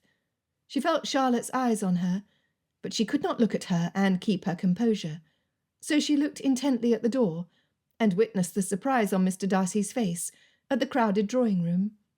The only seat available was a chair next to Mr. Gordon, which he took as soon as Mother insisted on it. He paid his compliments to Charlotte and inquired about her family, all while appearing to plan his escape with his frequent glances at the door. Darcy caught himself whistling as he walked down the path on the way to the Bennets' residence. He pressed his lips together to prevent himself from revealing too much emotion in a public place. He would not give the gossips a reason to make him their target, or give them cause to scrutinize Elizabeth's every move. He skipped up the first step before slowing to a dignified pace. This was becoming increasingly more difficult, when his heart felt lighter than it had in years. Purpose gave him comfort, and Mr. Gordon's declarations of love had given him insight where he had been blind. No, not blind. In denial was more like it. He loved Elizabeth Bennet. He loved her independence. He admired her cultivated mind. Instead of becoming bitter at her simple circumstances, she made the most of them with a cheerful attitude. And when her circumstances had changed dramatically, Darcy was pleased to see how unaffected she had been. Fortune had not ruined her, though the temptations were great, he was certain. He saw the contrast between her and her youngest sisters and mother. She was different. He could no sooner compare her to them than compare himself to Wickham. He shivered at the thought. Darcy was taken aback when the butler left him standing on the doorstep while he inquired if the residents were home and receiving callers. It was not often that he was made to wait. But he would wait for Elizabeth. He would find humour in the situation, just as she would. Soon enough the butler returned to escort him into the drawing-room. The scowl he had tried so intently to put on his face earlier now appeared of its own accord. His shoulders tensed, and his breath came unsteady, as he saw Gordon sitting on a settee opposite Elizabeth. Darcy mumbled what he could, trusting his instincts to help him save face. He looked to the door, wishing he could send Gordon through it. Chapter 20. There was no possible way Gordon could love Elizabeth more than Darcy did. Darcy had seen her at her worst, as she, unfortunately, had seen him. And yet she welcomed him into her home. Darcy knew her habits, which she only altered slightly on arriving in town. Instead of walking alone through open fields, she usually walked at the park with Miss Bennet. Darcy had adjusted the venue of his morning ride, so he might have the opportunity to see her and ensure her safety. He doubted Gordon woke early enough to have noticed. Determined to be sociable, he asked Miss Lucas, "How long do you plan to stay in town?" I hope to stay for the duration of the season. My circumstances have improved since your visit to Hertfordshire, and I intend to make the most of them. Elizabeth looked curiously at her friend. Darcy was curious as well, but he was too polite to ask. Instead, he said, "I am happy for you, and hope that your stay in town is everything you expect it to be." Miss Lucas answered, I suspect it will be, Mr. Darcy, and I thank you. Mr. Gordon asked, How long have you known Miss Elizabeth? I've heard nothing but good about you from your dear friend, and I will admit that it makes me quite envious. Elizabeth coloured and clasped her fingers together in her lap. Was she pleased at Gordon's comment? Darcy struggled to relax his countenance. He did not wish for his expression to reveal his feelings before he could ascertain if the lady returned them in the slightest degree. Miss Lucas smiled at the compliment. I do not remember a time when we were not the closest of friends. We share everything with each other. Her face straightened, and she looked between Gordon and himself. Everything, she repeated in warning. That was how Darcy understood her. He had always thought well of Miss Lucas. She was a sensible, practical sort of lady, and she would see straight through the empty flirtations of Gordon. Darcy's opinion of her rose exponentially. Gordon apparently did not understand the threat in her tone. He laughed jovially. As all young ladies do, I suppose. I hope that you're not too shocked when Miss Elizabeth tells you about me. I will be the first to admit that my behaviour has not always been what it ought, but I have changed in order to win the approval of your dear friend. Darcy wished he would stop referring to Elizabeth as Miss Lucas's dear friend. He lingered over the word, suggesting that he already called her his dear Elizabeth in his mind. Miss Lucas lowered her chin and looked intently at Gordon. We shall see about that, Mr. Gordon. I do not believe in judging prematurely, but I am always honest in my appraisals, especially where my friend is concerned. Darcy tried not to smile, but his cheeks tightened despite his struggle. Miss Lucas could not grow more in his esteem. Elizabeth said, Charlotte is the perfect complement to me. Where I tend to judge too quickly, she sees reason. Where I speak impulsively, she encourages me to bite my tongue until I consider the effect my words might have on others. Her words soothed Darcy's heart. He knew they were meant for his benefit. I feel that I am at a disadvantage. My acquaintance is new, and I do not have the advantage of a previous friendship, as Darcy does, said Gordon. Miss Lydia snorted into her tea. Friends, that is rich. Elizabeth explained. If that is your concern, Mr. Gordon, you need not worry. Mr. Darcy may be our friend now, but he made an unfortunate first impression, which he has since redeemed fully. It is a pity that the villagers are unable to know him as he truly is. Darcy was equally grateful and ashamed. I am pleased to learn that those whose opinions are important to me have been willing to offer me a second chance. Gordon leaned back in his chair, a roguish grin on his face. The impeccable Mr. Darcy made a poor impression. Now, I should have liked to have seen that. I thought you incapable of such a blunder. It pained him to admit a mistake in front of Gordon, but he had never shrunk back from the consequences of his decisions before, and he was not about to begin to do so now. He would take responsibility for himself. I have yet to meet a man who does not make mistakes, he said. Darcy drained the last of his tea, and Mrs. Bennet was quick to offer him more. He was tempted to accept, not willing to leave without Gordon. Out of the corner of his eye, he saw Miss Lucas yawn behind her hand. No, thank you, Mrs. Bennet. Your guest must be tired after her journey, and I would not want to extend my visit at her expense. Miss Elizabeth's eyes communicated a thank you, as did Miss Lucas's. Gordon showed no signs of budging. Miss Lucas said, Thank you for your concern, Mr. Darcy. I had only arrived minutes before you did, and am rather fatigued. At that, Gordon sat up. Forgive us, please, Miss Lucas. I did not know that you were so recently arrived, or I would have cut my visit short. By all means, you must rest, so that you may join us in the many events awaiting us during the season. Thank you, Mr. Gordon, "It was a pleasure to meet you," replied Miss Lucas politely. Darcy rose from his chair, thanked Mrs. Bennet for her hospitality, and bowed his farewells.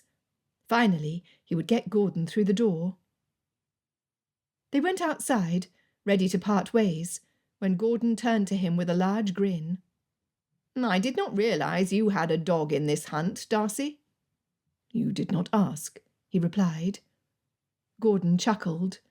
"The battle is on. May the best man win." "This is not one of your games, Gordon." "Is it not? We both wish to win the young lady.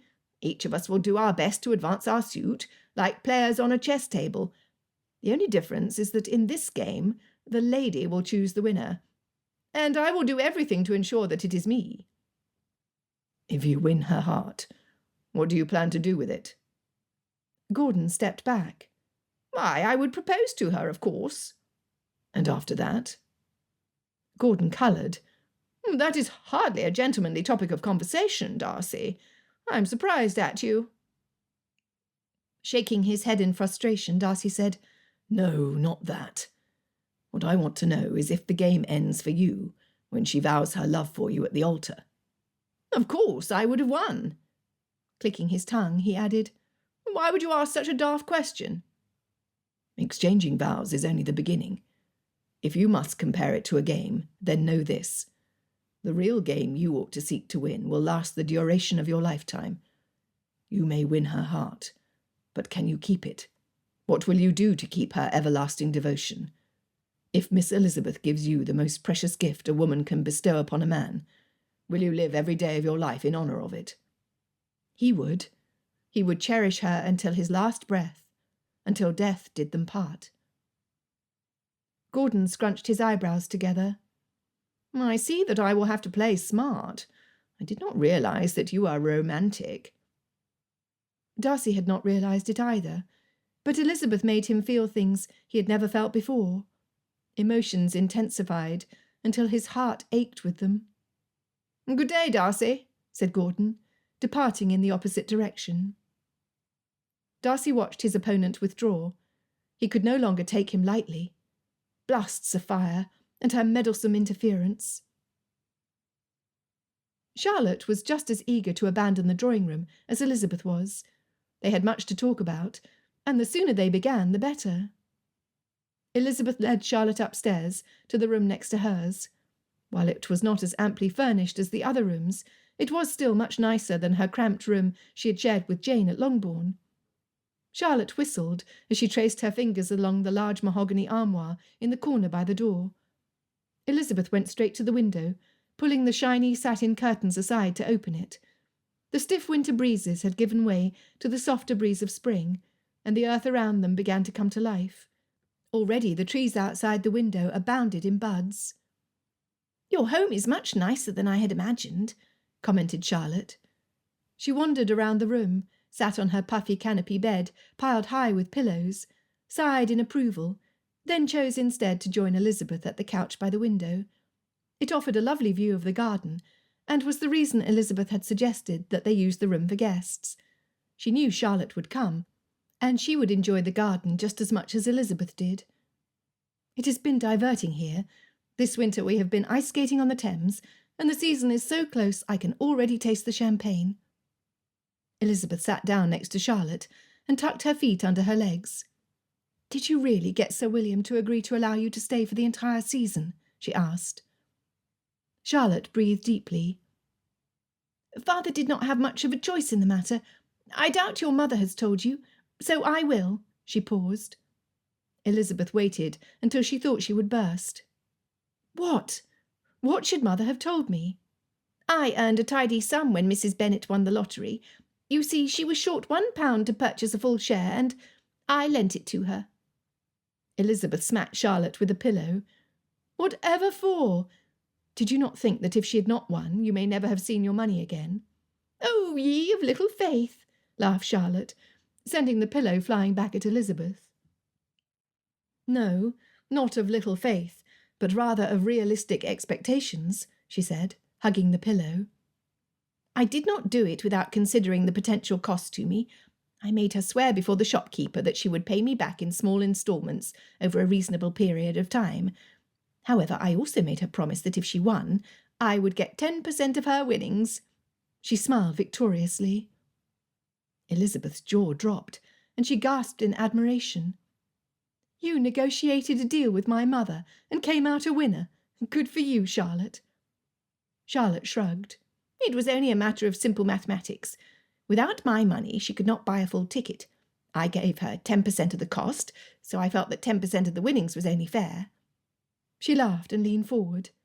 Never in a million years did I think Mrs. Bennet would win, Lizzie, but I am so happy she did. Having £3,000 of my own has offered me an amount of freedom I did not possess before. I invested it immediately, asking for advice from others more knowledgeable than me, and it has already turned a pretty profit. Oh, Charlotte, I'm so happy for you. And I was so worried that Mr. Collins would make a bother of himself when he left Longbourn for Lucas Lodge. He did not impose on your hospitality too long, I hope. Charlotte did not laugh, nor did she smile as largely as Elizabeth had expected. His inclinations leaned toward a proposal. Dumbfounded, Elizabeth sat in silence. However, when he found out that I had benefited from Mrs. Bennet's immoral profit, those were his words, he decided that the ladies in Hertfordshire were of questionable morality, and decided to return to Kent. Charlotte sighed, her shoulders slumping. It was too bad. I might have given him a favourable reply. What? You seek to shock me, or else you would not say something so ridiculous. Say it is not true, Charlotte. Yet the fact remains. I am single, and of an age where my prospects slim every passing day. I am not beautiful, nor do I possess the sort of charm you do for attracting a string of suitors. She squeezed Elizabeth's hand gently. No, Lizzie, the money has bought me some time, but I've come to London with the same goal you have. I must marry. I'm not romantic like you, and shall accept the first offer given, if I am fortunate enough to catch the eye of a gentleman. I cannot be choosy. Elizabeth could not comprehend settling for anything less than love. A marriage of convenience, without the heat of passion and the warm familiarity of the deepest friendship, would be worse than dying alone. I do not understand you, Charlotte, but I will do my best to help you. Invitations have already been sent, and we have a busy month ahead of us. My circle of friends is social, and I have no doubt but that they will fill in even the smallest gap of time, so that our season will pass by in a whirl of activity. These friends you speak of, is Mr. Gordon one of them? Charlotte arched her eyebrow. Yes, he is. And Mr. Darcy? Strangely enough, Mr. Darcy has become a friend of mine as well. How about that? Dare I say I told you so? Elizabeth smiled. You were right to question my faith in Mr. Wickham's accusations against him. After spending some time in his company, I was able to discern his true character, and can only feel ashamed at how I misjudged him so badly. Charlotte angled her chin upward. Really? What an interesting development. You must tell me how he managed to change your opinion when you would not hear any sense from me. Elizabeth did. She started with their conversation in Sophia's parlour, and how he had returned her earring. She continued to when he introduced her to Georgiana, and explained how he had set out to right his wrong against Jane by writing to Mr. Bingley while they skated on the icy Thames. She told of his heroic behaviour when Lydia stuck her tongue on a tent pole, and how he had endured the grating company of her mother and sisters on several occasions since. She spoke of his pleasant manners and the meaningful conversations they had. Charlotte listened without interrupting. In conclusion, I would count Mr. Darcy as one of our dearest friends. Plopping her chin on her hand, Charlotte said, A most interesting development indeed. When did it happen? When did what happen? When did you realise you had fallen in love with Mr. Darcy? Chapter 21. Mother, is there anything you need at Bond Street? I'm taking Charlotte to the dressmaker for a new gown, asked Elizabeth, before she and Charlotte departed. Mother pursed her lips together. You ought to go to a different shop this time, she said. with a shrug of her shoulders. Why should we try somewhere new when their work was excellent, and they already know what we like? Very well, do as you see fit, I suppose. When you return home, I shall most likely be out. I have some business to take care of at Mrs. Robinson's, and I do not know how long it will take. I wish you would not go there, mamma. Elizabeth's cheerful morning took a worried turn. Oh, do not concern yourself, Lizzie. Enjoy your time with Miss Lucas, said mother, turning to leave, her stiff silk skirts rustling as she walked down the hall. Charlotte wiggled her fingers into her gloves. I do wish that Jane would have accompanied us.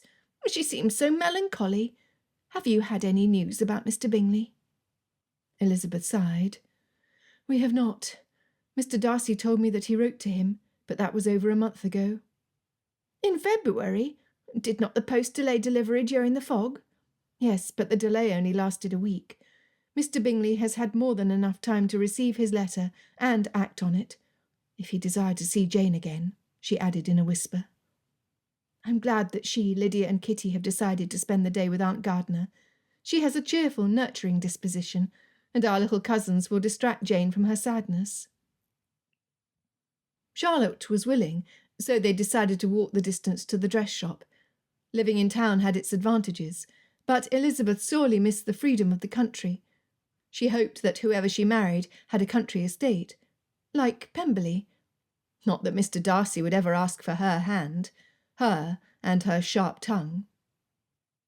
What are you thinking about so intently? Asked Charlotte. Elizabeth considered giving a light retort, but Charlotte was a good friend. She could trust her with the contents of her heart. I'm thinking about Mr. Darcy. She felt herself blush as she said his name. Before, she said it with disdain, but now things had changed. And what do you think of him? Asked Charlotte. I hardly know what to think. My opinion of him now is as different as the night is from the day from what it was some months ago. I should not have judged him so harshly. Did you not tell me that Mr. Darcy admitted to a resentful nature, that once his good opinion was lost, it was lost forever? Yes, Elizabeth said slowly, wondering where Charlotte's reasoning would lead. Interesting, she said, walking in silence for a maddeningly long time, before continuing.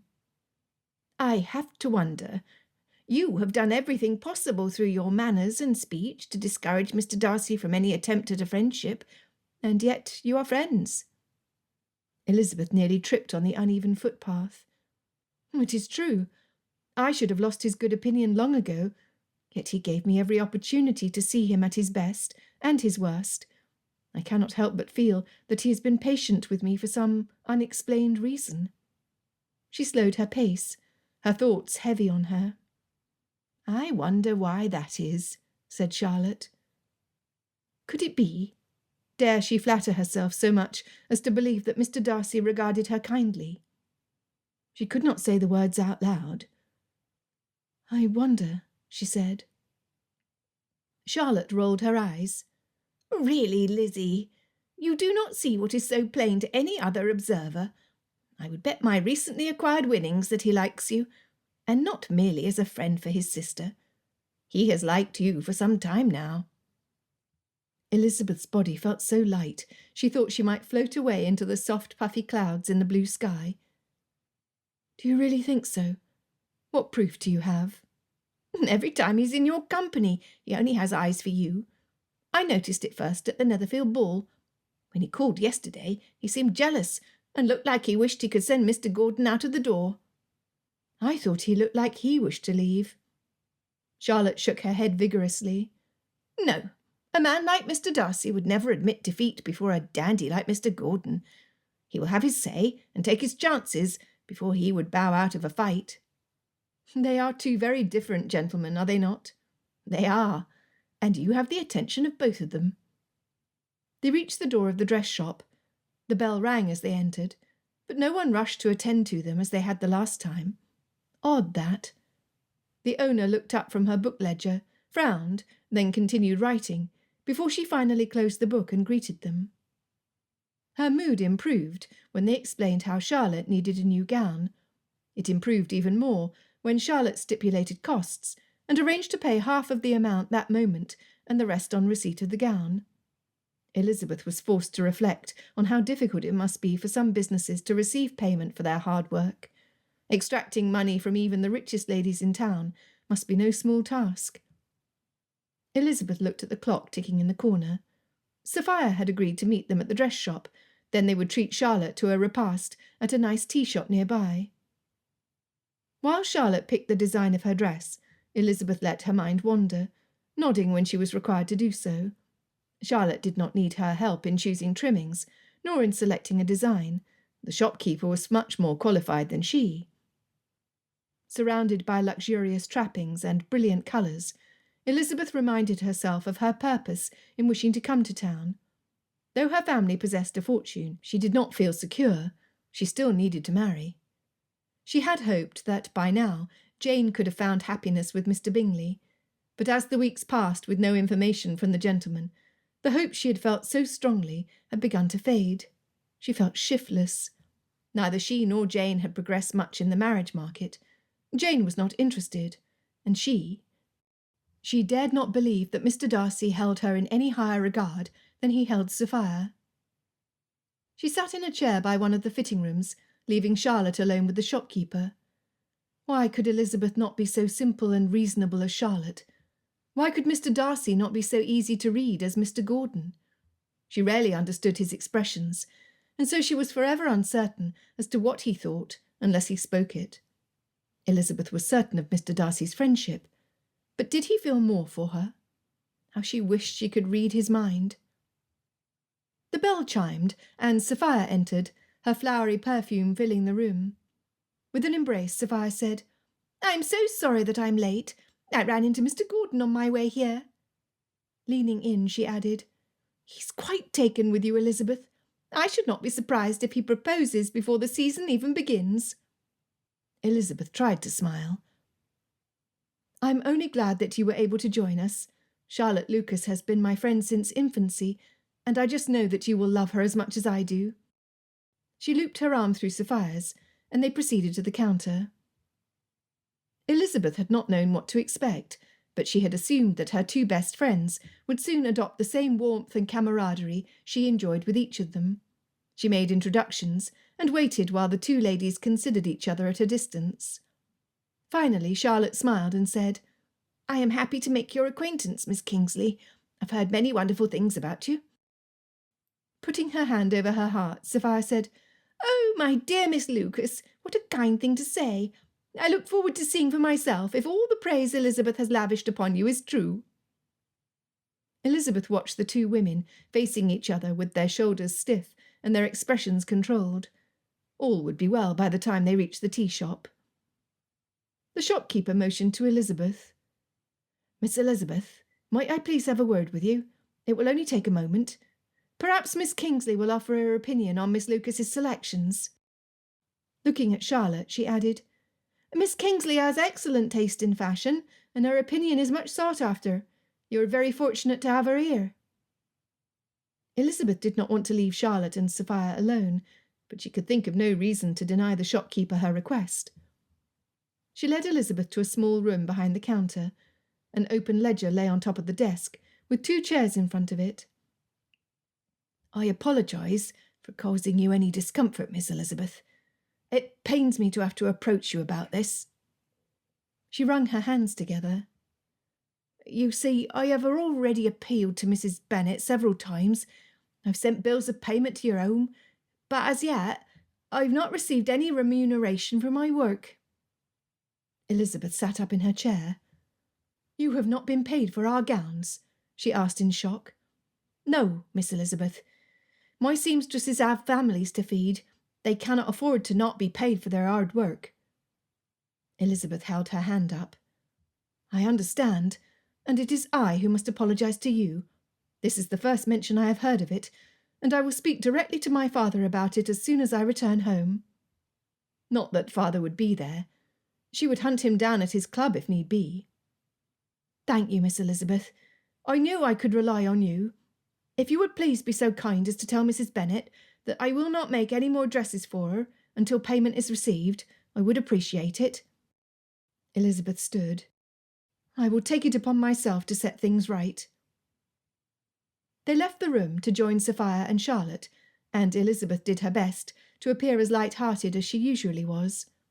It was difficult to do, when her thoughts were occupied in an anxious bend.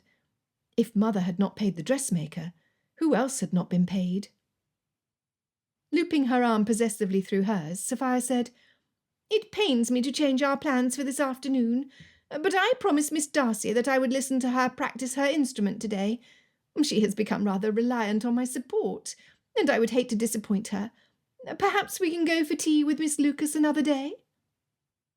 The day seemed intent on ruining Elizabeth's mood. Sophia's claim on the Darcys' affection rubbed Elizabeth the wrong way. "You will enjoy your afternoon, then. I have only heard Georgiana play briefly, and she is truly talented." "She let you listen to her play?" Sophia asked. "Only for a moment." In reality, it had been an entire piece. Elizabeth had turned the pages of the music for her while she practised her favourite piece. However, something in Sophia's manners told her that that information would not be appreciated. Tossing her shoulder to the side, Sophia said, "I would not impose if it were my own doing, but Darcy asked me to spend some more time with Georgiana. She lacks in many of the social skills she will need next year when she comes out in society, and he thinks that I am best suited to help her." Elizabeth's gut clenched. "If Mr. Darcy requested your help, I do not doubt but that you are best suited for the task," she said mechanically. "It was charming to meet you, Miss Lucas," Sophia said. Turning to Elizabeth, she added, "I will call tomorrow." Elizabeth watched Sophia flounce out of the dress shop. Had her hair been a lighter colour, Elizabeth could easily have confused her with Miss Bingley. Chapter 22. Charlotte measured Elizabeth with her eyes, just as the seamstress measured her for her dress. She was silent for the moment, but Elizabeth was certain that Charlotte would tell her what was on her mind later. It was for the best. Elizabeth's mind roiled. How many other businesses had mother failed to pay? How much did she owe? Had father done as he said and secured their income? Had Sophia set her sights on Mr. Darcy? Did he love her? The final details noted, Elizabeth practically dashed for the door to leave the dress shop. "Charlotte, I will gladly return with you later today for our visit to the tea shop, but right now I must find father." Her breath came in shallow bursts. "Of course, I could sense that something was wrong. Can I be of any assistance?" she asked reassuringly. "I do not yet know. It could be nothing, but I have such a sense of foreboding." "Could it have something to do with Miss Kingsley's claims?" Charlotte stepped closer, resting her hand on Elizabeth's shoulder. "Could it be, Lizzie, that she sees you as competition for Mr. Darcy?" "Sophia was raised with them, that is all. If she had any inclination toward Mr. Darcy, why would she wait so long? They are of the same age." Her words ran out of steam, like a chilling tea-kettle, and she no longer believed them, though she wished to with a desperation she'd never felt before. The nauseating churning of her stomach only added to her misery. "You ought to be watchful around her. I do not trust her," warned Charlotte. Caught between doubt and defensiveness, Elizabeth said, "You do not know her." "And you are an excellent judge of character. I thought you had learned your lesson. No, Lizzie, do not underestimate her, or believe her to be a true friend. She is not the sort to put the interest of another ahead of her own." Elizabeth knew in her heart that Charlotte was right. Charlotte was always right. Had she not predicted Mr. Bingley's need for more encouragement from Jane? Had she not suggested that there was more to Mr. Darcy than Mr. Wickham's tragic claims against his character? Oh, if only she had listened to her sooner, instead of stubbornly adhering to her own prejudiced views. Had she ruined her chances completely? Darcy woke early. Rather, he got out of bed early. He had spent most of the night awake, deep in thought. How could he woo a lady like Elizabeth? Flowers, frequent afternoon calls, and drives in the park did not feel like enough. He wanted her friendship. He wanted to earn her respect. He wanted her heartbeat to quicken when he walked into a room. Such lofty aspirations required action, which comforted Darcy, After all, he was a man of action. The spring sun slowly filtered into Darcy House, lighting up the halls and illuminating the rooms. Maids and footmen scurried about in their duties, doing their best to go unobserved, and fleeing in consternation when they saw their master up so early. Georgiana was already sitting at the long table when he entered the breakfast-room. He immediately went to her. "Is all well, Georgie?" He reached for her hand, needing to reassure himself with a touch. She looked tired, as if she too had not slept. How had he not noticed how fatigued she was earlier? Darcy clenched his jaw and sat beside her, never loosening his gentle hold on her hand. "I'm well. It is only that I'm tired," she said softly. She tried to smile, but she looked so sad he wished he could curl her up on his lap like when she was a little girl. He would pet her hair and whisper stories until she forgot what had made her melancholy. Wickham had changed her. He felt his hand tighten and forced himself to loosen his grip or risk hurting the very sister he would die to protect. Georgiana sighed and squirmed in her seat. "What is it? Is there anything I can do to make you happy?" She shifted her weight in her seat again, clearly uncomfortable with her thoughts. He bit his lips together to keep from pleading with her to share her burden. Patience was better. With a deep breath, she said, "I'm afraid to tell you, because I'm aware of certain events which require your presence here." She stopped, searching his eyes with her own. "Do you wish to leave London?" he asked, careful not to look away from her. "I do, and I do not. I know that you wish to pursue a courtship with Elizabeth." She smiled and placed her free hand over her heart. "I like her very much, William. I cannot imagine a better sister for me. She is loyal, and I feel safe in her company." Looking down at her lap, she added, "She does not pretend to be anything but what she is." "You cannot imagine my relief at hearing your good opinion of her, Georgie. I could never marry a lady you did not approve of, and I must admit that the very qualities which you admire about Miss Elizabeth are among my favourites. There is no pretension in her. It was what drew me to her even before she understood the truth behind my character." Georgiana's face lengthened. "It is for that reason that I cannot ask you to leave. In fact, I stayed up all night, convincing myself that I ought to stay in town for the season, so that you would not have to escort me back to Pemberley. Even travelling at an accelerated pace, you would be away for almost a week, and I cannot ask that of you." Darcy began to understand. "But your heart desires to return to Pemberley." She sat silently. "Please tell me what you wish, Georgie. You know that I would be miserable if any decision of mine made you unhappy. Speak freely, and know that whatever choice we make will be made together." "I wish we could leave today for home. Sophia has been calling nearly every day. Normally, I enjoy her visits. She has always been like a sister to me, but something has changed." "Changed?" "I cannot tell you precisely what it is, for I hardly understand it myself.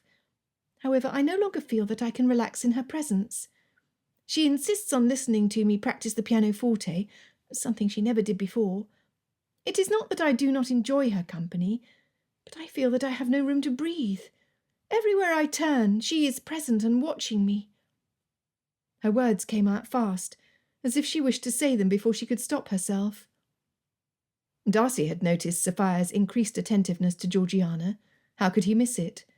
However, she had so long been in their lives, he had not thought anything of it. "I wish that she and Miss Elizabeth were not such close friends. I have taken advantage of the opportunities it gives me to be in Miss Elizabeth's company, but I wonder about Sophia's reasons in cultivating a friendship with a lady whom she would otherwise consider beneath her." He leaned back against his chair, resting his head against the cushioned back. What was Sophia scheming?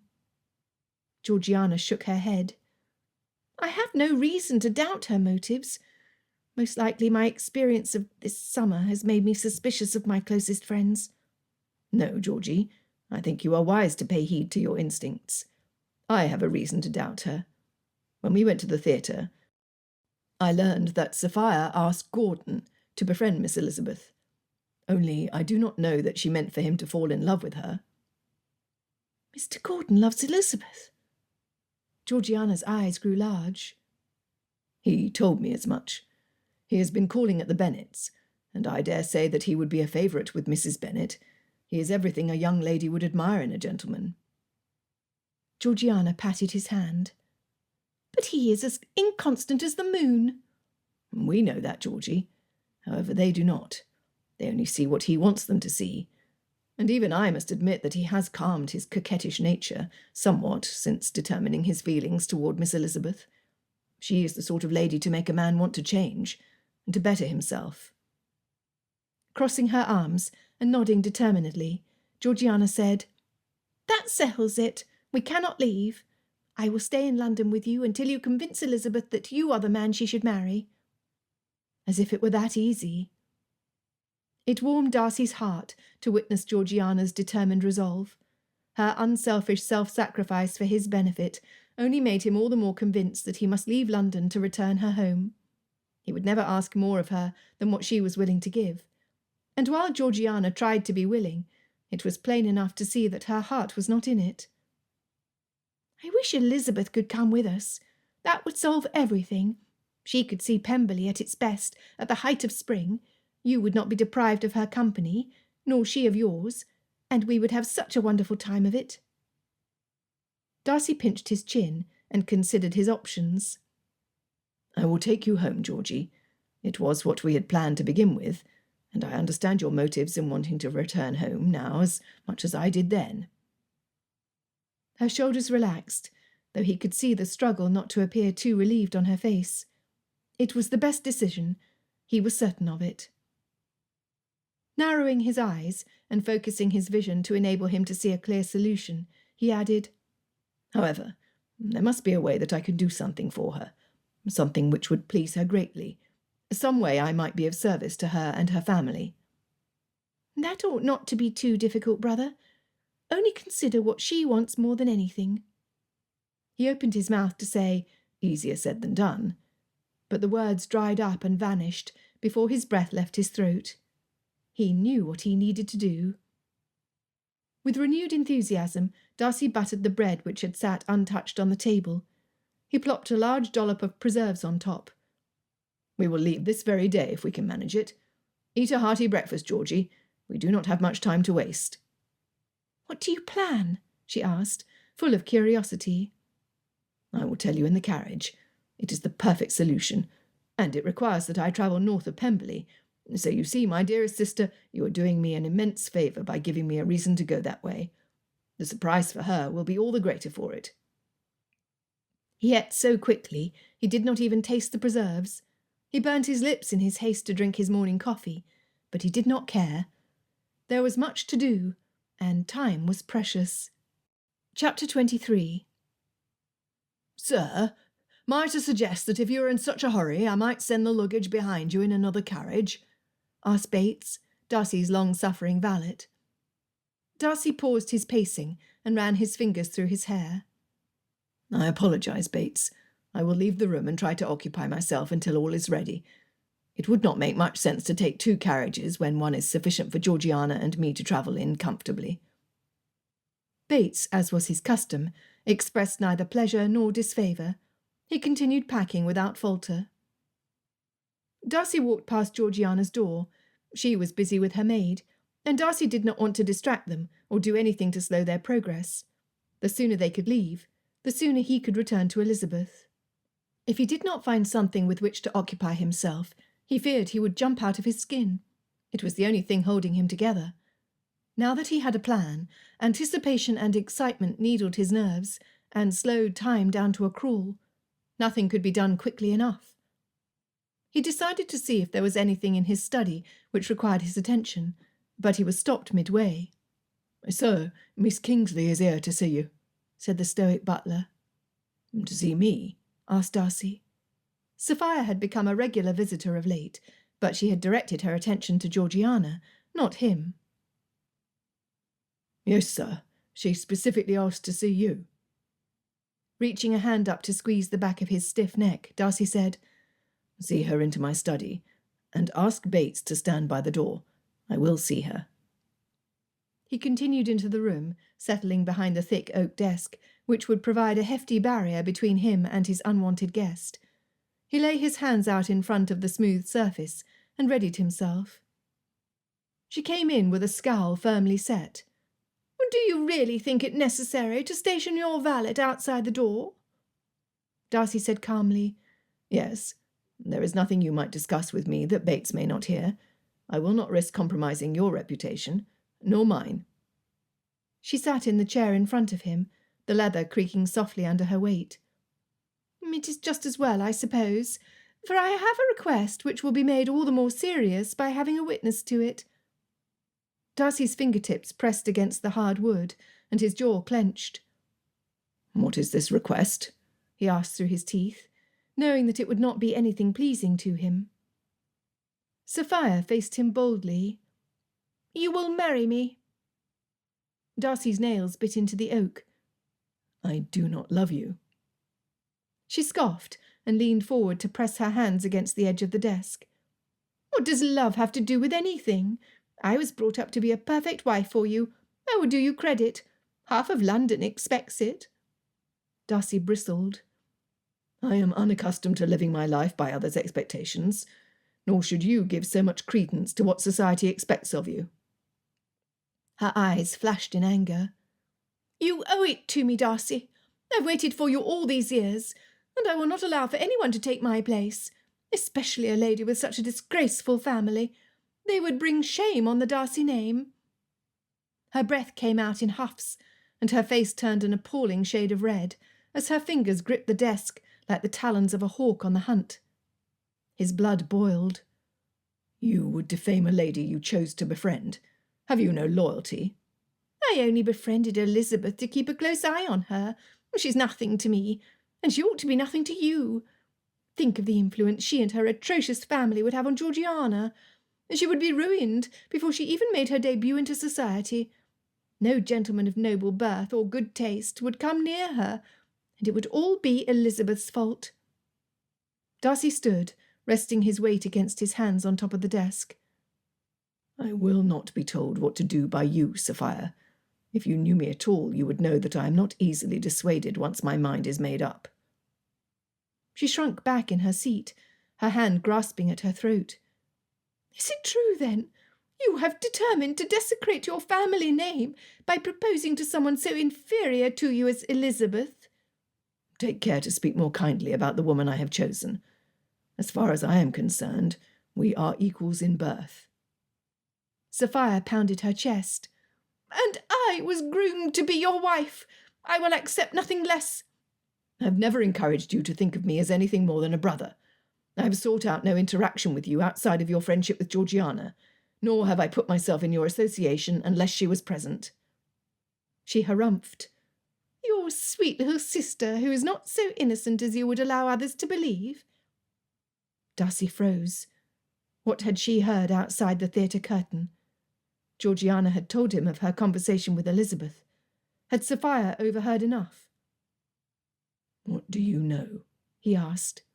"I know enough to persuade you to see things as I do." "That is blackmail. Are you so desperate to have your way that you would act traitorously against me when my family has done everything for you?" "It was Lady Anne who suggested it. She sent her maid to arrange my hair the day you returned from Eton. She said that we were a perfect match. Do you doubt your mother's judgment?"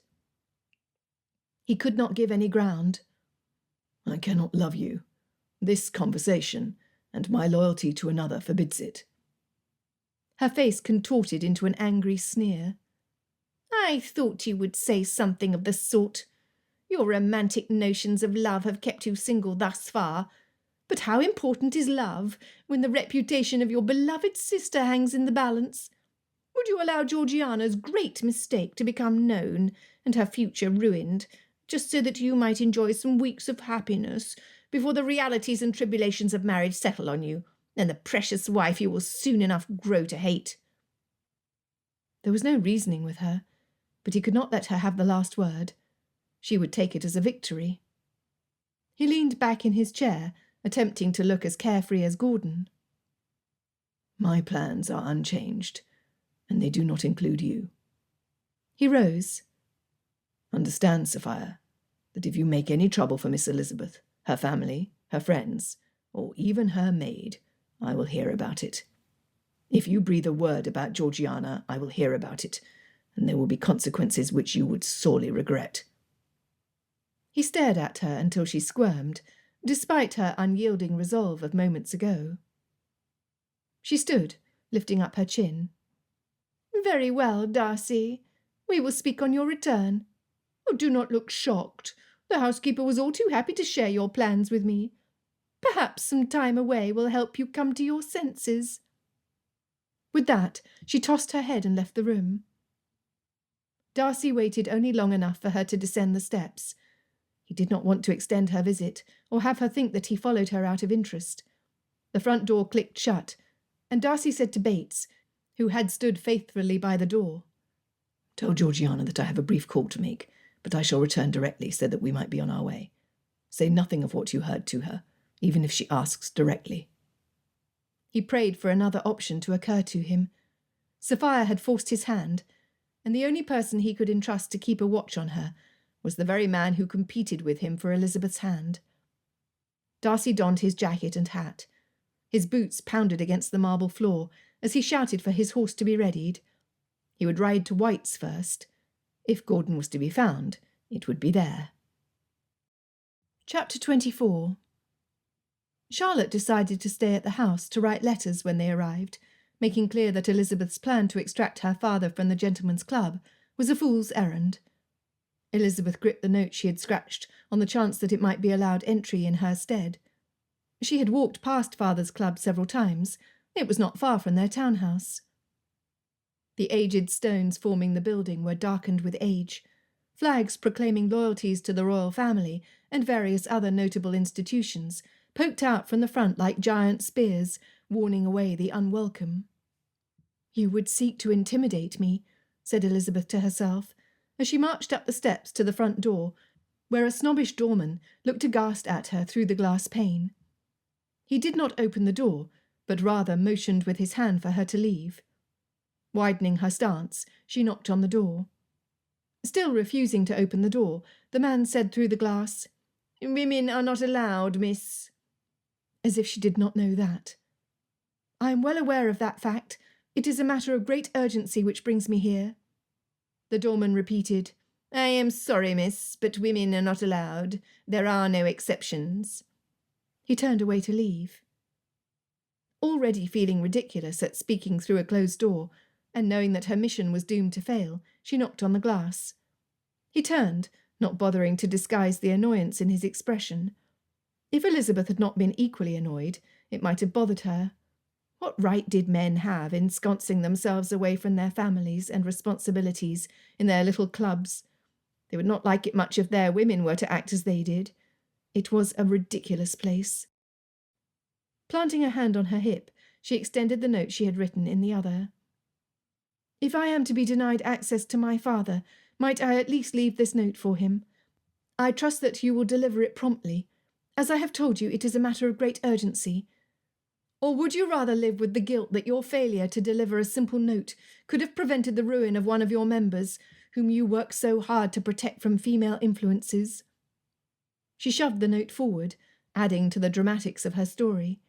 She doubted their affairs were as bad as that. Father had reassured her that he had seen to their finances, but she would have no peace of mind until she spoke with father and ensured that the people they owed money to had been paid. Reluctantly, the doorman cracked the door open, just far enough to snatch the note. "I trust that this concludes your business here, miss. I will see that this is delivered to—" He paused to read the name inscribed on the paper. "Mr. Bennet. But I trust that this is the last time this travesty occurs." "I will desecrate your sacred grounds no more," Elizabeth promised, her disgust growing as she returned home. Why had she ever suggested that father indulge his desire for tranquillity in a stuffy gentleman's club? He hardly spent any time at home, and had no inkling of the activities in his family. Elizabeth doubted that he knew that Mary had taken permanent residence at the orphanage, thus sealing her fate as a spinster. Not that Mary cared. She was happy. She doubted that Mr. Darcy hid away in his club in an attempt to escape from his responsibilities. Elizabeth stewed all the way home, wishing she could walk across open fields. She looked up to the sky, but the outlines of buildings on both sides of the narrow streets obstructed the view and closed in around her. She took in a deep breath, but the fetid air tainted by the coal coming out of chimneys and countless other smells Elizabeth tried not to think of filled her lungs and made her cough. On returning home, Elizabeth went straight to the library. The room had several volumes she had picked up at the bookshops. They were her one indulgence, and standing by the shelf she had taken it upon herself to fill, she felt as if she was surrounded by friends who lived much more tragic and dramatic lives than she. They all had their happy ending. Well, most of them. Would she experience a romance as deep as Odysseus and Penelope? Was such a love even possible? Her only source of knowledge on the subject came from the pages of the books she loved, and her uncle and aunt Gardiner. Surely, if they found happiness together, she was not destined to a cold marriage. She never felt cold with Mr. Darcy near. Feeling the need for a good laugh, she pulled Love's Labour's Lost from the shelf and went into her room to sit in the seat in front of the window. She would smell the blooms from the tree by her door, see the abundance of green leaves, and pretend that she was not confined in the city, but rather sitting on a fallen tree on the edge of a grove overlooking the most beautiful scenery nature could adorn the earth with. The sun coming through the open window warmed her, just as the breeze caressed her cheeks and rustled her hair. She imagined a rider galloping toward her, sitting tall on his white stallion. Her musings continued after Charlotte joined her. She had brought her own novel, and they sat reading in silence together, only the sound of the pages turning. It was almost perfect. Of course, Elizabeth's daydreams were much more entertaining than even the witty work of Shakespeare in her hands. The rider swooped her up on top of his horse, his arms wrapping around her and holding her safely. "Miss Kingsley's here to see you, miss," said the maid, effectively bursting the imaginary bubble with which she had surrounded herself. "Please see her up, Molly," Elizabeth replied, resentful that her ride through the countryside with Mr. Darcy had been so abruptly brought to an end. What would he wish her to call him? Darcy? Fitzwilliam? William? Sophia whooshed into the room, her face aglow with agitated excitement. "I am the happiest woman in London." She plopped down on the chair the maid pulled over. Elizabeth closed her book, as did Charlotte. "I came directly from the Darcys. You know how reliant they have become on me as Georgiana's season approaches. Darcy insists that I help guide her." Elizabeth tried not to be annoyed at the reminder. She smiled and said, "I'm aware of your close connection." Charlotte must have heard the bite in her tone. She looked at Elizabeth askance. "Then it will come as no surprise to you when I tell you that I am to be married very soon, by the beginning of summer if he has his way," Sophia announced.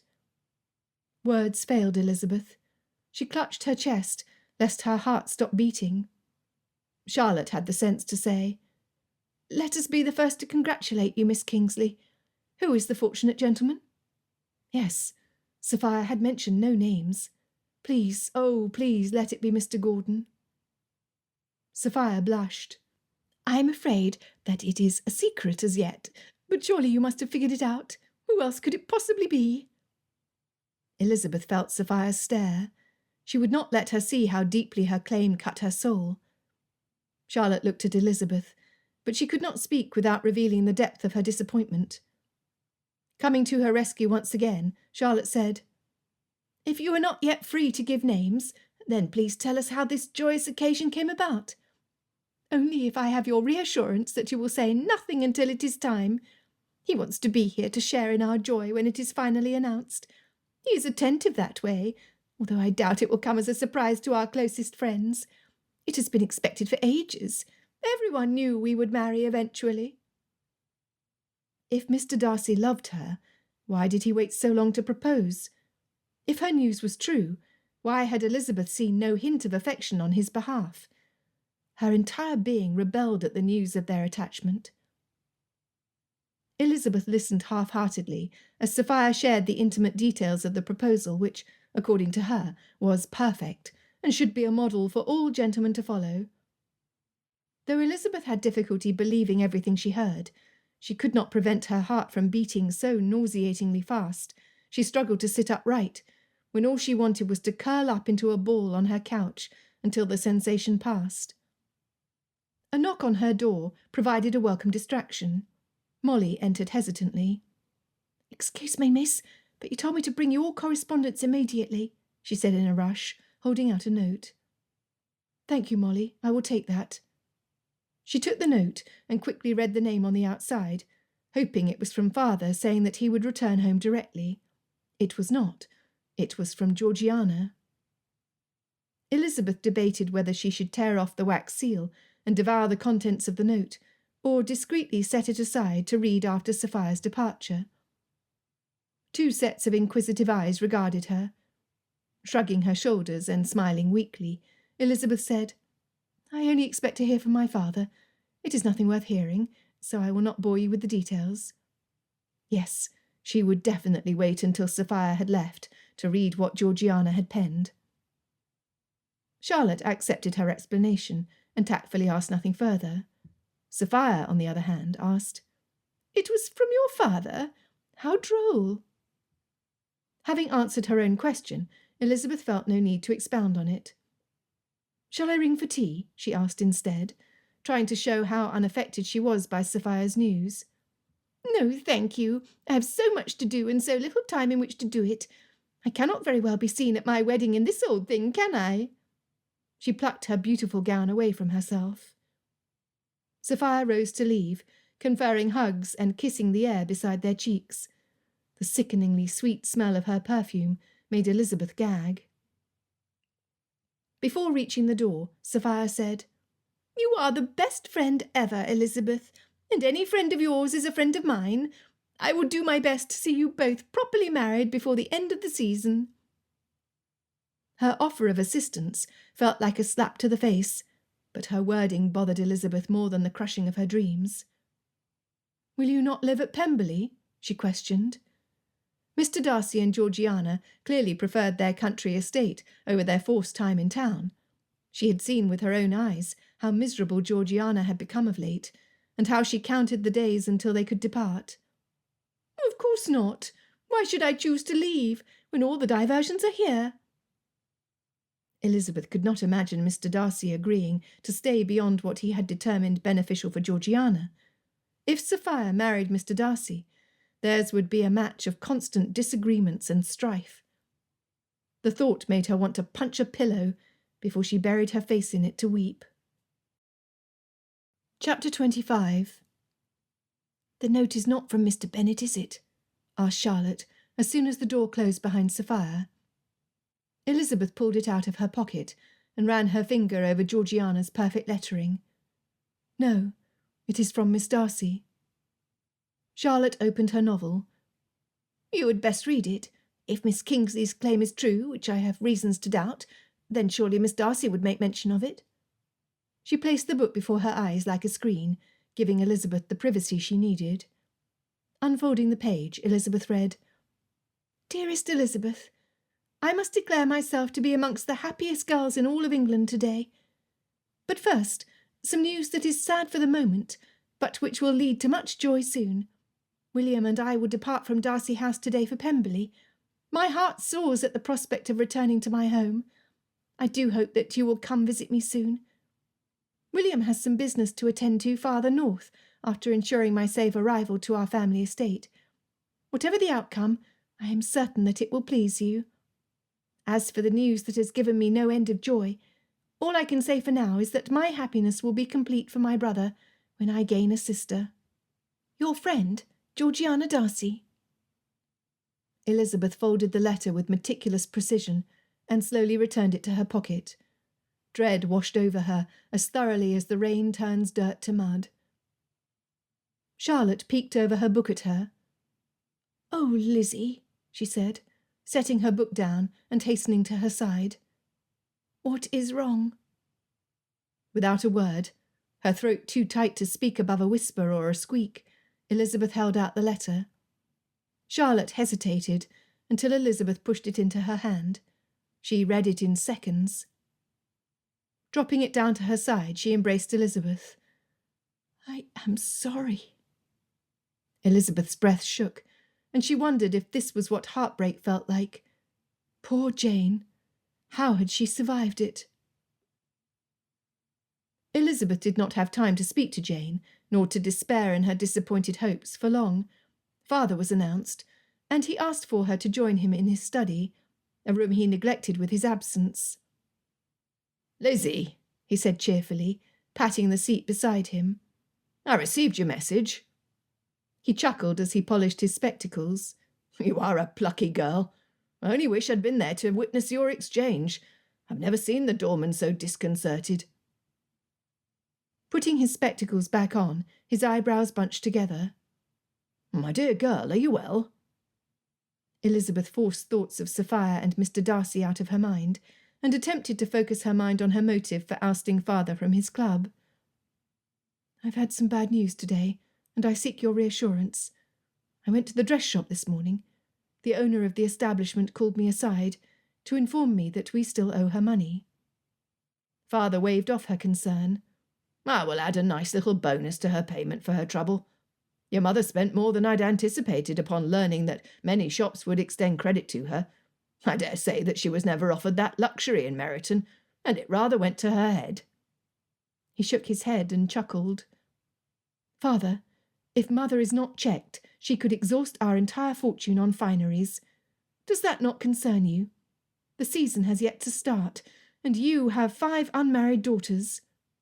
If only Mr. Bingley would return for Jane and declare his undying love. If only Mr. Darcy would ease her anxiety with a look. She would know if he was still free in a look." Father interrupted her. "Lizzie, there is no need to fret. There is some news I've neglected to share with you, since it is not a subject considered proper for young ladies. But I see that I must make an exception in this case and ease your misery." He clapped his hands and rubbed them together, leaning forward and resting his elbows against his desk. The gleeful grin on his face cast doubt over her concerns. "There are a few gentlemen of means at my club who gave me advice when we first came to town about how to wisely invest our fortune. At first I paid no heed to them, but they gave me examples and stories I was able to verify of how they had turned neat profits by listening to the advice of one gentleman who is fast rising in influence in the financial world, Mr. Andrich. Being the cautious type, I took a small sum and invested it on his next recommendation." "You took part in a speculation?" asked Elizabeth, stunned that her father would be convinced to gamble their fortune on something so uncertain. "That is what I thought at first too, my dear. Only after a considerable checking of the facts, and a long conversation with your Uncle Gardiner, who had to admit that Mr. Andrich had yet to falter in his speculations, did I dare invest. But the most incredible thing happened.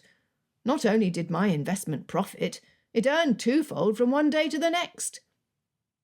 Elizabeth breathed a sigh of relief. "So you see why I am not concerned about Mrs. Bennet's spending. In the short time we have resided in town, I have managed to nearly double her winnings." "As much as that? Were there more investments then?" He looked down sheepishly. "There were more. I wanted to be certain before I made any definite decisions. As it is, I feel confident in my choice to put all of our money in Mr. Andrich's bank. A man with such incredible luck, who has yet to falter in an investment scheme in the last 3 years, and has amassed an uncountable fortune for himself, is a gentleman worthy of keeping our money safe." "I suppose so," said Elizabeth, wishing that father would listen to her opinion as thoroughly as he had the gentleman in his club. He looked around the room. This really is a nice spot. I ought to spend more time here." He picked up the book he had brought home and placed it gently on a sparsely populated shelf. "I ought to have filled these shelves by now. Perhaps I will spend more time at home." Elizabeth sat on the edge of her seat and held her breath so that she would not miss a word. When he remained silently contemplating his half-vacant shelves, she said, "We would all like that, Papa." He turned around and smiled at her. Maybe I will do just that. I could put some potted plants by the window, so that it resembled my old study at Longbourn." His voice trailed off, and he stared blankly out of the window. She missed the countryside as much as Georgiana missed Pemberley. Elizabeth missed the freedom of it, the unchaperoned walks, the familiarity with her neighbours, the honesty with which everyone expressed themselves. It was impossible to have a secret in a town where everyone knew each other. It had been tiresome at times, but it had been real and vastly different from her acquaintances and friends in town. Except for Mr. Darcy, there was not a duplicitous bone in his entire body. Mr. Darcy. Would he remain her friend after he wed Sophia? Or would it be too painful to see him and know that he belonged to another, that he was for ever out of her reach? Chapter 26. Darcy breezed through White's, asking the footman who kept up with him where Gordon was to be found, without slowing his pace. As he had suspected, he was at the gambling tables. Gordon preferred the thrill of gratification at a win to the edification of his mind through reading or conversation. He stood in the centre of a crowd of gentlemen at a long table where fortunes were won or lost at the fall of the dice. From the gleeful shouts and the buzz of excitement in the air, Gordon was winning. As soon as he saw Darcy, his expression straightened, and he had the decency to gather his winnings and rush to his side. "What has happened, Darcy?" he asked, still shoving banknotes into his pockets. "Where can we talk?" Darcy asked. Gordon led him down a long hall to a room which he checked for occupants before pulling the door open fully. There were some chairs and tables scattered about, but they were the only people present. "I thank you for joining me so promptly, Gordon. Ironically, you are the only man I would entrust with what I am about to ask of you." He scoffed and leaned back against the red velvet chair. Gordon leaned forward. "What is it?" Darcy grimaced and began. "Sophia is attempting to blackmail me for a proposal of marriage." Gordon's jaw dropped, and he slumped back against his chair. Darcy continued. "She has convinced herself that she alone is entitled to my affections, and is jealous of Miss Elizabeth." Gordon massaged his temples. "I am shocked. I'd always thought that— Oh, never mind what I thought." He slammed his fist down against the arm of his chair. "I will not marry Sophia. My heart belongs entirely to Miss Elizabeth." Gordon's hand unclenched, and he sat up. "You will not do as Sophia bids?" he asked, one side of his mouth twisting up. "I never have done so before, and I do not intend to do so now. What she demands of me is impossible." Clapping his hands and bouncing his feet against the carpet, Gordon said, "I would have loved to see her face when you refused her." "Gordon, I came here to ask that you prevent Sophia from acting against Elizabeth in any way. You once said that you loved her, and while it pains me to do so, I must trust you to protect her while I am away. There is no one else who holds influence over Sophia as you do, and I cannot leave London unless I have your promise that you will protect Miss Elizabeth from her." "Why are you leaving if you're so concerned?" "Georgiana needs to return home, and I have an urgent matter to see to up north." The timing was atrocious, but it was a gamble he had to take. "How do you know that I will not propose while you are away?" Darcy gripped the arm of his chair. "I have no way of knowing that. I can only rely on your word as a gentleman that you will act honourably and for the best interests of Miss Elizabeth." Gordon grinned. Not since Wickham had Darcy wanted to strangle a man so badly. "I do believe that she might accept me if I offered for her," Gordon said, through his toothy smile. He would not look so handsome with his front teeth missing. "If it is you she chooses, then I will wish her happiness and a husband who strives to deserve her." Gordon tapped his fingers against his chin. "When do you expect to return?" "No longer than 10 days. Gordon's eyebrows shot up. "Are you travelling by horseback, then?" "I dare not delay any longer than absolutely necessary. Believe me, Gordon, if there were any way for me to remain here, I would not leave, and I certainly would never entrust Miss Elizabeth's protection to you on a whim." Gordon shifted his weight in his seat. How is it that Sophia is blackmailing you? I've never known you to do anything remotely questionable. Were it me, there would be an endless list from which to choose of my many faults and errors. Darcy thought it amazing that a man such as Gordon could be aware of his faults and not seek to correct them directly. It is only a bit of gossip she heard, and chooses to believe in order to effect her purpose. Like all gossip, it is utter foolishness. He kept his face devoid of expression. After all, it had been foolish of Wickham to think he could get away with his plans. Georgiana, too, had acted out of the romantic notions of an inexperienced maiden with her head in the clouds. She was much wiser now. Gordon searched his face, but soon lost interest. Very well, Darcy. Is that all you require? If you feel up to the task, he answered. Gordon chuckled and ran his fingers through his hair. I will manage. I know some things about Sophia. He chuckled again. Suffice it to say that I can guarantee you that she will leave our Miss Elizabeth in peace. Darcy ground his teeth. Our Miss Elizabeth? Oh, why had Bingley never answered his letters? He stormed back to Georgiana, determined to depart within the hour. Elizabeth paced in the hallway until Jane returned home from her visit to Aunt Gardner. She heard the front door open and Jane's soft footsteps pad up the carpeted stairs slowly. Wringing her hands, Elizabeth waited until her golden head appeared. "Jane, how I have longed to speak with you today." She grabbed her sister's cold hands and warmed them between her own. "How are Aunt and Uncle?" she asked. "You should come with me next time, Lizzie. Our little cousins always put me in a lighter mood, and Aunt is understanding. She does not think it is a special distinction to be crossed in love, as Father does, nor does she mention it at every possible opportunity like Mother," teased Elizabeth. Jane smiled weakly. "They try to be kind in their own way, but their comments only make me feel as if I am lacking." Elizabeth wrapped her arm around Jane's shoulders as they walked down the hall to Jane's room. "You lack nothing, Jane. I wish I could be more like you. With your patient perseverance and unending optimism that everything will be well in the end." Jane looked at her askance. "What is troubling you?"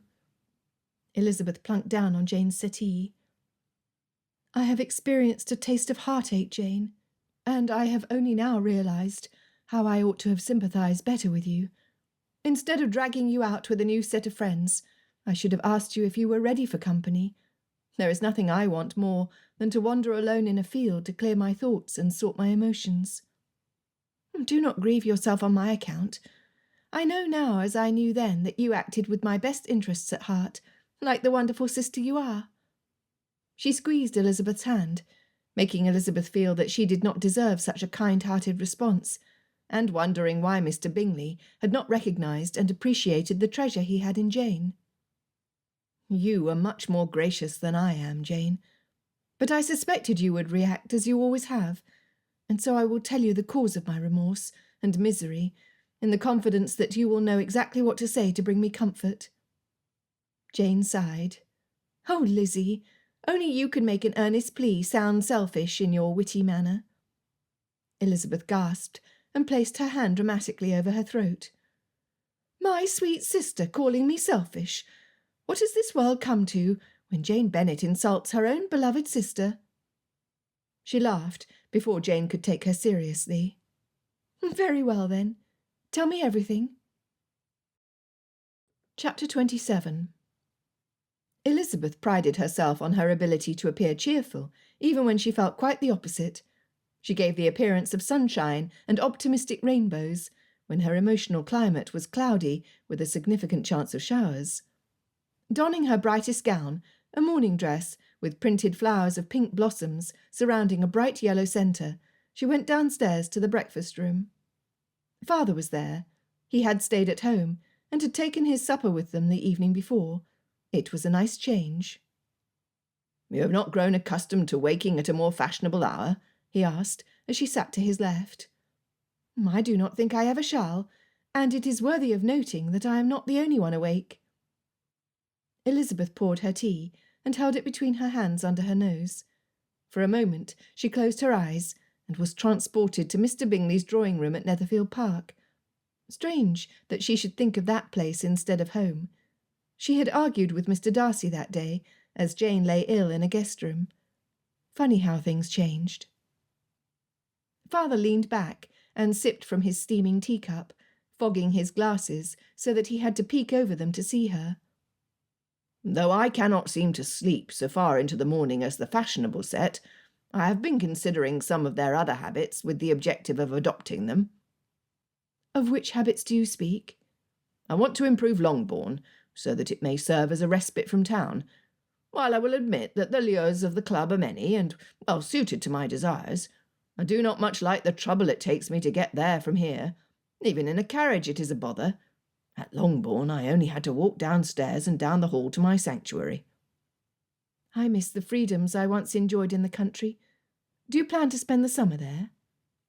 Your mother would never be persuaded to allow for more. I would not dream of taking up permanent residence there, at least not until I see all of my daughters married or otherwise provided for. Like Mary? She's very happy at the orphanage, said Elizabeth, encouraged to relax by the aroma of her tea, stretched out her legs and sat deeper into her chair. Father smiled. Yes, like Mary. I never would have thought in a million years that she would be the first of you to leave. I've always assumed that you would marry first, you or Janey, because parting with you would be the most difficult for me. You and she are my only two daughters to have been blessed with any amount of sense. But Mary has done well for herself, and I should give her proper credit. He set his teacup down and opened his morning paper. She can now torment the orphans with her endless recitals on the pianoforte. I dare say they will be as grateful to hear it as I am not to. Holding one side of the paper open, he picked up his teacup and saluted her with it. Elizabeth smiled. She missed Mary, and she envied her. Mary had found a place, a purpose in her life, in an occupation she loved.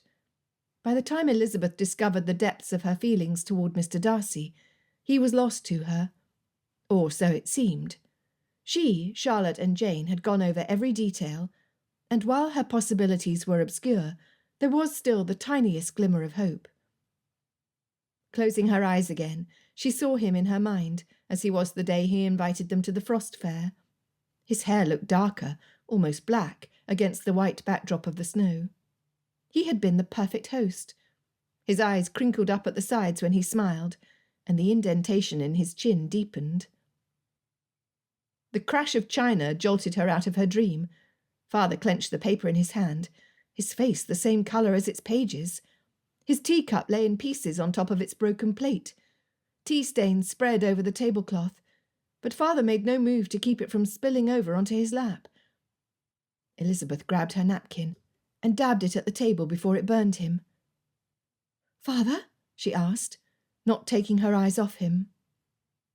"We're ruined," he mumbled, first once, then repeatedly. She grabbed for the paper he grasped in his hands, but he stood before she could reach it. Like a man walking in his sleep, he went to the door. "I must see it. I will not believe it until I see it," he mumbled in his stupor. Elizabeth rushed after him. "Father, I will go with you. You are not well." He looked at her, his eyes devoid of expression. He shook his head, as if aware of it, but he was unable to rid himself of the dread which had overcome him. "Yes, please come with me. I would like for you to be with me, in case all that I fear has come to pass." He patted her hands and called for the carriage to be brought around. In the carriage, he handed her the article. Mr. Andrich's bank was closed, and the gentleman, now considered a criminal, had been caught attempting to flee the country on a ship bound for Australia. His trial was not announced, but it was expected to be a fiery affair. Elizabeth's knee bounced in her nervous energy. "There is no sense worrying needlessly until we see it for ourselves," she said, to settle her own nerves and encourage Father, who looked more miserable than she had ever seen him. He bunched his lips together, but the concern in his face remained. There would be no smiles or playful witticisms from him that day. The carriage slowed to a crawl, and she heard shouts from outside. Elizabeth pasted her face to the window, hoping to see something to tell her what the commotion was about. Some gentlemen in their beaver hats ran by, but there was nothing else to see. "Stay here, Lizzie. I will see what it is about," said father, opening the door. She motioned to join him, but once again he said, "Lizzie, I must insist that you remain inside. It is for your own safety." He closed the door as she uttered, "But father, what about your safety?" Her concern mounted as the shouts grew louder and the number of gentlemen running by her window grew. The coachman, no doubt at father's instructions, made to turn around, and that was when she saw it. It was still some distance away, but there was an unmistakably large crowd standing in front of a building. Thick chains with padlocks were wrapped around the front gates, but that did not prevent the people from shaking them. Some even tried to climb up the bars. What they hoped to achieve on entering, Elizabeth could only guess. There would be no money inside. It was gone. Glass windows shattered in the distance, and she searched the crowd for her father. She watched in horror as the crowd became an angry mob before her eyes in the minutes it took the coachman to turn the carriage in the cramped street. Elizabeth moved to the door. Father may have meant to keep her safe, but in his present mental state, her concern for his safety grew. A man cut in front of her as she stepped out. He held a rock in his hand. Running toward the mass of people, she searched for father's grey hair in the sea of black hats. She swerved through the edges of the crowd, keeping one eye out for father and another out for flying rocks and bricks. The cries around her were deafening. She gave up shouting for father. He would not be able to hear her over the roar of angry investors. A woman with a ragged shawl around her shoulders and a barefoot child hanging onto her leg for dear life nearly struck her when she waved her mangled parasol at the locked gate. On the woman's other side, she saw father. He stood with his hands in his pockets, staring blankly at the building which once was a promising bank. It was difficult to imagine that the empty shell of a building could ever have seemed like a secure place where one's money could be protected. A flame shot through the air, followed by others. They were trying to set the building on fire. It was time for them to leave. "Father!" She grabbed his hands and pulled him away from the crowd and toward their carriage. "Father, we must leave. It is gone. There is nothing more to see here." She pulled at him again, and slowly his pace quickened so that she did not have to struggle so hard. They made it back to the carriage in short time. Shoving father into the carriage and hopping in behind him, they set off as quickly as was possible. Elizabeth checked him for cuts and was grateful to see that father was unharmed. The image of the woman and her child haunted her. Others would be far worse affected than they would be. She relaxed some as the shouts dimmed and the pace of their carriage increased, bringing them closer to their home. "We are ruined," father said once again. Chapter 28. Elizabeth steered him into the drawing-room and asked for a fire to be built. The day had not warmed yet, and she hoped that the heat from the fire might bring some colour to his cheeks before the other members of the family woke. He was as pale as a bedsheet. She, too, had to rub her hands together to chase the chill away from her fingers.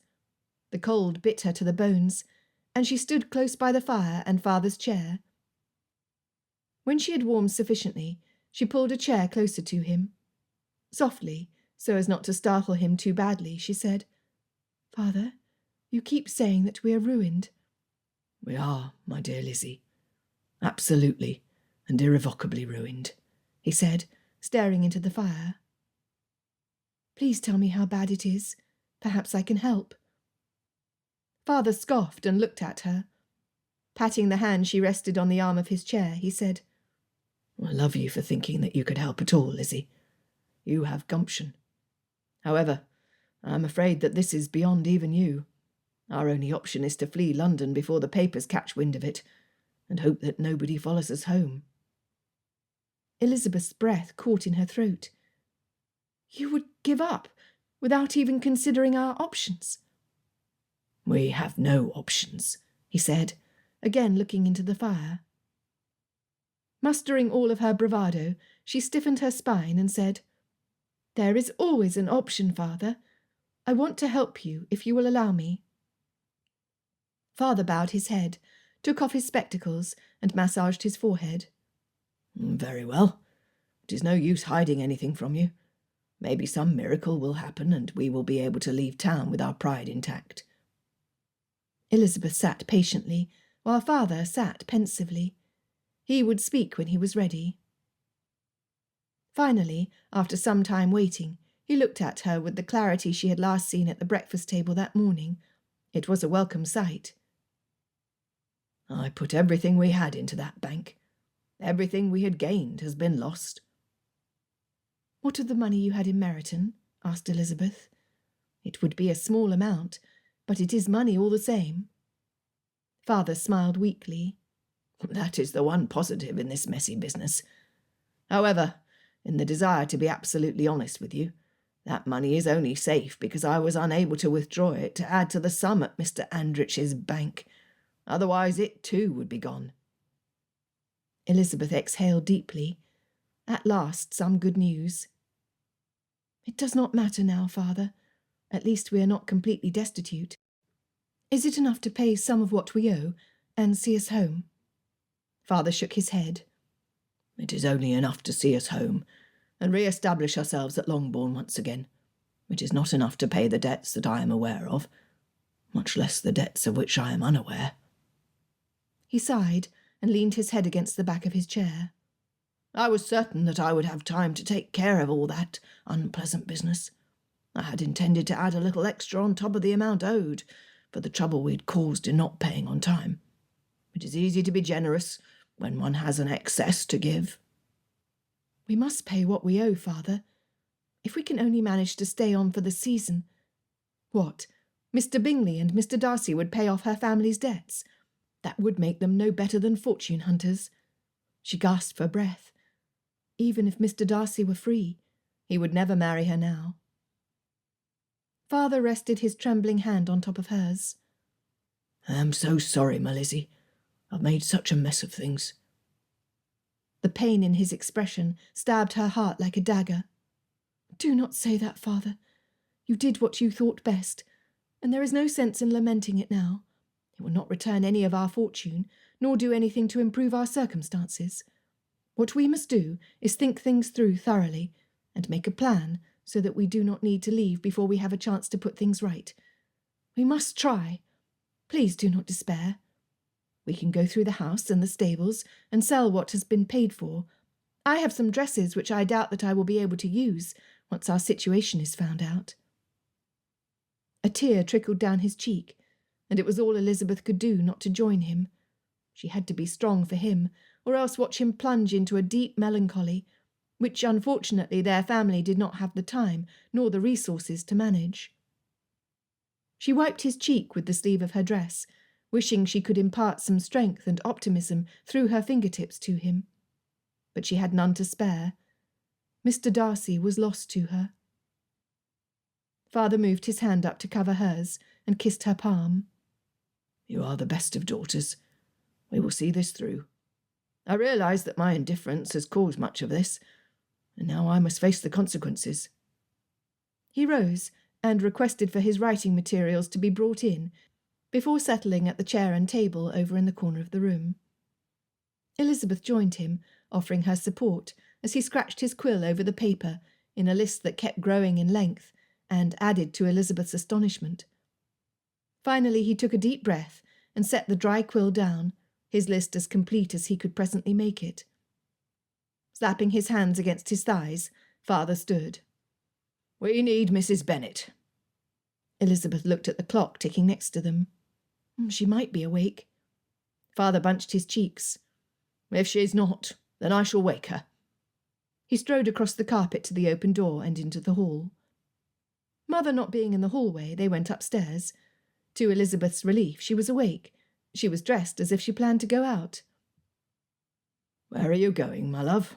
Asked Father from her doorway. Peeking over his shoulder, Elizabeth saw the guilt on Mother's face. Shuffling her reticule from one hand to the other, she shrugged her shoulders. Of what importance is it where I go? Father leaned against the frame of the door and crossed his arms. "It is of the utmost importance, Mrs. Bennet. If only you knew what has transpired this morning, you would know how significant." Alarmed, Mother asked, "What has happened?"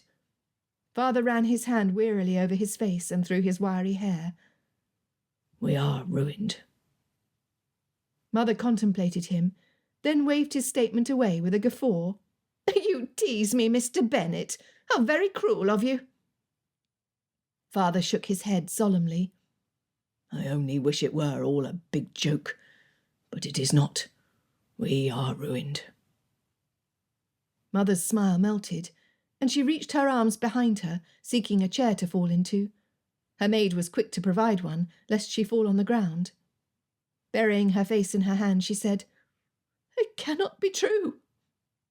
Father assured her that indeed it was so. He provided no comfort, so Elizabeth stepped forward. Kneeling by Mother's side, she placed an arm around her shoulders. "Everything was lost when our bank closed this morning. We drove to the bank and saw it with our own eyes. However, we have a plan, and we need your help to ascertain how extensive the damage is and what we can do to overcome it. Will you help us?" Mother answered with a flood of wails and tears. Elizabeth pleaded with Father for help. If Mother's infamous nerves overtook her, they would never get any sense out of her, and she would only frustrate their plans further. Father stepped forward, and leaning down so that he was eye level with her, he took both of her hands into his. Elizabeth held her breath as she watched. She had never seen him show any affection to Mother.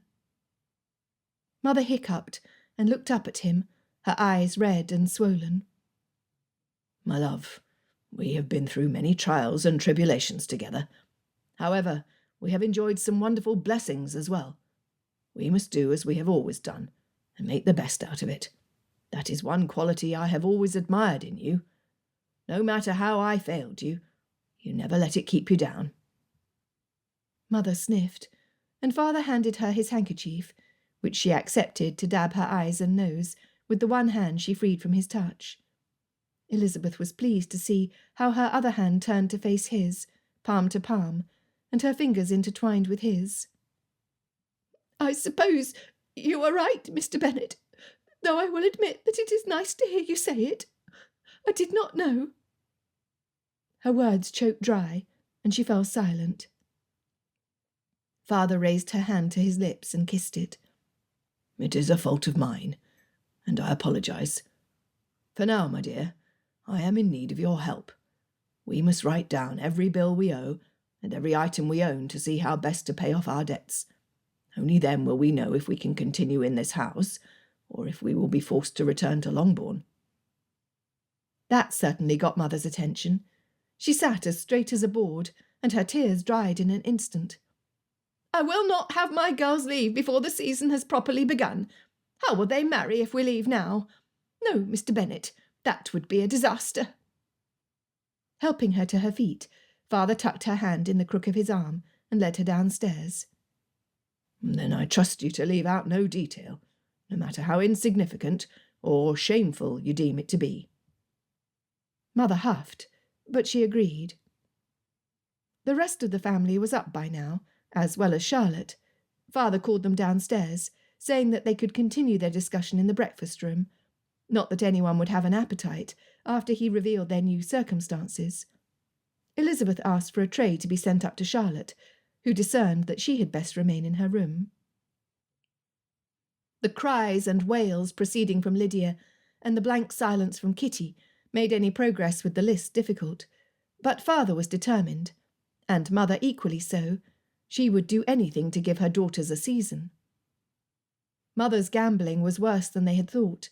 She had won a goodly sum upon first arriving in town, but she had lost every bit of it over the last weeks. Her gambling debts amounted to £500. To his credit, Father did not react other than a loud sucking in of breath. Lydia and Kitty seemed to have known about it already, a fact which prompted Father to ask if they had any debts to add to their list, which now covered an entire page, so that Father had to turn it over and write on the back. "We only have our dresses and a few trinkets to account for," said Kitty, who served as Lydia's spokesman. Mother chimed in. I did not allow the girls to join me, preferring to encourage them to adorn themselves how best they saw fit for the season." Lydia pouted, saying through a sob, "And now we are ruined, and I shall never have that silk gown I meant to have made." Jane said in her soothing voice, "We have greater problems than that of gowns, Lydia. Please calm yourself, so that you might be of assistance." The untouched dishes were cleared, and a dullness settled over the room. Sobs quieted, and the numb acceptance of their situation overcame them. As the last servant left the room, the butler appeared.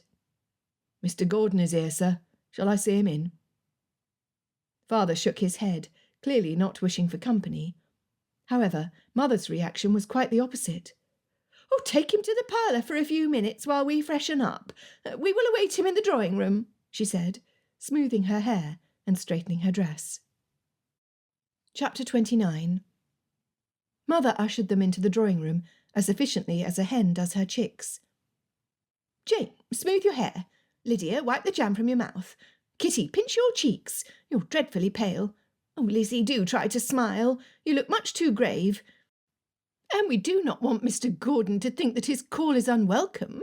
The instructions continued as Mother centred her focus on her life's goal, that of marrying her daughters. It was good to see her act decisively, though Elizabeth knew that their chances of making a good match, once it became known that their fortune was gone, were slender at best. Arranging them to their advantage, Mother circled about the room to make sure that each daughter looked her best. Even Father was positioned by the fireplace, where the embers of the fire sparked and smouldered. They sat waiting until the door opened and Mr. Gordon entered the room. He bowed, his usual smile suggesting that he was unaware of their troubles. "You will never guess what my coachman had to pass to get here. It is all over the papers, but there is an angry mob destroying what was once Mr. Andrich's bank." Father's eyebrows shot up. "Did the people manage to get past the gates?" Then he looked awkwardly around the room. "I rode out this morning on urgent business and chanced upon it myself," he added. Mr. Gordon thought nothing of it. He answered, "Oh, some of the stones are charred, as if they had attempted to set the building ablaze. All of the windows are shattered. I do not understand why they bothered to enter. It is not as if Mr. Andrich left a pile of money inside, and there was precious little else to destroy." Mother interjected.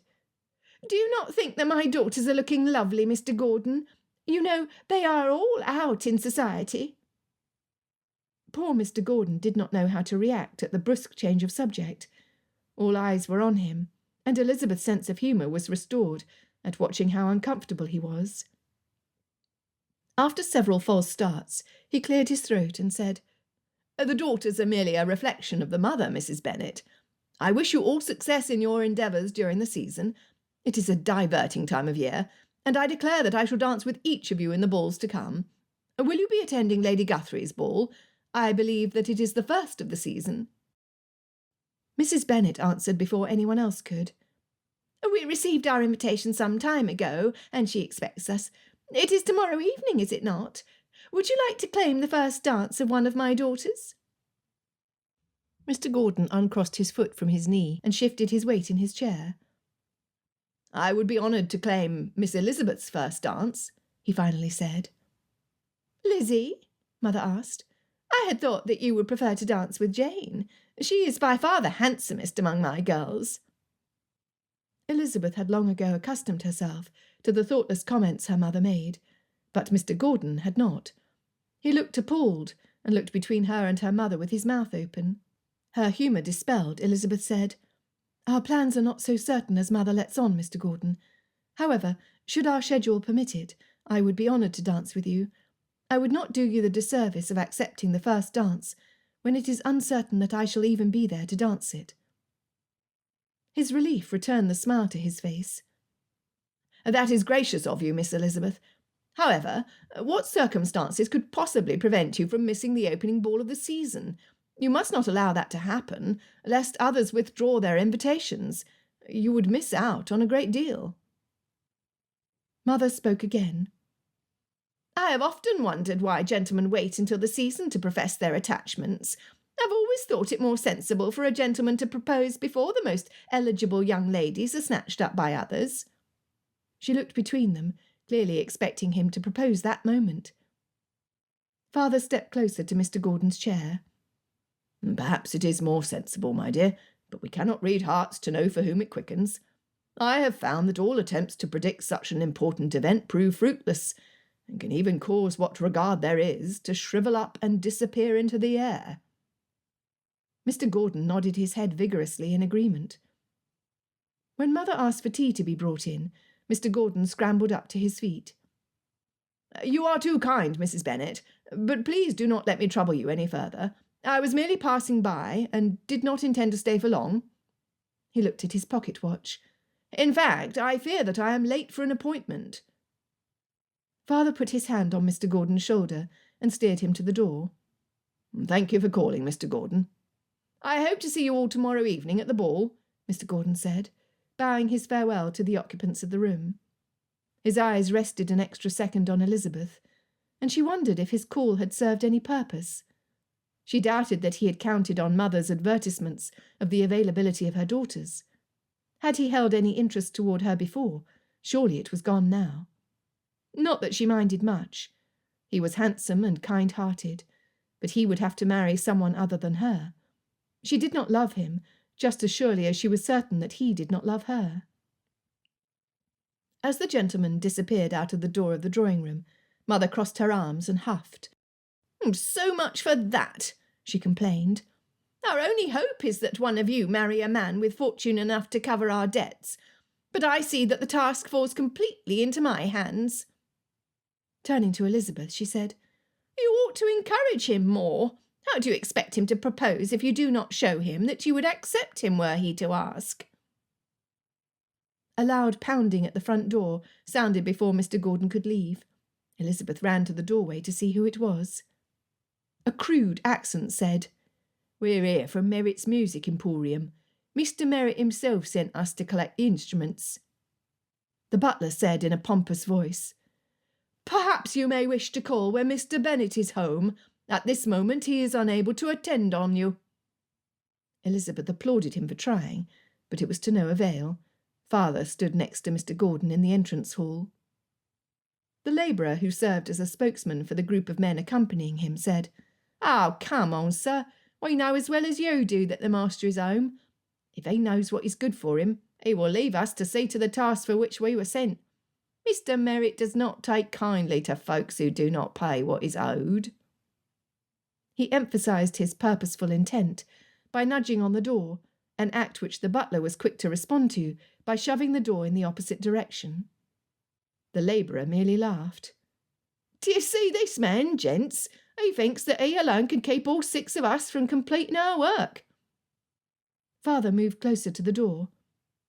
"Mr. Gordon, thank you for your call. We hope to see you again soon," he said, pushing the astonished gentleman toward the door and past the labourers.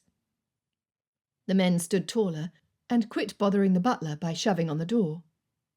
Once Mr. Gordon had departed, he asked, "What is this?" "We've come to collect what is no longer yours, sir. Your account has not been paid, and we've been sent to collect the instruments." Father sighed and relaxed. "Oh, very good.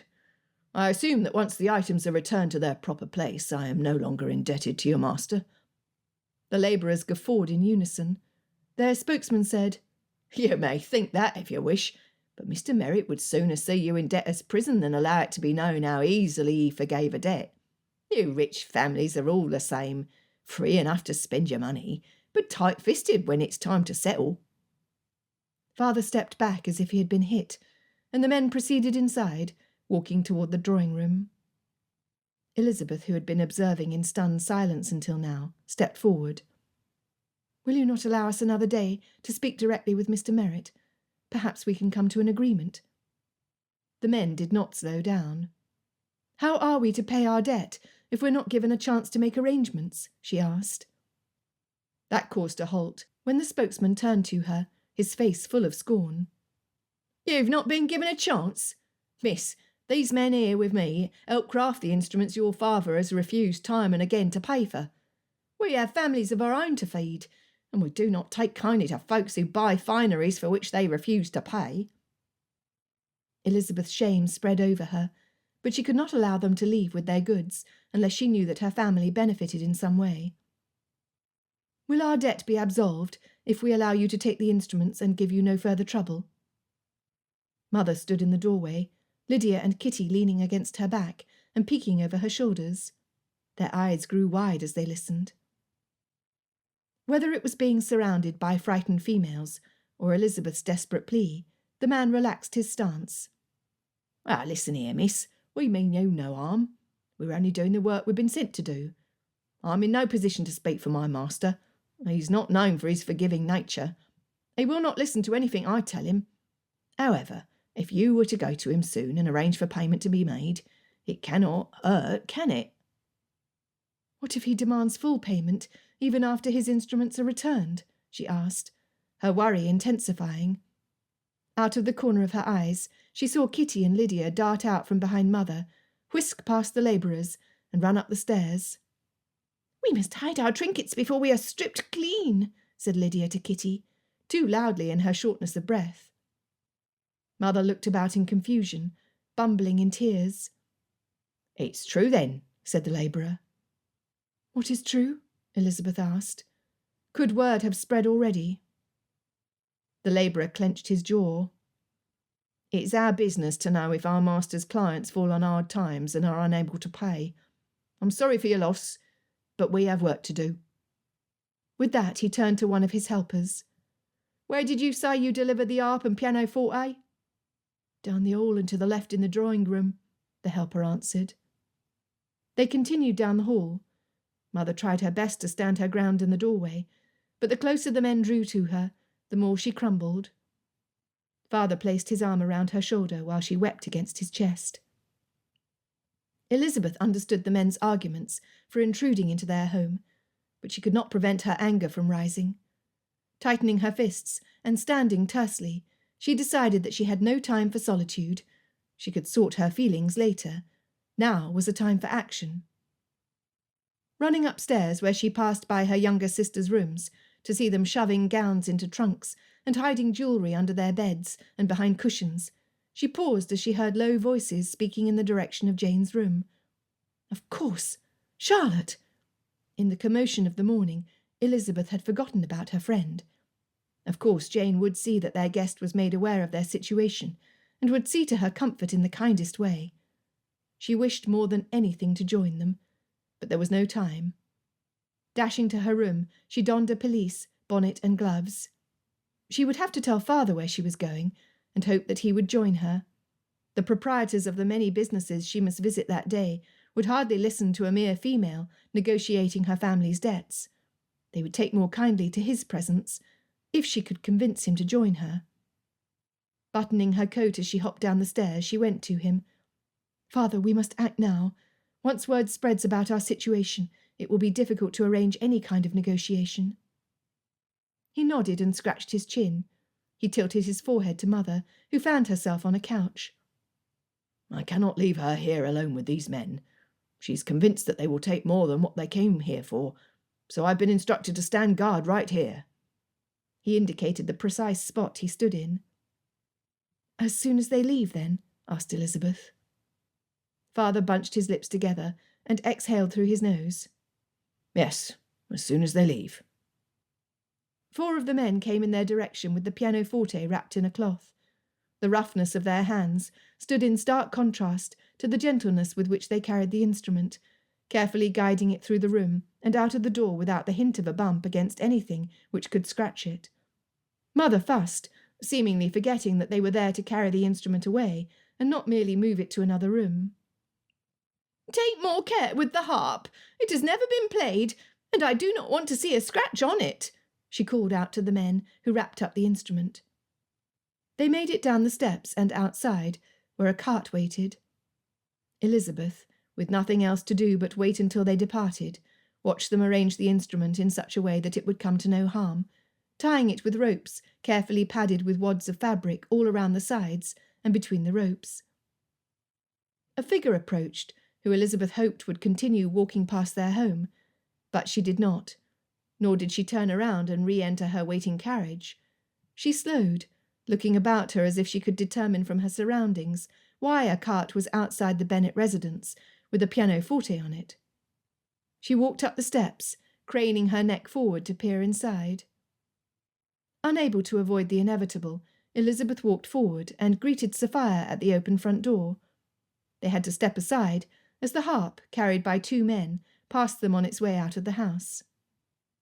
"Good morning, Sophia," said Elizabeth. "What is this? This day has been most unusual. You will never guess what my poor coachman had to drive through on our way here. And now this." She motioned after the men. There was no sense delaying in the telling. "We lost everything in the bank you drove by. These men have come to collect what we can no longer afford to keep." The men secured the harp, and, with the crack of the leather reins against the backs of the horses, they were gone. "Sophia, I regret that I must leave the house to attend to some matters of business with my father. I would gladly receive you at a later hour, or perhaps tomorrow." Sophia wrung her hands. "You will not be able to show your face at the ball tomorrow, and when word spreads, nobody will extend you an invitation. You must keep this secret as long as you can." Elizabeth wished it were possible. Stepping out over the threshold, she looked up and down the street. Maids paused on the footpath, gawking at them. Curtains parted across the lane. It is too late for that. All of London will know by the end of the day. Chapter 30. Elizabeth sat in silence with father as the carriage conveyed them to the shop where mother had bought a considerable amount of furniture. "Mr. Merritt was not completely unreasonable," father said. Elizabeth snorted. "If you think that a man who demands full price when he agrees that the instruments were returned in perfect order is reasonable—" "It was more entertaining listening to you argue with him than the debates at my club."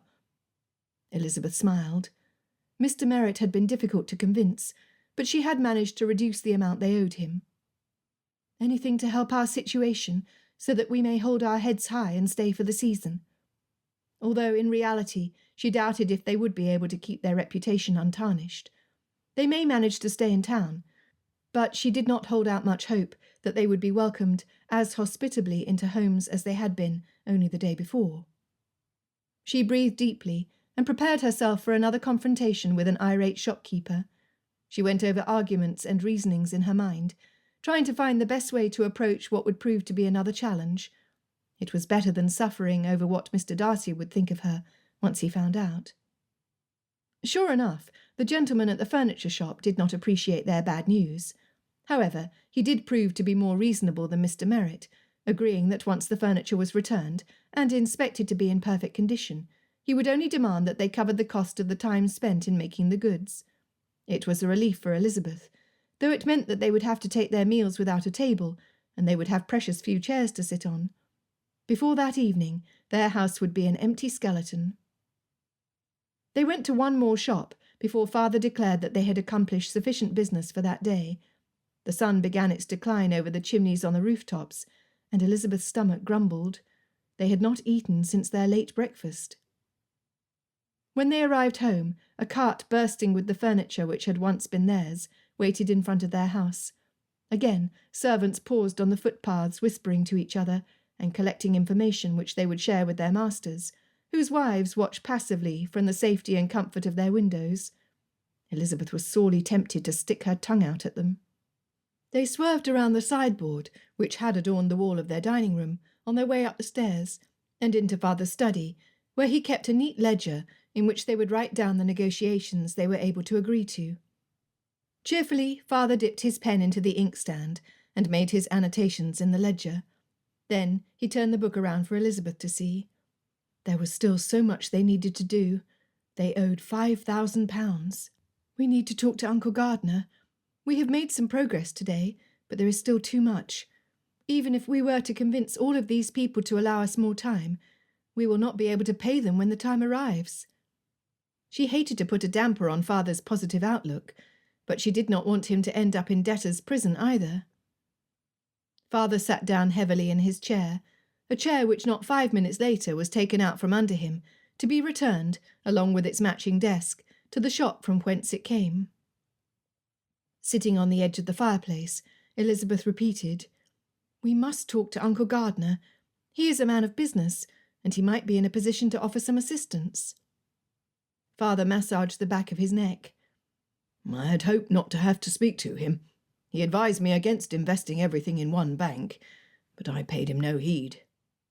"Now is not the time for pride, Father. Is it not much worse to be indebted to so many people if there is a way for us to deal honourably with them? While I do not expect Uncle Gardner to cover our debts, I do think that it would be foolish of us not to ask for his assistance."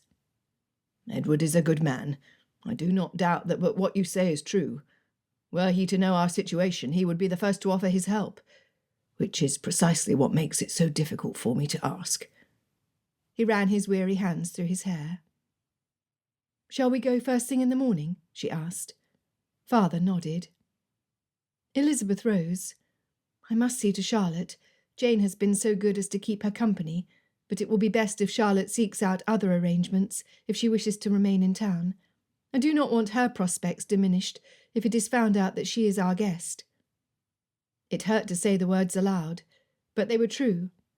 Elizabeth's prospects, and those of her sisters, were in grave peril. She went upstairs and found Charlotte in Jane's room. The armoire was open and emptied on the top of Jane's bed. Neat piles of dresses, bonnets, slippers, and other adornments covered the blankets so that they disappeared under the array of frothy pink muslin, shiny silks, and soft cotton. Jane looked up. "Oh, good Lizzie. I've explained what I know of our situation to Charlotte, and she is helping me sort what can be sold if the shops do not agree to take them back. It would be impossible to fetch a full price for the dresses, so we must not rely on that. But I do think that we will have better success with the jewellery." Elizabeth went to Jane, who opened her arms to receive her. She swayed with Elizabeth in her arms, and Charlotte soon joined them, wrapping her arms around both of them. "I'm so sorry it has come to this," Charlotte said. "But if I know you at all, you will come out smiling. I have never known anything to defeat you yet, and I do not suspect that this will either." She tightened her grip around their shoulders. They sat by the window, in the chairs which had escaped sequester, there being no more room on the cart to take them away. No doubt they would disappear on the morrow, along with everything else not nailed down or otherwise claimed. Comforted with the presence of her sister and best friend, Elizabeth laid out her worry. "We will miss our season. We will be hard-pressed to find a gentleman willing to marry a family which would rely upon him to help them cover their debts." Jane asked softly, "What about Mr. Darcy?" Elizabeth's chest tightened, and her eyes stung. "I cannot presume upon his kindness, nor expect any regard he may have had for me to survive this blow. Besides, Sophia assured me that he is promised to her, and while there was a time, not so long ago, when I still held on to my hope, I cannot continue to do so now." She bit her lips together and tried to breathe. Charlotte leaned forward. "If it is pride which would prevent you from seeking his affection when he has so plainly expressed his regard, then you are the one at fault, and you are no different from what you thought him to be at Netherfield." Her words stung, but they dried the threat of tears from Elizabeth's eyes. It is not pride. Or was it? How could she encourage him when everyone would only think her a fortune-hunter? Then again, when had Mr. Darcy ever cared about what others thought of him? He acted with confidence and decisiveness on all occasions. If he loved her, nothing would stop him from proposing. She took comfort in his constancy, even if she knew how preposterous it was in light of recent events. She did not know if he was free, or if he loved her enough to pass over her family's latest scandal. Charlotte considered her through narrow eyes, and Jane stared down at her lap. Sighing in frustration, Elizabeth said, "Oh, very well. Perhaps it is pride on my part. But how could I possibly expect any future with Mr. Darcy, when our family has been brought so far down? If such a blessed event were to occur, I could endure the comments of society just as easily as he could. What I could not bear, what would crush me, would be his indifference. He is a man with high standards. What if I lose what respect he once felt for me, and I fall in his esteem? I could not bear it." Her throat squeezed, and a great emptiness overtook her stomach. She sniffed, but a traitorous tear traced a line down her cheek all the same. Jane reached up and dabbed it away. Love hopes all things. Though it has been months, I still long to know what Mr. Bingley feels for me, and I cannot move past it until I know for certain that he no longer loves me. Until that moment, I choose to hope. Charlotte, who had never been inclined to romantic tendencies, said, "Then let us hope that Mr. Darcy and Mr. Bingley make it plain to you soon what their intentions toward you are. The sooner you know, the sooner you can move on with your lives, be it on their arms as their wives, or in the merciless marriage mart where you will have to accept the first offer made, so that you might live in security in your own homes. You may have to content yourself with what the rest of us seek, and put aside your notions of true affection in marriage." Something inside Elizabeth stirred, and a stubbornness she recognised all too well consumed her. She had felt it in full force when she had rejected Mr. Collins's proposal, and she knew that she would sooner remain a poor spinster than marry for convenience. She was not like Charlotte, nor Jane, who would marry out of a sense of duty and still manage to be a charming wife to whoever asked the honour of her. Our happiness has become nothing more than a venture. If we place our bets on love, we stand to lose so much more than mere possessions. However, I see no other option, and could never accept a marriage of convenience until I know for sure that there is no hope for me with Mr. Darcy. Elizabeth was trapped, and Mr. Darcy was farther away from her reach than he could possibly be. What she would give to turn back time! She would have seen through Mr. Wickham's presumptuous accusations, and she would have been nicer to Mr. Darcy at the Netherfield ball. She would have encouraged him to walk with her the many times he came across her path during her morning ramblings.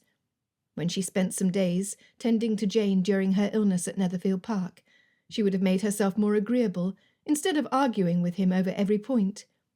When they came to London, she would not have made friends with Sophia, based on her ability to expose her and Jane to the best society could offer, in the hopes of falling in love with a gentleman of character. Only she had fallen in love with a gentleman of character. She loved Mr. Darcy. Mr. Darcy, who was rumoured to be engaged, and who would surely disapprove of the troubles in which her family had put itself. That it had been at their own hand added to her shame. "Then I wish you luck in your venture," said Charlotte. With a terse nod she continued, "Now I plan to depart in the morning. My mother's cousin has often asked me to stay with her. Mother never allowed me to go because she is a spinster, and she feared that I would be put on the shelf by my association with her. I see no such disadvantage, so long as I am smart about how I spend my time. She lives in a fashionable part of town, and she assures me that she does not lack in good company. She has already made plans to introduce me to a widower with a title." Elizabeth said, "I wish you the best, Charlotte. Try to marry a man you can talk to and not dread the sight of when you wake." Charlotte giggled. "And to think that I would have married Mr. Collins only 4 months ago." Even Jane laughed. Laughter lightened Elizabeth's woes, and she was able to enjoy some brief moments of sleep between bouts of tormenting thoughts of Mr. Darcy. Chapter 31. Before Elizabeth and father could leave for Uncle Gardiner's home, he called on them. Dressed in black breeches, his hat in his hands, he looked as if he had come to a funeral. It was good to see him, sombre though he was. "Edward, you heard the news?" asked father. Uncle Gardiner looked around him, trying to hide his astonishment at the empty room. The plush tapestried chairs were gone. "You had told me your intention to invest in Mr. Andrich's bank. However, I had hoped that the damage would not have been so great." Father bowed his head. "I ought to have paid heed to your advice." Uncle laid his hand on father's shoulder. "You could not have known what would happen." They sat down, and Elizabeth brought the ledger over so that Uncle could see more clearly the reality of their situation. He took it, using his finger to hold his place while he examined each entry. When he had finished, he laid his hands on top of the sums, covering them so as not to see them any more. "Is this list complete?" he asked. "As complete as we can make it, Mrs. Bennet remembers little trifles on occasion, and I make sure to write them down as well. Fanny always did have an eye for pretty things. How is she doing with this change in circumstances?" Father smiled softly. "As she always does. She practically proposed to an unsuspecting single gentleman of fortune for our daughters, not specifying which daughter he ought to marry, but contenting herself that he marry whichever one he chooses.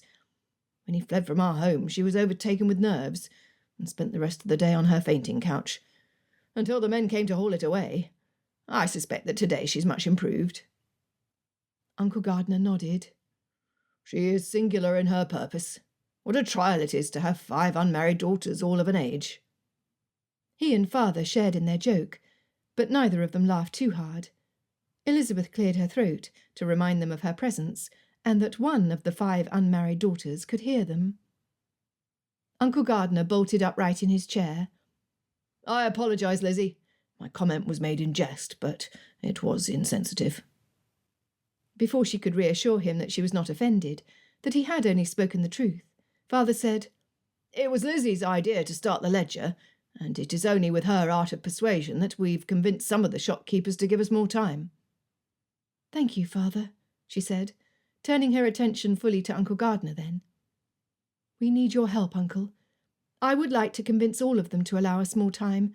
Otherwise—" She looked at Father. Would he survive debtor's prison? The chair Uncle Gardner sat in creaked as he leaned back and sighed. "I understand your predicament. However, time will not pay off the debts. It will only delay the inevitable." "That is true. But who is to say that I cannot find some way of increasing our income in the meantime?" said Elizabeth. Father leaned back, his fingers pinching his chin. "How do you propose to do that?" he asked. Uncle looked equally interested. "I'm not averse to earn a living, if it comes to that. I do not have the docile patience required to make a suitable governess, but I think I would do well as a companion." A sweet voice from the doorway said, "I am willing to work as well." Jane entered the room and sat next to Elizabeth. "I'm certain that I could find a position as a governess through the recommendation of our friends." Elizabeth sucked in her breath. It would be humiliating to ask for help in finding positions from ladies who would revel in our fall from society. Swallowing her pride, she said, "Jane is right. They would be more than willing to assist us." To their exclusion from society, she thought. Uncle stroked his sideburns. "Do you have any other ideas? Do not forget that the season has already begun. Governesses have been secured already, so that the lady of the house might be free to attend whichever event suits her taste. The same with companions. That is, unless you are willing to live with someone so sickly you would be trapped indoors."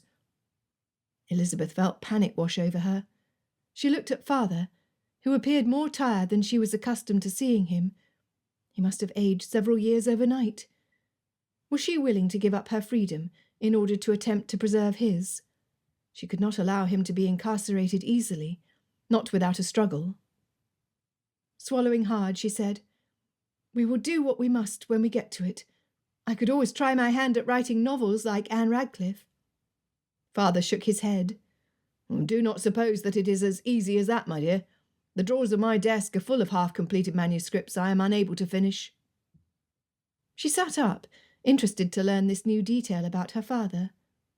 "What sort of manuscripts?" she asked. "Nothing that will see the light of day. You need not concern yourself." Uncle chimed in.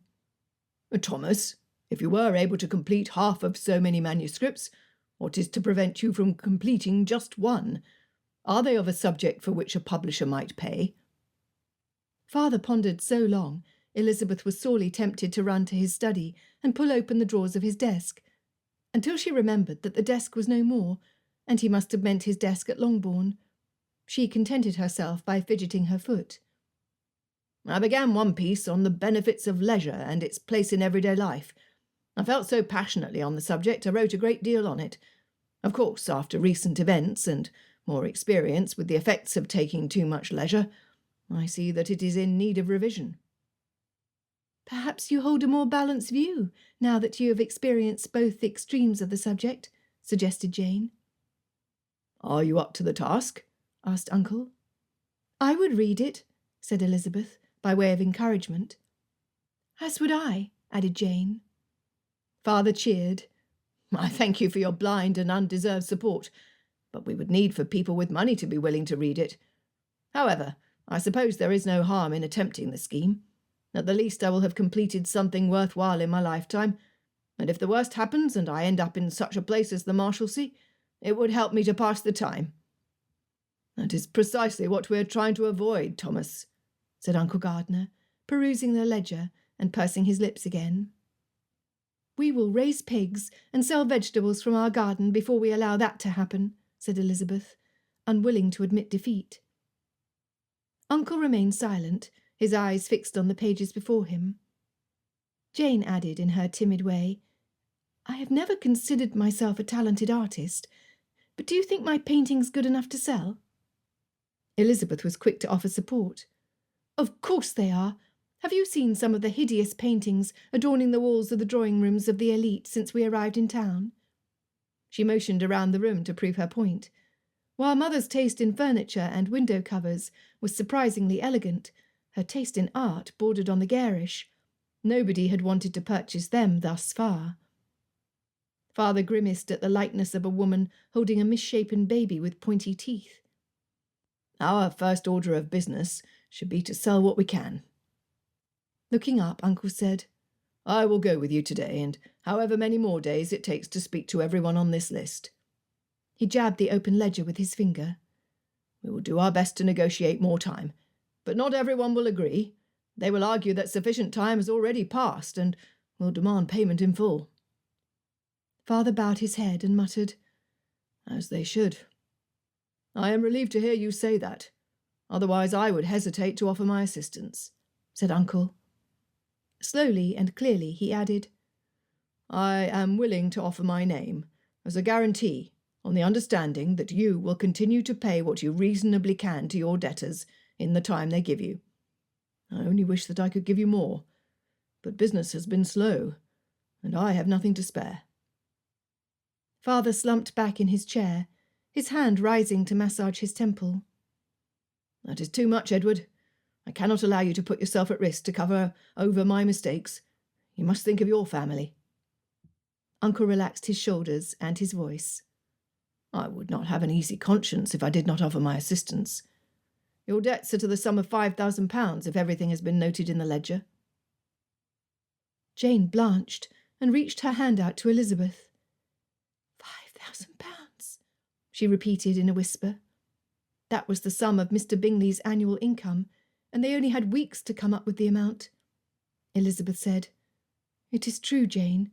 You see why Uncle's offer is an incredibly generous one. Father sat up and tapped his fingers together. It is generous, and I cannot accept it. He held up his hands to Uncle's protests. No, Edward, I will not put your freedom at jeopardy. I know very well where my future lies. It is only a matter of delaying the inevitable. I will begin work on the rest of my manuscript today.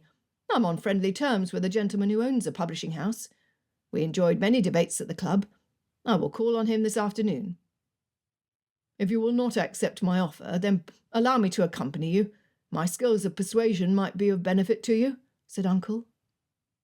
Elizabeth burst with pride for Father. If only Mr. Darcy could see him as she did, surely he would be proud of him too. Uncle and Father made plans for what would be a hectic afternoon, while she and Jane saw to the servants. They could not afford to keep them on any longer, nor could they expect them to work without pay. There is one final matter which needs to be addressed, said Uncle before he and Father departed. I must recommend that you return to Longbourn as soon as possible. You will lose money on the lease of this home, but it will cost you more to maintain your lifestyle here than it would to return to your country estate. At least there you have furniture. All of Elizabeth's grand plans of coming to town and making brilliant matches vanished in a puff of smoke. How foolish she had been to think that money and a new location could solve their problems. Chapter 32. Nobody called the next day, nor the day after. Well, Charlotte did, but considering how she was not in a position to sponsor them in any way, She was received with all the excitement she was accustomed to by the majority of the household. Elizabeth, though, took great comfort in her friend's loyalty. Father and Jane, too, were grateful. Pacing about her bedchamber, for the drawing-room was now completely bare, Mother fanned herself.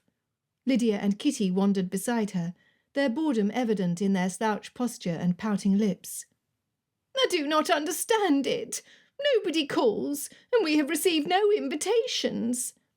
Mother stomped her foot and smacked her fan against her hand. Having nowhere else to be, Elizabeth and Jane had joined them. They, of course, were not surprised in the least at the lack of social engagements. They were ruined. Who wanted them underfoot to cheapen their parties? Elizabeth set her jaw and sat up taller in the chair facing Mother. Why would they want the pity of the masses anyway? Jane said, "We must not expect any favours or invitations. We are social outcasts now." Mother's face turned red, and dry tears stained her cheeks. "I do not understand why, when I have been in the best company, as have my daughters during the past few months." "We have no money. They only endured our improper displays and lacking manners because the gold gleam of coin cast a flattering hue over our faults. Now that we have nothing, they have disappeared," said Elizabeth bitterly. Mother pinched her lips and glared at Elizabeth. Kitty wiped her eyes and blew her nose on a damp handkerchief she pulled from her pocket. "I am beginning to think that the friends we made only kept us around for their own amusement and advantage." Unaware of the activities of Lydia and Kitty, who were seldom home, Elizabeth asked, "How is that? I'm embarrassed to admit that I know little of your set." Jane bowed her head and muttered, "Nor I. I have allowed my own disappointed hopes to crowd out my concern for you, and I am so sorry." Lydia rolled her eyes and snorted. "We would not have done half the things we did had we been accountable to you or anyone else." Elizabeth clenched her teeth.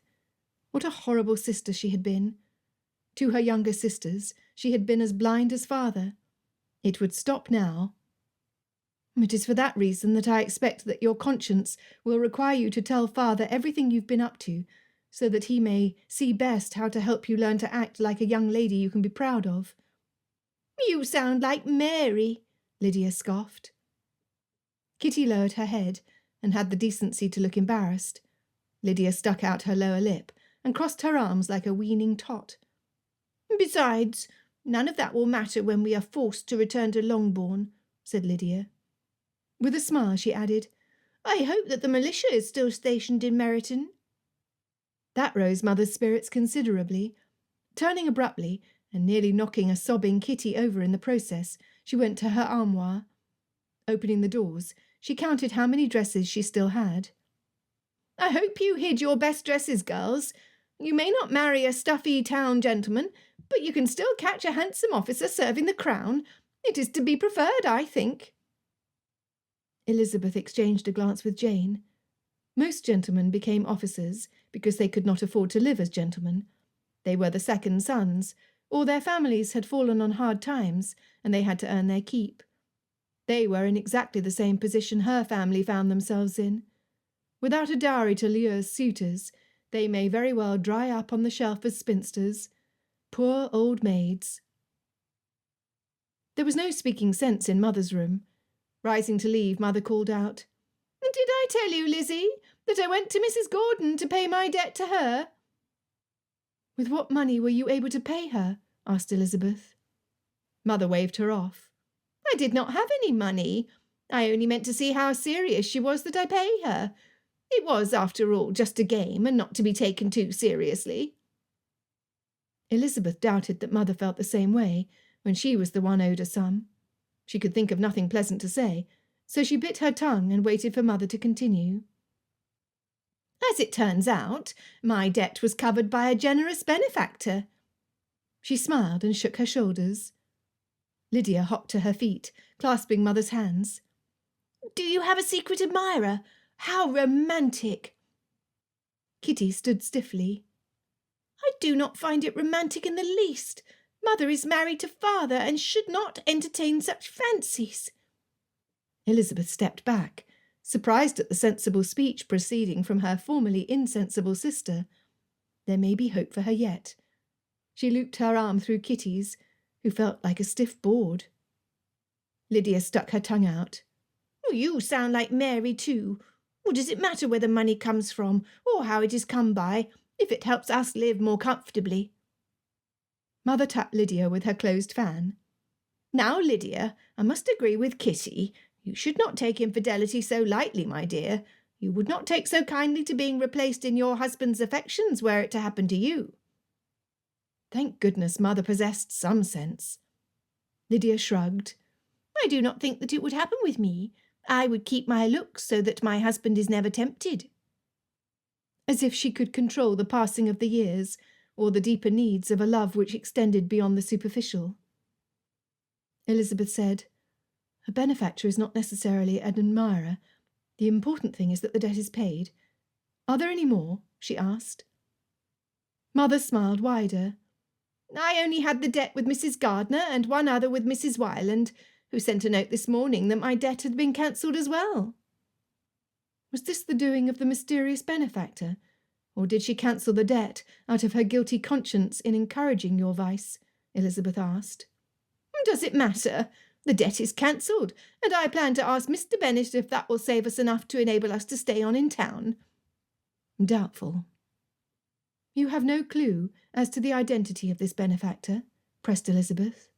None at all, Mother said, ruffling once again through the few dresses remaining in her armoire. Kitty held her arm stiffly at her side.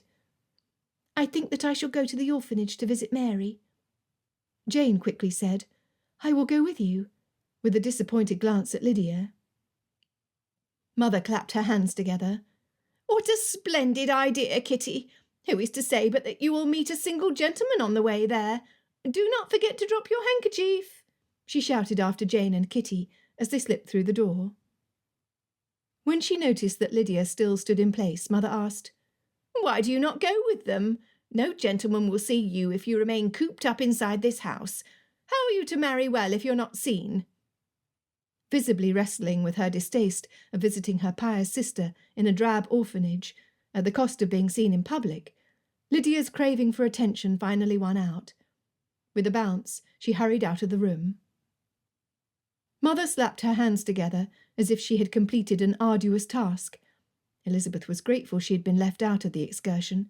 She had some matters to see to that day, and was grateful that her sisters were otherwise occupied, but she could not help but feel left out. Had you married Mr. Collins as you were supposed to, we would have returned in fine feather to Longbourn, lamented Mother. Elizabeth refused to rise to her bait. You forget, Mother, how Mr. Collins condemned our family over your participation in the lottery.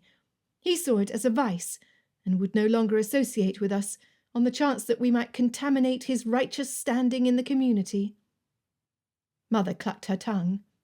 Well, I dare say that you would give a different answer were he to ask now. Mr. Gordon has stopped calling. It is such a pity. He would have made a handsome son-in-law. I should have been proud of introducing him at the assemblies, but for all I know, you have refused him as well. She sighed and plunked down onto her bed, closing her eyes and laying the back of her hand against her brow for dramatic effect. Elizabeth bit the insides of her cheeks to keep from smiling. As she suspected, Mother cracked one of her eyes open when she did not reply. Dropping her arms into her lap with a thud, Mother asked, Really, Lizzie, does there exist a gentleman in England with whom you would condescend to marry? Is it too much of me to ask that you consider putting aside your fanciful thoughts of love and marry for convenience? It is what most people do. Why do you refuse to do what everyone else does? Elizabeth held her silence. She could not reveal where her true affections lay to her mother, although one gentleman's name rose far above all others. She would venture to hope until he told her not to. I realise how my decisions have affected my family, but please consider how your choices have affected me. This afternoon, instead of socialising with the temps, meeting new people, and preparing for a ball this evening, I have to walk with my maid to the dress shop and explain why I must make a payment which is smaller than the amount agreed upon. If it becomes necessary, I will have to beg for more time in order to keep our family together." Mother's blank face showed that she did not understand how she was in the fault. She may as well have spared her breath. 5 minutes later, Elizabeth walked outside. It was not a great distance to the dress shop, and she craved the outdoors. It was not a rambling walk in the countryside, but it would suffice for now. They would return to Longbourn soon enough. The shop windows displayed bright silks and gauzy white muslins, positioned to inspire gaiety in every woman passing by. Elizabeth could practically hear the lively music playing at the balls they were not invited to, while lovely ladies spun in a procession of white dresses and bright silks. The atmosphere inside was as cheerful as it had been the first time she'd set foot in the shop, and, as in her first visit, Miss Bingley was there. She stood atop a fitting box, a seamstress at her feet. Her gown was elegant, and Miss Bingley knew how well the cut of the neckline and the gathering in of the waist flattered her figure. My, how the mighty do fall," she commented to her companion, who sat in a chair next to the mirror, where Miss Bingley preened at her reflection as she watched Elizabeth's every step. Quiet chatter and sneers, delicately covered over with gloved hands, warmed Elizabeth's cheeks. "Miss Elizabeth," the shopkeeper said with a welcoming smile, "how good of you to come. I hope that you are well and receiving more invitations than you have time to attend." If she had heard the news, she was too gracious to refer to it. "I thank you. We are busy enough. Might we go somewhere where we can talk?" She would not explain why she could not yet pay in full, while Caroline Bingley was within hearing distance. Closing the magazine of dress designs she had been perusing, the shopkeeper led her into her room. Taking a settling breath, Elizabeth started. "I must apologise that I cannot pay the amount agreed upon." "Amount? Of what do you speak, Miss Elizabeth? Your account has been paid in full these 3 days." "In full, you say?" Elizabeth asked, stunned. Rising from her chair, the shopkeeper said, "It was generous of your father to include a little extra. My workers were appreciative, and I would be honoured for your family to continue to frequent my establishment." "My father?" Elizabeth struggled to understand. How could father have paid when they had no money? "Of course. Who else?" The shopkeeper stepped back, considering Elizabeth as if she were concerned for her health. Deciding it best to play along, Elizabeth thanked her and departed, breezing by Miss Bingley so quickly her whispers could not catch up to her ears. There was only one person she could think of at that moment who might be able to shed some light on what had just happened. With the maid trotting behind her, she hastened to see who their benefactor was. Chapter 33. Darcy forsook the comforts his carriage could provide against the weather in favour of his fastest mount. It had taken every bit of patience in his possession to travel at the more leisurely pace suitable for his sister, and even then she did not complain, but rather encouraged them to press on when they might have stopped to rest. Georgiana was the best sister a brother could hope for, and she understood his urgency without explanation. Travelling west to see Bingley, Darcy's mind returned to London. What was Elizabeth doing at that moment? Was she resting for another ball? How many men would she dance with? Would she dance with any of them more than once? Gordon was an exceptional dancer. Would he be able to turn her head while Darcy was away? Would she forget him so easily? No. His sensible mind told him that Elizabeth was not the sort to betray a friend, or make him believe that he meant more to her than she allowed. She was not a flirt, though her nature was merry. She did not encourage where no tender regard was kept. But his heart worried none the less. All of his insecurities and vulnerabilities reared their ugly heads, until his desperation made him consider forsaking his trip to Bingley altogether. However, the moment would pass, and rational thought would return to its proper place. He must go to Bingley. It would make Elizabeth happy. He would do anything to make her happy. Digging his heels into the sides of his horse, he pressed on, his anxiousness to return growing stronger the further he rode. He arrived in Oldham after the sun had descended, leaving the sky as dark as spilled ink. Darcy knew where the factory was, though he had not been there before. Some windows were lit in a second floor of a building off to one side of the factory. A man was milling about in the courtyard, walking with his hands behind his back, his shoulders hunched over. Darcy called out, "Bingley!"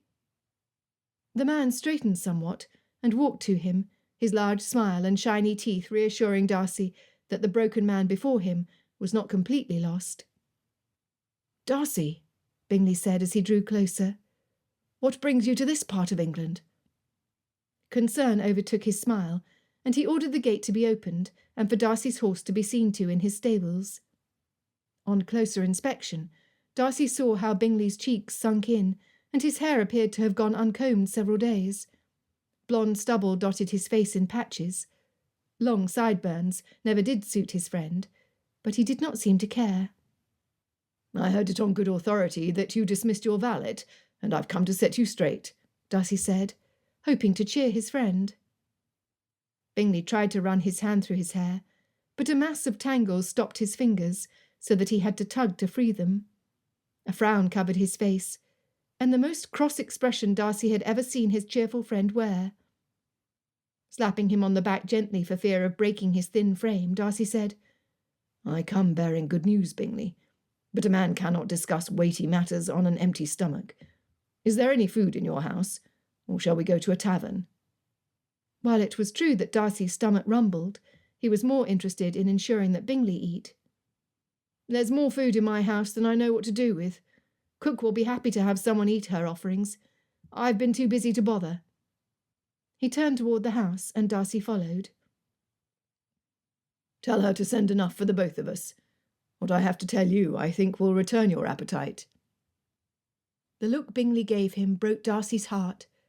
Such longing and disappointment sprung from his eyes, surrounded by dark circles. Darcy would wait no longer to ease his friend's pain.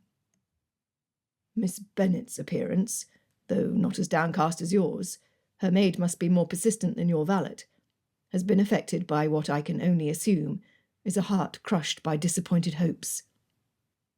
Bingley's eyes widened. "She's not fallen ill, has she?" Speaking plainer still, Darcy added, "She misses you, Bingley, and from what I see before me, you miss her too. Why did you persist in hiding away up here when I wrote to you begging you to return to London?" Bingley stared back at him with a blank face. "What letter?" "What letter? I wrote to you twice." "I'm sorry, Darcy, but I've received no letters from you." Well, that explained everything. If only he had written again. If only he had been more persistent for his friend's happiness.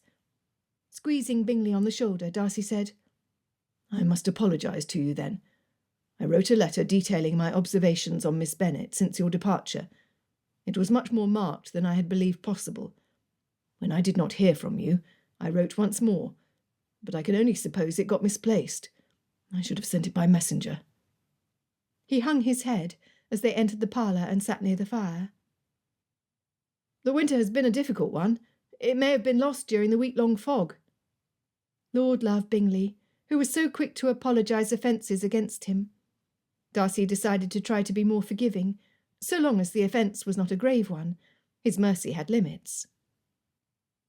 "That may explain why you never received my letter, but it does not explain why I failed to send another when I got no reply and you failed to appear. It is only out of selfish interest that I made this trip, and this knowledge disturbs me greatly." He squirmed in his seat despite himself.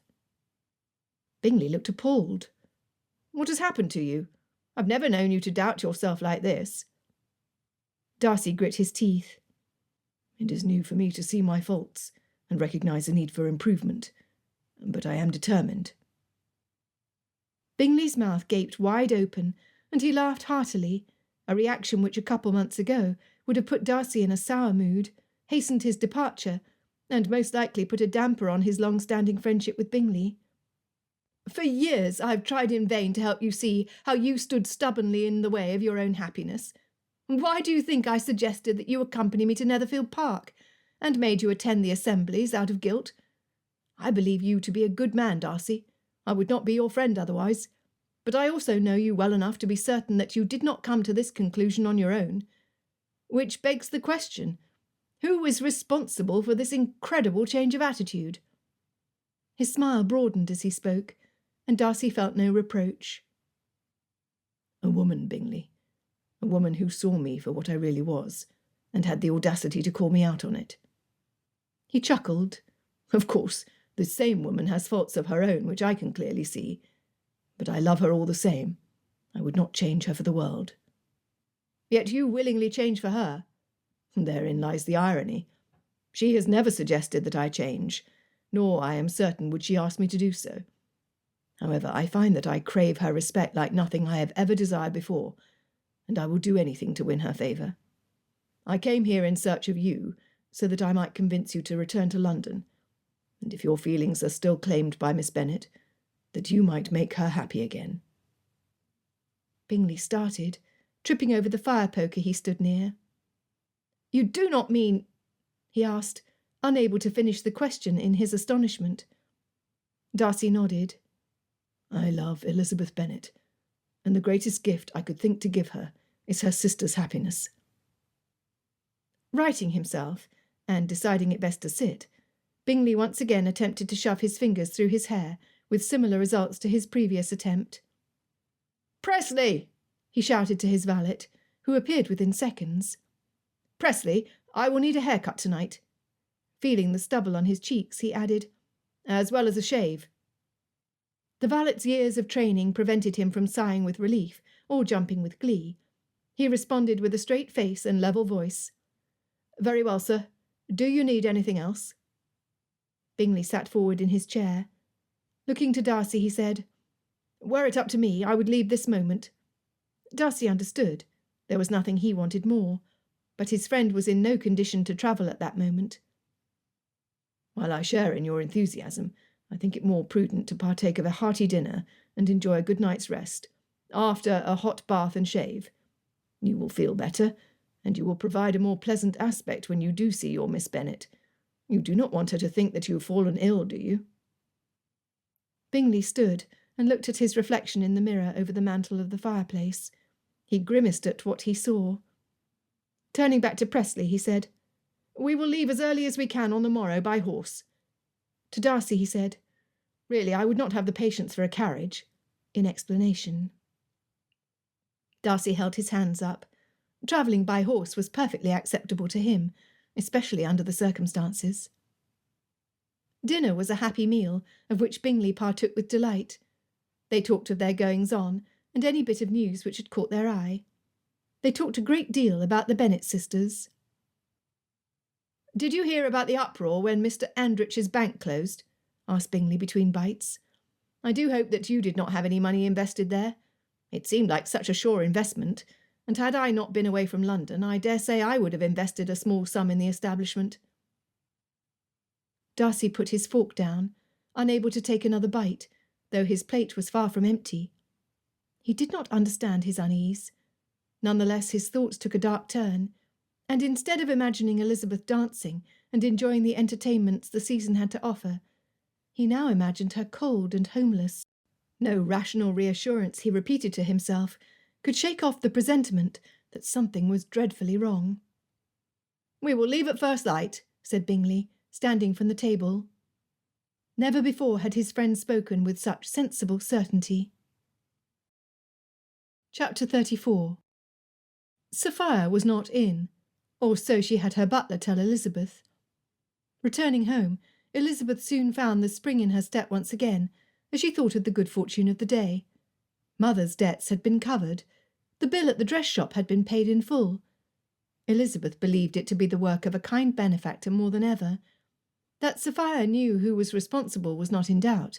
Sophia made it her business to know everything.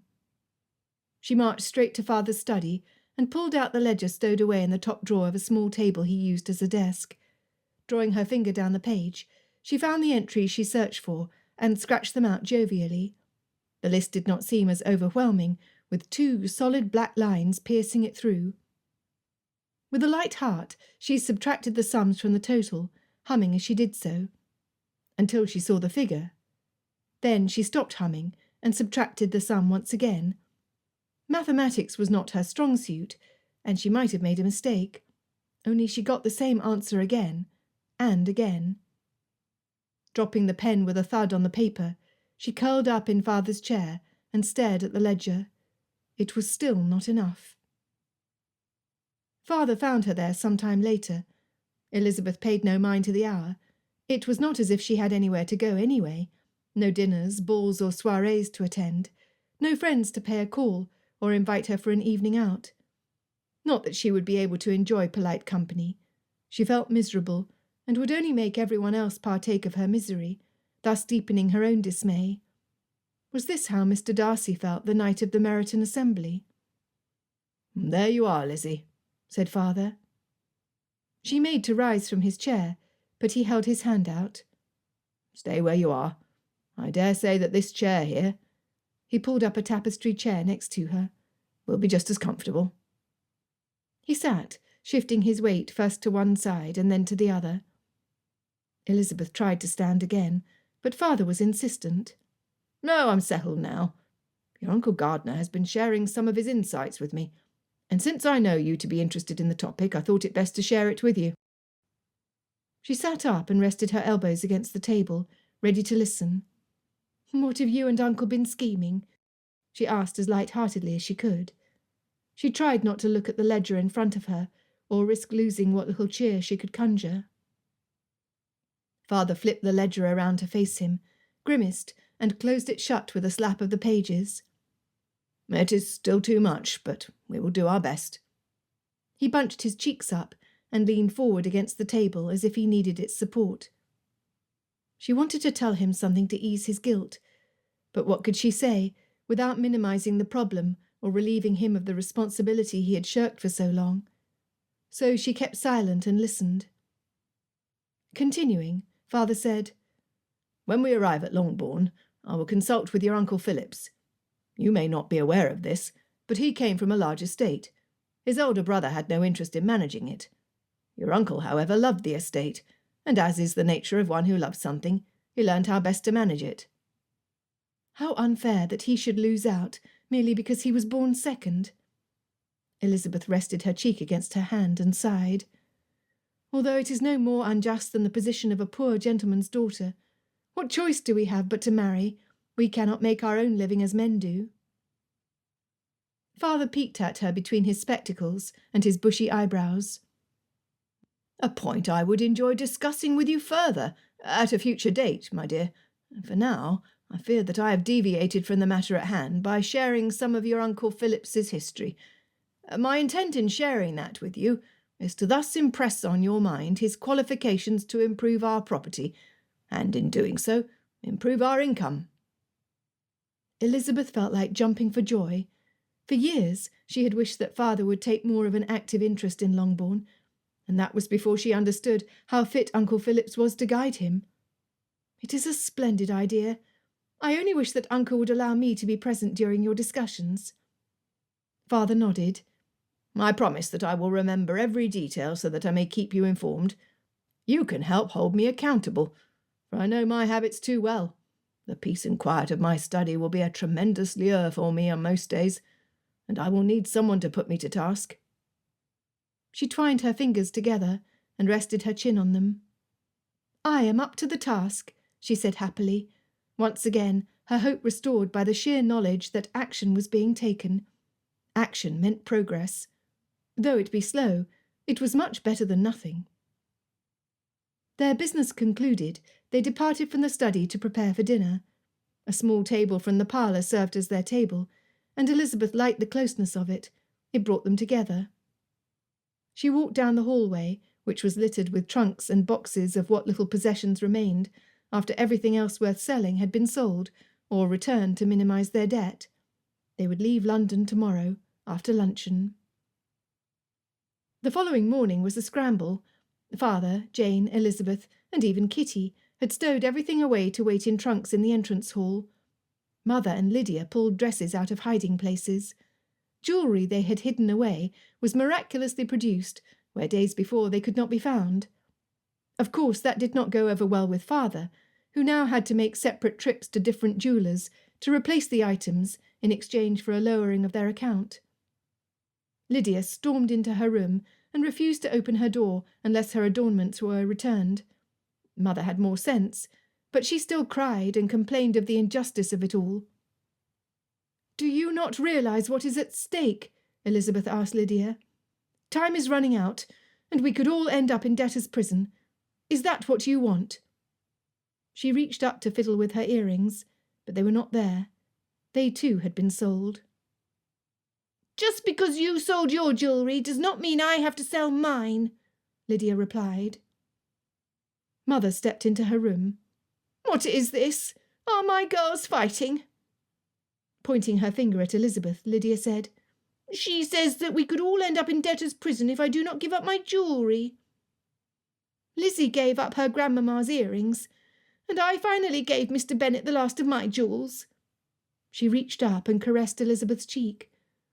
"We must all make sacrifices for the good of our family. We must make the best of it, no matter how displeasing it is." Elizabeth pressed her hand against her mother's. "Thank you, Mamma." Mother's acknowledgement of her sacrifice took the sting out of it. She had noticed. Mother patted her once more, then said, "Do hurry, Lydia. We must leave today. Your father sold the carriage, and it must be delivered to the gentleman tomorrow." Elizabeth saw the maid come toward her, the last of their servants who would return with them to Longbourn, because she had nowhere else to go. "Miss," she said, "Miss Kingsley is here to see you." She wrung her hands together and looked around at the empty space surrounding them. "I showed her into the parlour." "You did well, Molly. Take her out to the garden. We can sit on the bench out there." She went outside and sat on the wood bench near a bed of sweet blooms. Nobody wanted the roses budding in the garden, or else they too would have been sold to reduce their debt. Father must have been spending his spare time in the small patch. Nary a misplaced leaf, unwanted weed, or dried-up bloom could be found.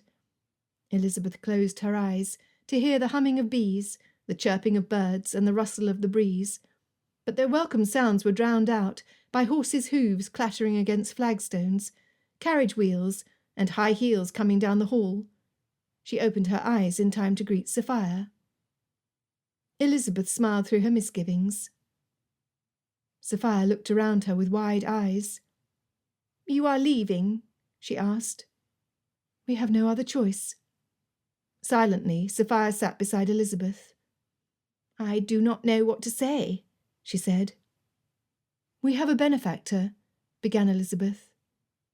Sophia looked away and preoccupied herself with the embroidery on her skirt. "You know who it is, do you not?"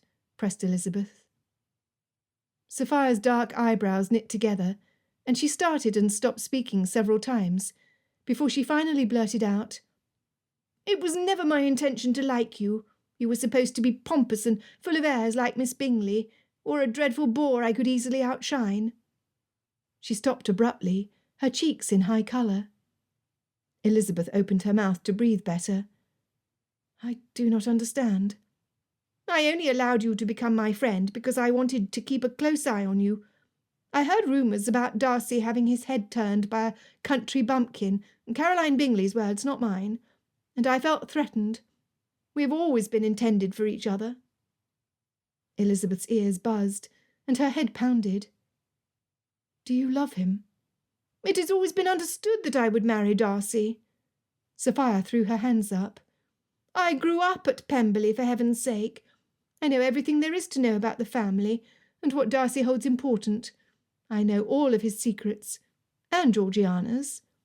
People who knew her compare me to Darcy's mother, Lady Anne, and say that I am the living image of that great lady.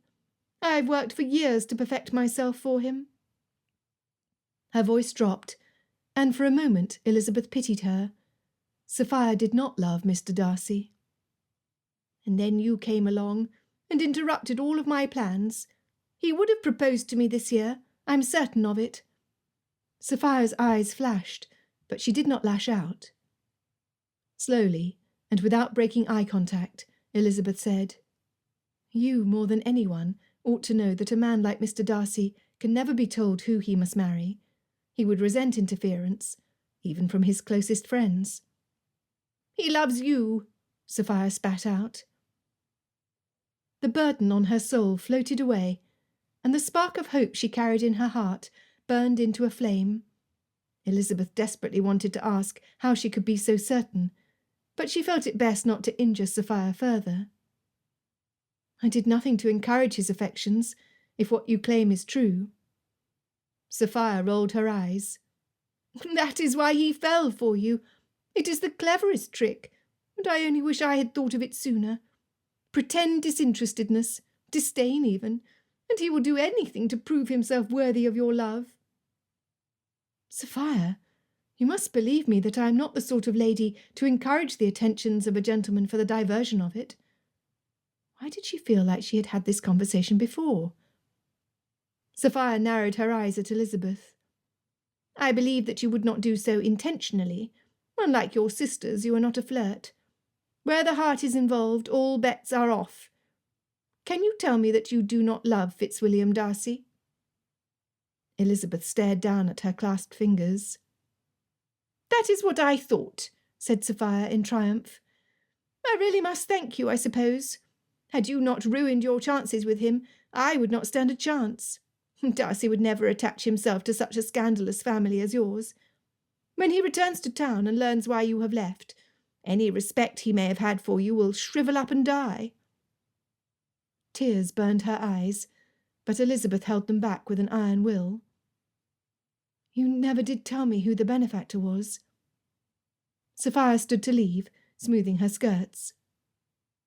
As I said before, I like you, despite my efforts not to. It was you, Elizabeth exclaimed in shock. How could Sophia be both so kind and so cruel? I paid the dressmaker, if that is what you refer to. She made no mention of mother's debts, and Elizabeth knew better than to press her. Thank you for your kindness. Elizabeth stood and placed her hand on Sophia's shoulder. I wish nothing but happiness for you. She meant it, much to her own surprise. Sophia bit her lips, her eyes glistening. Grabbing Elizabeth's hand, she kissed it, and then she left. Chapter 35. Lydia wailed, and the occasional tear trickled down Kitty's ruddy cheeks. Jane shrunk into the cushion, her expression as blank as it had been full of hope months before when they first drove into town. Mother complained endlessly at what she had once had, and all too suddenly lost.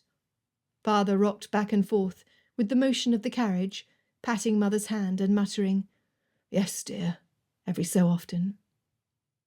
Elizabeth saw them, but a cloud which muffled sound and blurred her vision wrapped around her. Aware of her surroundings, but numb to their impact, she looked out of the window to avoid conversation. Sophia's threats haunted her, but the flame would not die, not until she saw William again. All it would take was a look, and she would know. As the buildings thinned and the fields spread, Elizabeth could not help examining each horseman and carriage they passed. She tried to stop, knowing that her search was in vain. They drove through Meryton as darkness descended over the village. Longbourn was only a short distance further. There was no welcoming smoke from the chimney. There were no servants standing before the door to greet them home. The coach stopped, and she looked out of the opposite window facing the house she had grown up in. Nobody spoke. Nobody moved. Father only roused when the carriage door opened and the coachman extended his hand to assist them out. It is good to see the old place, he tried to say cheerfully. How long would they be able to stay in it? Lydia sniffed. She did not produce more tears, but expressed her unhappiness all the same. They walked into the house where their long-time housekeeper, Hill, started the fire in the drawing-room. It was bone-chilling cold inside, and Elizabeth would have returned outside where it was warmer, had Jane not looped her arm through hers. Their possessions were brought in, as many trunks littering the hall as there had been the day they left, and the coachman made good use of the dilapidated barn to rest the horses for his return to London on the morrow. Elizabeth had expected to find some measure of comfort in her childhood home, but all she found were the memories of dying expectations around every corner. She stood in the same place where she had convinced Jane to help her persuade father to let them move to town. At the time, she had truly believed that money and their presence in London would solve all of their problems. Jane squeezed her arm into her side. Everything will look better after a good night's rest. Cheering at her sister's optimism, Elizabeth determined within herself not to increase her family's burden by adding to their melancholy. She would walk through the fields she had missed on the morrow, and all would be well. They would begin again, for as long as they were free. She would walk in the direction of Netherfield Park. Darcy wanted a bath almost as much as he wanted to see Elizabeth, but priorities were priorities. He and Bingley decided that they would ride by the Bennets' townhouse on the way to their own homes, though the detour was not exactly on their route. His heart pounded in his chest. What did he expect? That she would happen to be standing at a window facing the street, and that she would grace him with a smile, while reassuring him that she had refused Gordon. He smoothed his cravat and straightened his hat just in case, hoping that the maid had neglected washing the windows, so that Elizabeth would not have to see the stubble covering his chin, or the dirt stains on his coat. He looked up to a lifeless window. Though the day was warm, no fluttering curtains were visible. Every opening was shut tight, and the house looked empty. "This is the address, is it not?" asked Bingley. "Yes, this is their residence." Anticipating Bingley's next question, he added, "Though where the residence may be is a mystery to me." Darcy looked up and down the street, but he saw no sign of any of the Bennets. He turned his horse in the direction of Grosvenor Square. "It is clear that they are gone, and I know who will know where they have relocated. But first we must clean up. Shall we meet at Gordon's in an hour?" Had the dandy proposed? Bingley hesitated, but ultimately agreed. Darcy understood. He did not want to take a break from their pursuit any longer than his friend did, but certain standards must be maintained. A man could not see the love of his life smelling like a sweaty horse. Bates, whom Darcy had instructed to return to London upon his departure from Pemberley, had water on the stove before he could dismount his horse. Working efficiently, Bates clipped and shaved in record time, while polishing the scuffs out of Darcy's boots and seeing to a change of clothes. Within the hour, Darcy skipped up Gordon's steps and was seen into the parlour where Bingley also sat waiting, bobbing one leg up and down impatiently. "Have you been waiting long?" asked Darcy. "I've only just arrived." Gordon walked in, his customary wide grin tempered by something more grave. "Ah, I expected you, Darcy. I did not know to expect you, Bingley. This is a pleasant surprise. For which Bennet's sister do you carry a torch? Or, let me guess, Miss Bennet. It could not be Miss Elizabeth, or Darcy would look at you as he does me, like he would rather club me in the nose." Bingley nodded. "Do not tempt me, Gordon," mumbled Darcy. Gordon sat heavily across from them. "I thought myself in love with Miss Elizabeth for a time. You and I are similar in nature, I think," he said to Bingley. "We fall in love much too easily, and out of it just as seamlessly until, with no warning, a lady, in my case, one whom I have known my entire life, becomes absolutely necessary in our life.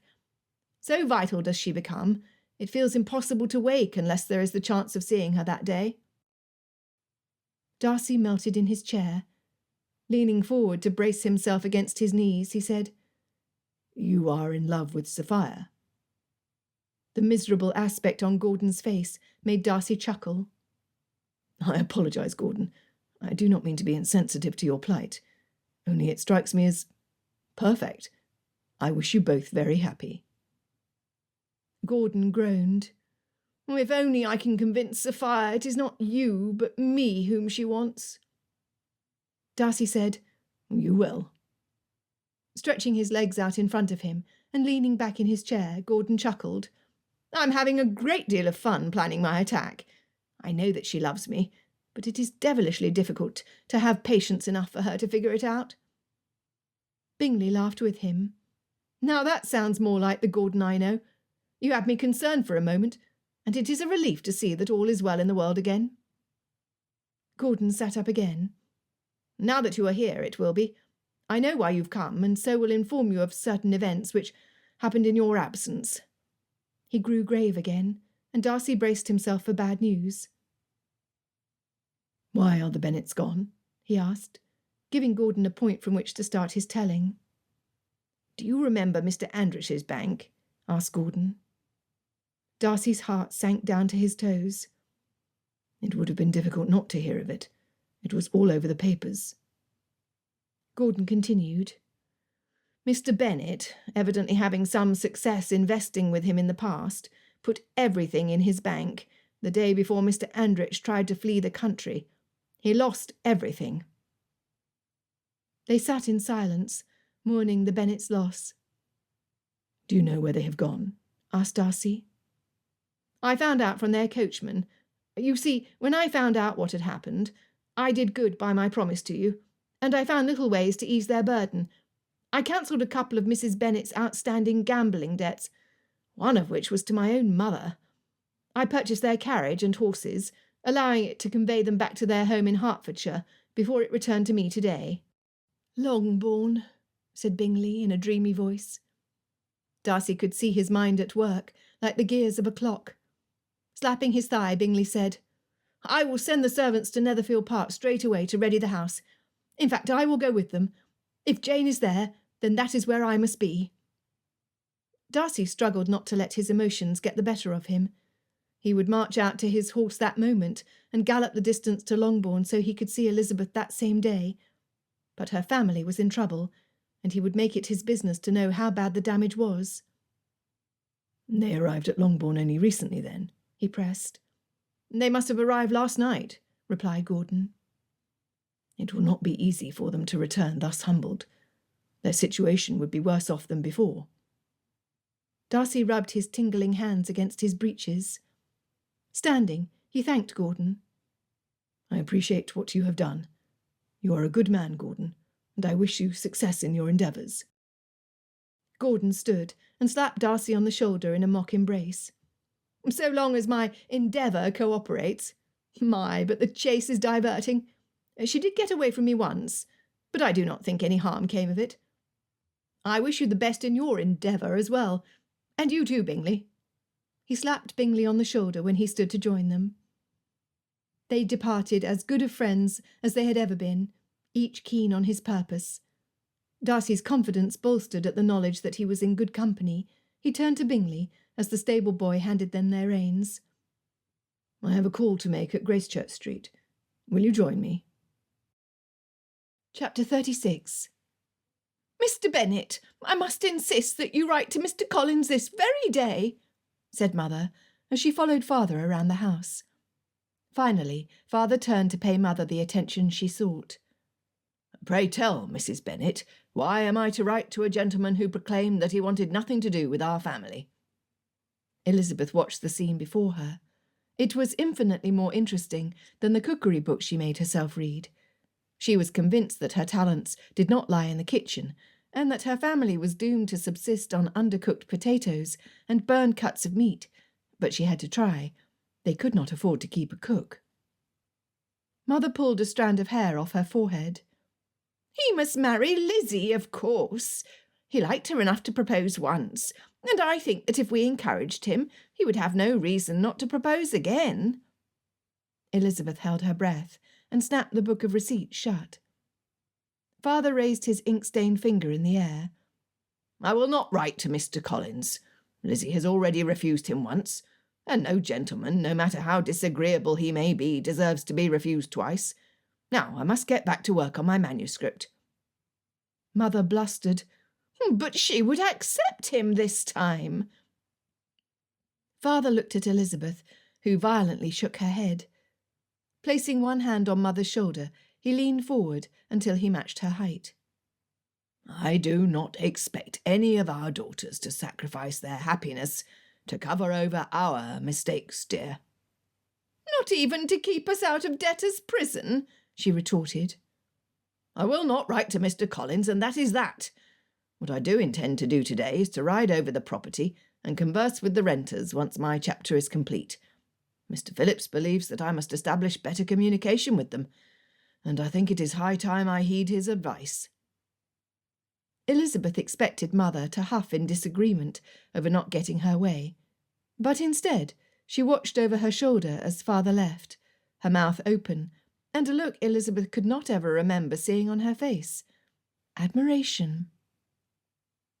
Mother walked to the open front door and waved to father as he mounted their old horse. Father smiled at her display of affection, and Elizabeth nearly toppled over in her chair when he blew Mother a kiss. With a giggle of pleasure, Mother caught his kiss in the air and blew one back at him. Elizabeth looked around the empty drawing-room. She wanted to share her delight and surprise with someone, but everyone else was busy seeing to their new tasks around the home. Blushing like a schoolgirl, Mother breezed past Elizabeth to the garden behind the kitchen.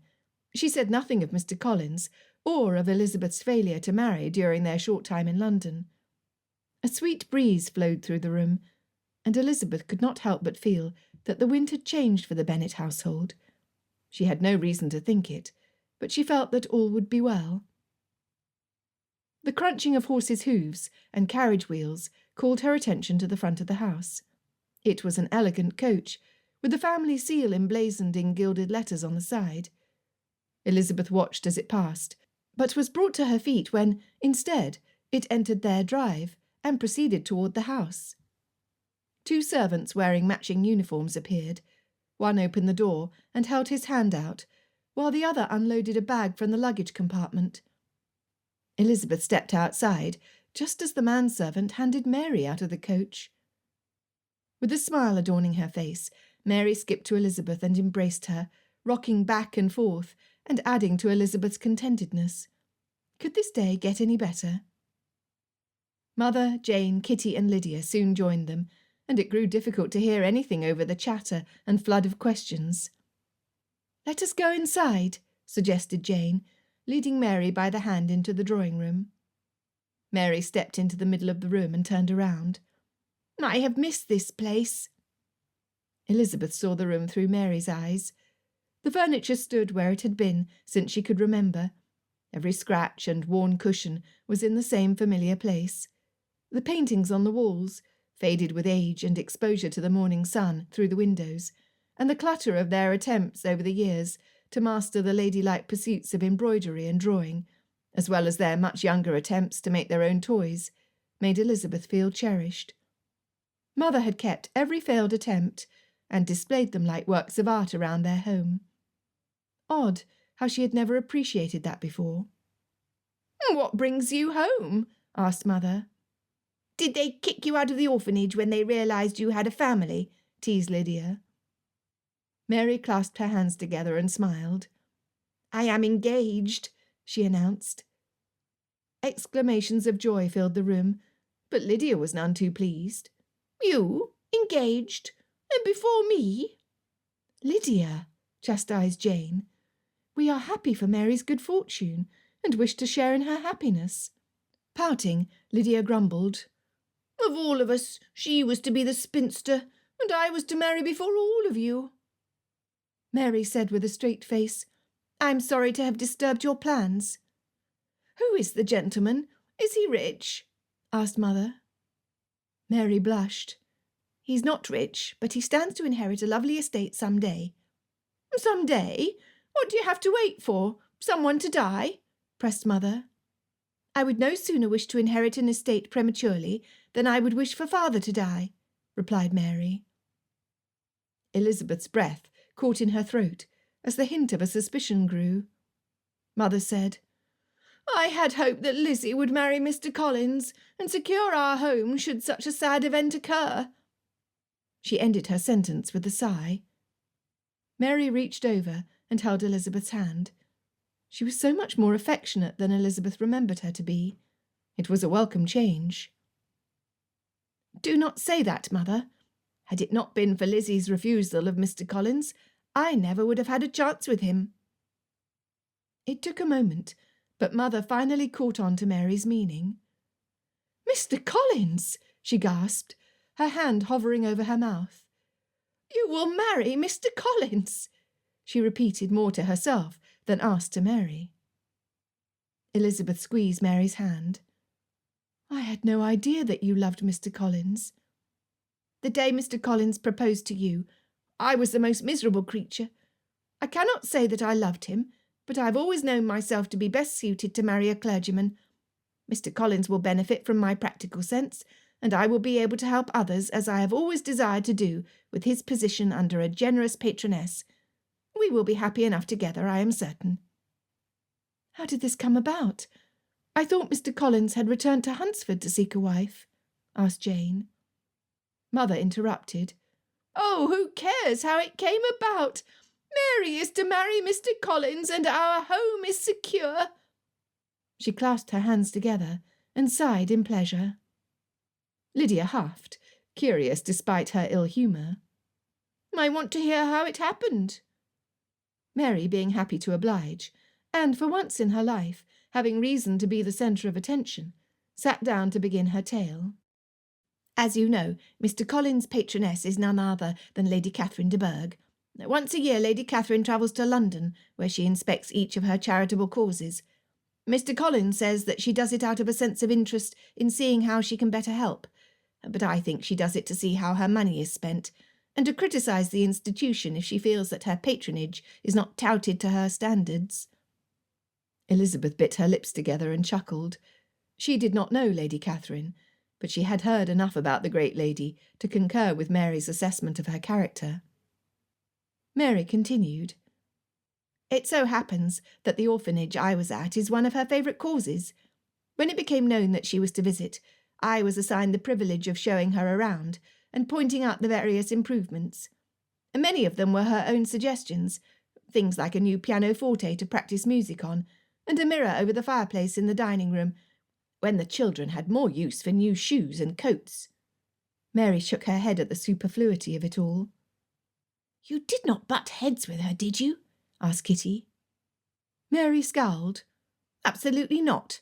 I behaved in a perfectly mannerly fashion, reciting passages of Fordyce's sermons to calm my mind as the need arose. They have rather a soothing effect, you know." "They always put me to sleep," contributed Lydia. As it was nothing they did not already know, they looked to Mary to continue. "Lady Catherine was impressed with me, and commented as much to Mr. Collins. After that he saw me in a new light, and did not delay but 3 days before he proposed." Mother clapped. "Oh, quick work, my dear, well done." Mary smiled at Mother. "It is my hope that you might allow me to stay here while the banns are read.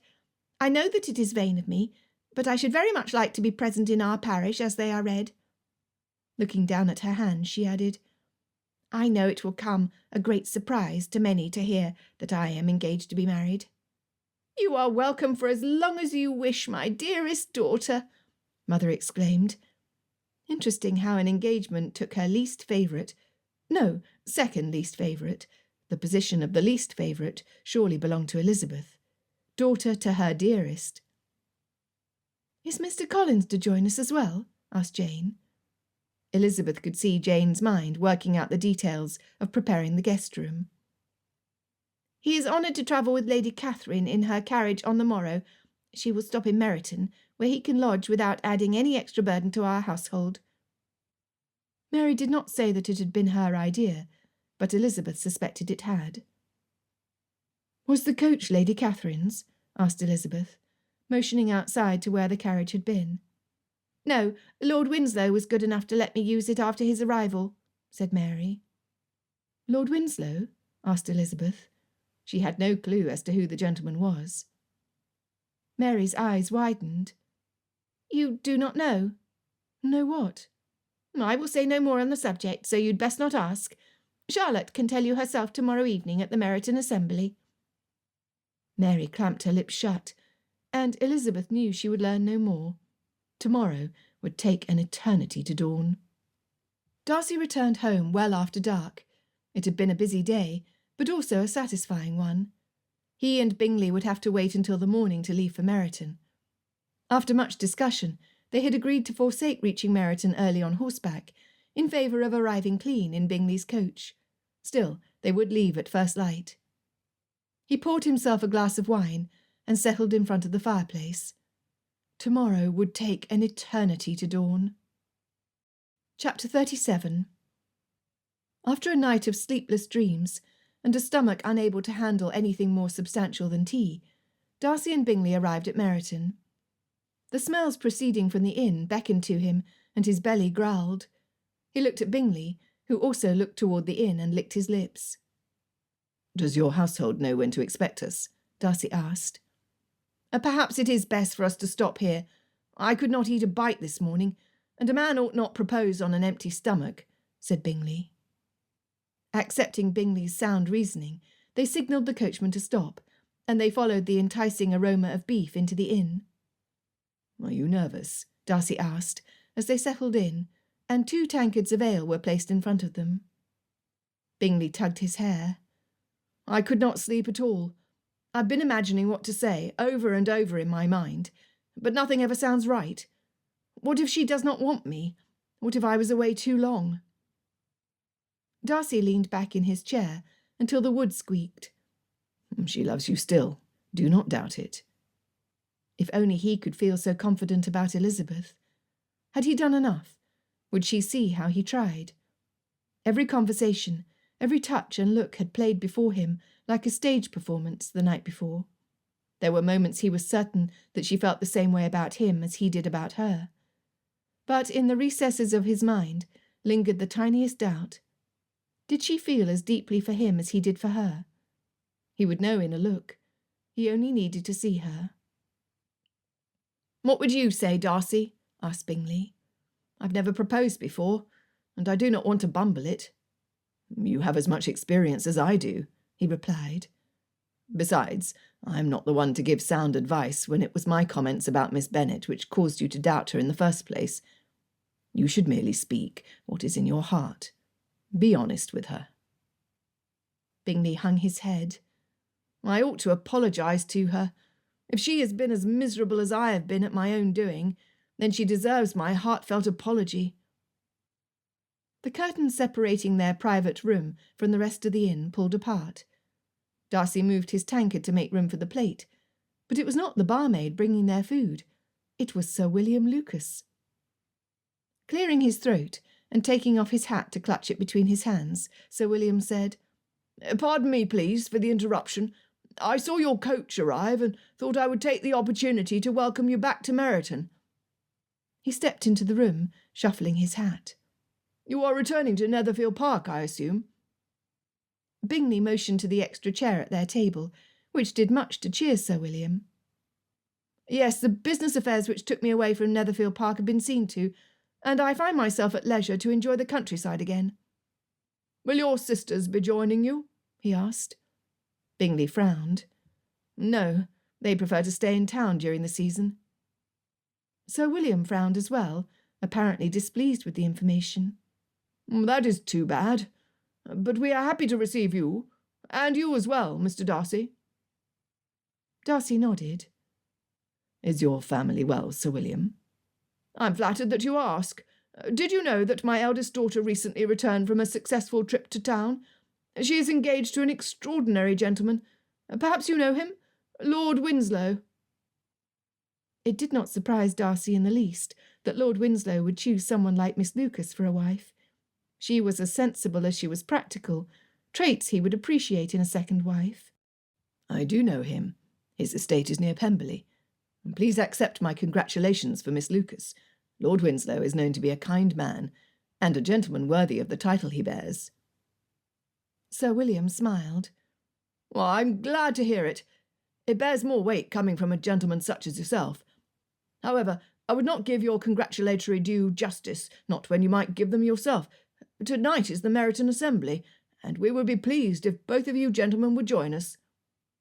He looked between Darcy and Bingley, increasing the tempo of his hat shuffle.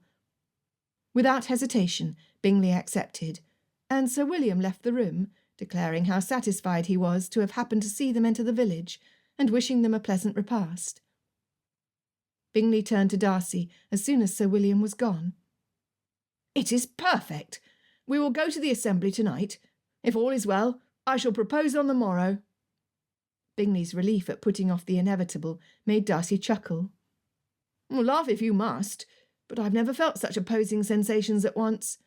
I long to see Jane again. There is nothing I want more in the world. And yet I fear speaking to her. I'm afraid that she will see through me, and recognise the fool I am for leaving her so easily. We are all fools in love.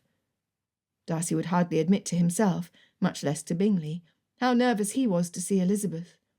He wished he could pour out the contents of his heart in such a way as would astound her with its beauty. But for once in his life, he did not trust himself to express himself eloquently. He would heed his own advice to Bingley and speak the truth in the clearest way he could, and he would have to trust that the right words would come to him when he looked into her fine eyes. "Now, girls, I want you to hold your heads high this evening. I will not encourage the gossips and give them more to chatter about. Wear your finest dresses." Mother bustled about the house, fluttering from room to room to check on the progress of her daughters.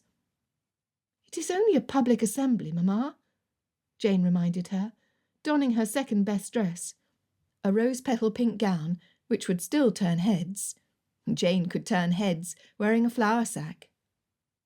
"Yes, and we need not give cause for others to speculate about our return to Longbourn. As far as anyone knows, we are merely returning for the country air before returning to our townhouse." Elizabeth pitied Mother. It was either that, or continue to be frustrated by her refusal to see the situation they were in, due in large part to her reckless abandon. "Mother," she said softly, "I am certain that everyone knows why we are here by now. If we cannot be honest with our friends, how will they react when our debts are called in and we are sent to debtors' prison?" "Friends?" Mother's face turned red, and she plopped her fists on her hips. "What friends? You should have heard the derision in Lady Lucas's voice when she welcomed us home. And when I went to the shop for ribbons for your hair, the shopkeeper would not give me any credit." Mary, who had been listening by the door, said, "You can hardly blame the shopkeeper, given the circumstances. As for Lady Lucas, I was with you and heard nothing untoward in her tone. It was she who made sure we knew about the assembly tonight. She even implied that she had a lovely surprise to share with us." "I wonder what it is?" asked Jane. "Lady Lucas is not one to keep a secret." Mother harumphed. "She would rather mock us in front of the whole village. Oh, if only one of you had married well!" Mary stepped toward Mother and kissed her on the forehead. "I love you too, Mother." Oblivious to Mary's sarcasm, Mother took her hand into her own and patted it. "I always knew that you were the daughter to depend on to see to her duty. I'm proud of you, Mary." Too shocked to take offence at Mother's cuts against her and her remaining single sisters, Elizabeth watched Mary's eyes fill up at the praise so rarely given. The door downstairs creaked open and promptly shut. Mother dropped Mary's hand. "I do hope that is your father returned from Meryton. I warned him not to make us late for the assembly," she continued chattering, until she got to the top of the landing, with a view of the front door. Her fan clattered to the floor. "It has happened! Oh, we will rot in prison before the assembly!" she shouted hysterically, sending the girls to Mother's side before she suffered an episode. Looking down the stairwell, Elizabeth saw Father. He stood like a statue in the entrance hall, an expression of bewilderment covering his ashen face. "Father?" asked Elizabeth, descending the steps. "Are you well?" She reached out to him. "Are we to go to prison?" In a stupor, Father looked up. "Give me a few moments, Lizzie. I need to think." He shuffled into his study and closed the door gently behind him. Elizabeth leaned against the wall, too shaken to stand without support. So it was happening. All of their efforts to gain time to pay off their debts had given them nothing more than a sennight. Mother retreated to her room. Elizabeth heard the cheerful chatter of Kitty and Lydia, mixed with Mary's low, comforting voice. They were oblivious to anything outside of the prospect of an evening full of flirtations and dancing. They had no clue what awaited them. Jane appeared by Elizabeth's side. "You do not think it is bad news, do you?" "I cannot think it good news." "I cannot help but hope," said Jane, a sweet breeze floating through the house and rustling her ringlets. Elizabeth raised her hand to let the breeze flow over her hand like satin against her skin. Could it be that the wind has changed? They stood there in the hall before the open front door, afraid to hope and dreading more disappointment. When her anxiety grew unbearable, Elizabeth said, "Let us ask Father what has happened." Together they opened the door to his sacred chamber. He sat, shaking his head between his hands. Chapter 38. "Father?" they asked. Looking up from his stupor, he grinned. "The debt is resolved. It is gone." Elizabeth reached out for the chair in front of her before her legs gave out. "What? How is that possible?" she asked. Father still shook his head. "All I know is that I went to see your Uncle Phillips for our appointment to go over the books and discuss improvements. He handed me a letter which had been sent by messenger from your Uncle Gardiner, who conveyed to me that the day before an anonymous benefactor had seen to the absolution of our debts." He laced his fingers together and leaned back against his chair. "Uncle gave no clue to the identity of this benefactor?" she asked. "We ought to be able to thank him," added Jane. Father pulled a letter out of his waistcoat pocket. "Here, read it for yourself." Elizabeth held the letter so that Jane could read it too, but it revealed no details. "It says nothing about the benefactor, but I find the conditions surprising. Will you honour the arrangement?" she asked. "I cannot deny him. I assume that our benefactor is a male, when such a tremendous favour has been extended to us. In fact, I see the conditions as an extension of his kindness toward my family."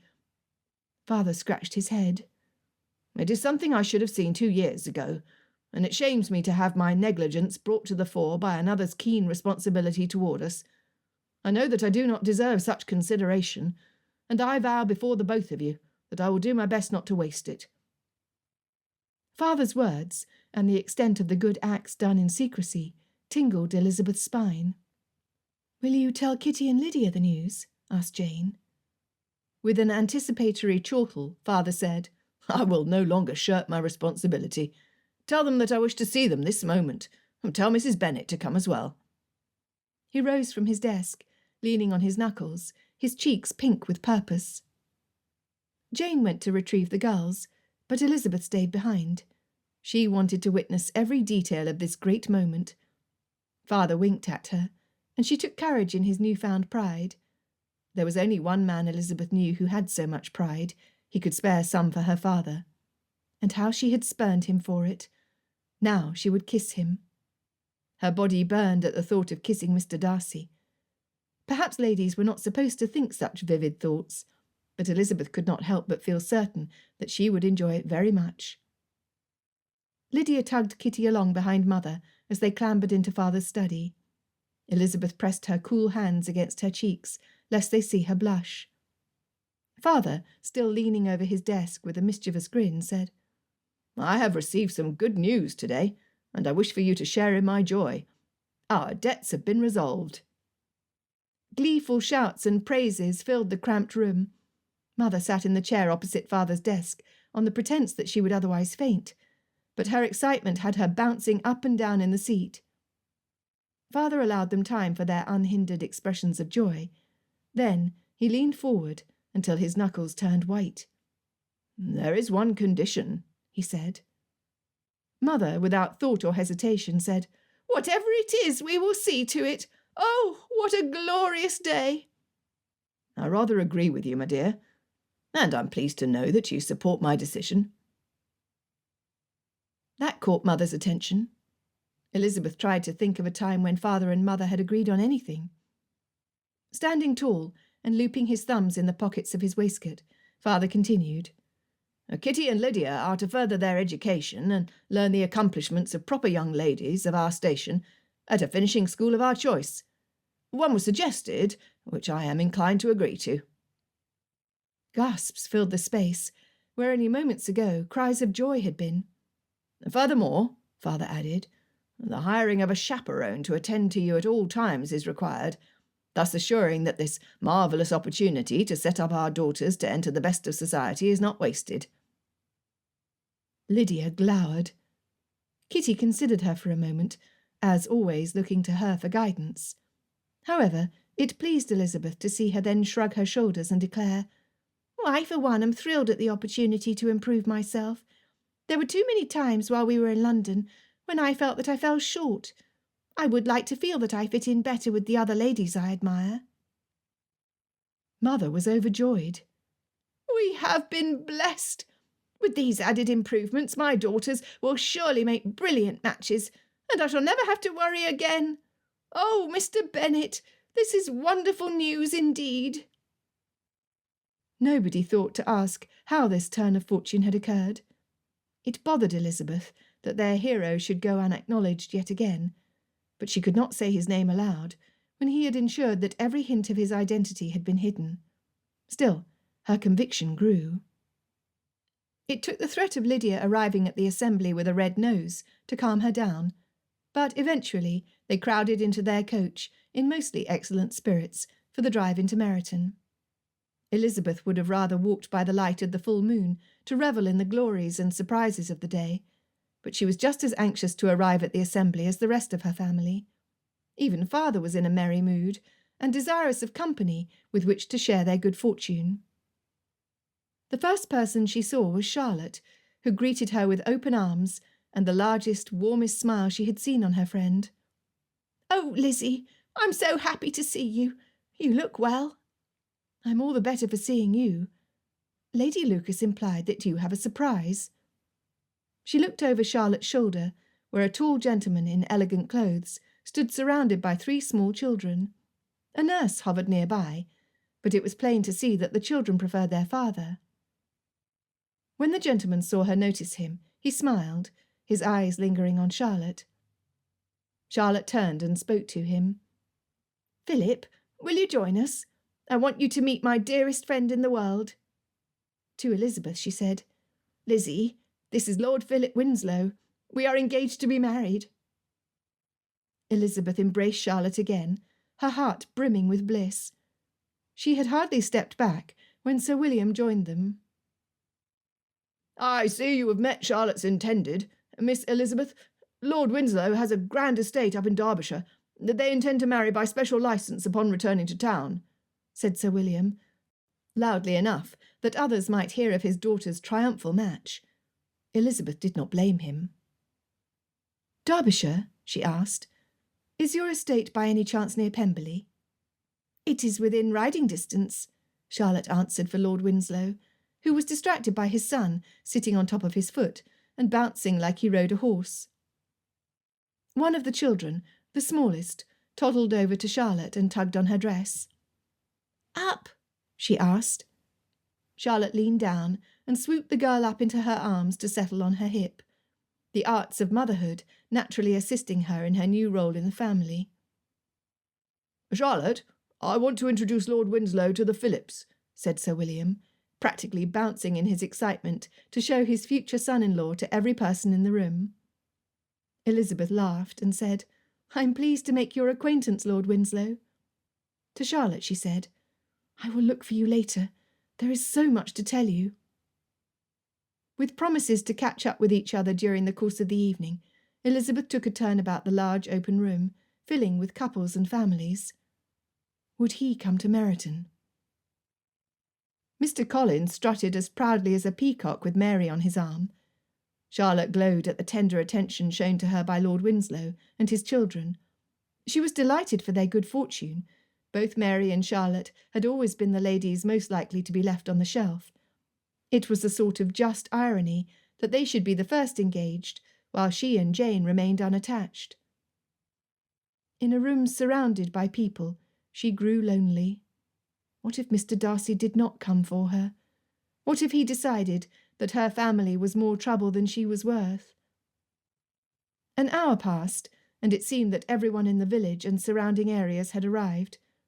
Elizabeth danced to distract herself from the void she felt, the growing dread that Mr. Darcy's kindness had reached its limit.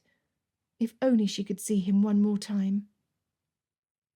A lively tune played, encouraging the villagers to stomp and clap along with the rhythm. Elizabeth let herself be carried away in their glee, pretending that she was every bit as delighted in observing the hops and skips of the dancers before her. So intent was Elizabeth in her determination to be happy, that she looked around in confusion when the instrument slowed to a halt and the dancers stopped. Everyone looked toward the door, as a hush fell over the room. She saw him, and she knew the moment he saw her, for he left Mr. Bingley, and the crowd parted to clear a path before him, a path to her. He looked not to the right, nor to the left, but straight ahead until he stopped and bowed before her. He had come for her. Elizabeth's heart hammered in her chest, as if it would leap out and proclaim before the world, "Here I am, Mr. Darcy. Take me, for I am yours." She covered her heart with her hand for good measure. She could speak for herself, thank you very much. She curtsied. "Mr. Darcy," she whispered. His crooked smile made her knees buckle. "Miss Elizabeth," he said, extending his hand out to her. "Will you dance with me?" Chapter 39. Elizabeth smiled at him, and his cares melted away. "Will you," he began. "Wrong question. It is too soon." "Dance with me?" Without hesitation, she placed her hand on his arm. The assembled resumed their chatter, and the musicians plucked their strings to begin another tune. Fortunately for Darcy, they selected a piece which encouraged conversation. He watched Elizabeth before him, and fragments of their previous exchange, as they stood in the same position at Netherfield Park, came to memory. How overly proud he must have seemed to her, and how blindingly prejudiced against him she had been. A wicked thought occurred to him. Clearing his throat, he began, "How refreshing to see so many dancing this far into the evening. The size of the room is ample enough to accommodate the number of couples present, although I notice a distinct lack of gentlemen in the room," he said, planting his tongue in his cheek. Encouraged by her laugh, he added, "I have heard it said that private balls are much pleasanter than public ones, but in this case I must say that I disagree." She played along, as he knew she would. In mock seriousness, Elizabeth said, "Do you talk by rule while you are dancing?" How had she said it? Ah! "One must speak a little. It would look odd to be entirely silent for half an hour together. I often arrange conversation so that I may have the trouble of saying as little as possible, unless I expect to say something that will amaze the whole room and be handed down to posterity with all the éclat of a proverb. It is my unsocial, taciturn disposition, you know." His cheeks burned in his effort to control his laughter. Elizabeth held no restraint. They laughed so loud, heads turned to look at them. Darcy did not care. When she caught her breath, she said, "How ridiculous it all seems now. I accused you of being blinded by prejudice, when I was the one who allowed my opinion to be swayed by one unworthy of my regard." Their palms touched as they faced each other, sending sparks down Darcy's arm. "I have a much clearer understanding of your character now," she said, in a voice meant only for him. With an impish grin, she added, "And I still like you." He guffawed, waiting until they were close enough he could speak softly to her. "I like you too, very much." William, her William, strode across the room in search of father. Elizabeth, too curious not to follow at a discreet distance, skirted along the wall, and stopped within hearing distance of her two favourite men in the world. After bows and exclamations of delight at the sight of each other, father was in an extraordinarily jovial mood. William asked, "May I have the pleasure of calling on you on the morrow?" He looked over his shoulder, instinctively knowing where to find Elizabeth. Father followed William's gaze, and Elizabeth knew that she blushed, but she did not care. With a chuckle, father raised his glass of punch into the air. "Why not? Mr. Bingley has requested an audience for a similar purpose. Mr. Bingley, Mr. Darcy, if any other eligible gentleman wants to marry one of my daughters, I am quite at my leisure." Instead of cringing at father's outspokenness, William grinned. "Then we have your blessing. My good fellow, I'm well aware that it is not me you wish to see in the morning. I merely aim to save you time and breath. I found it best to show economy with nerves, and so I extend the same courtesy to you as I did to Mr. Bingley." Jane! Could the heart contain so much joy? She longed for tomorrow morning, but that evening was one of the happiest of her life. William arrived with Mr. Bingley at the earliest hour considered proper. Elizabeth wondered if their night had been as sleepless as hers and Jane's. They had whispered their dreams to each other all night, and dreams which had been mere fancy became real as William knelt on one knee and took her hand in his. "In vain have I struggled. It will not do. I have fought against my own pride, the expectations pressed upon me by family and society, and my unforgiving nature. All of this has prevented me from yielding to the tender emotion you inspire within me." Placing her hand against his chest, he continued, "I love you most ardently. Please do me the honour of accepting my hand."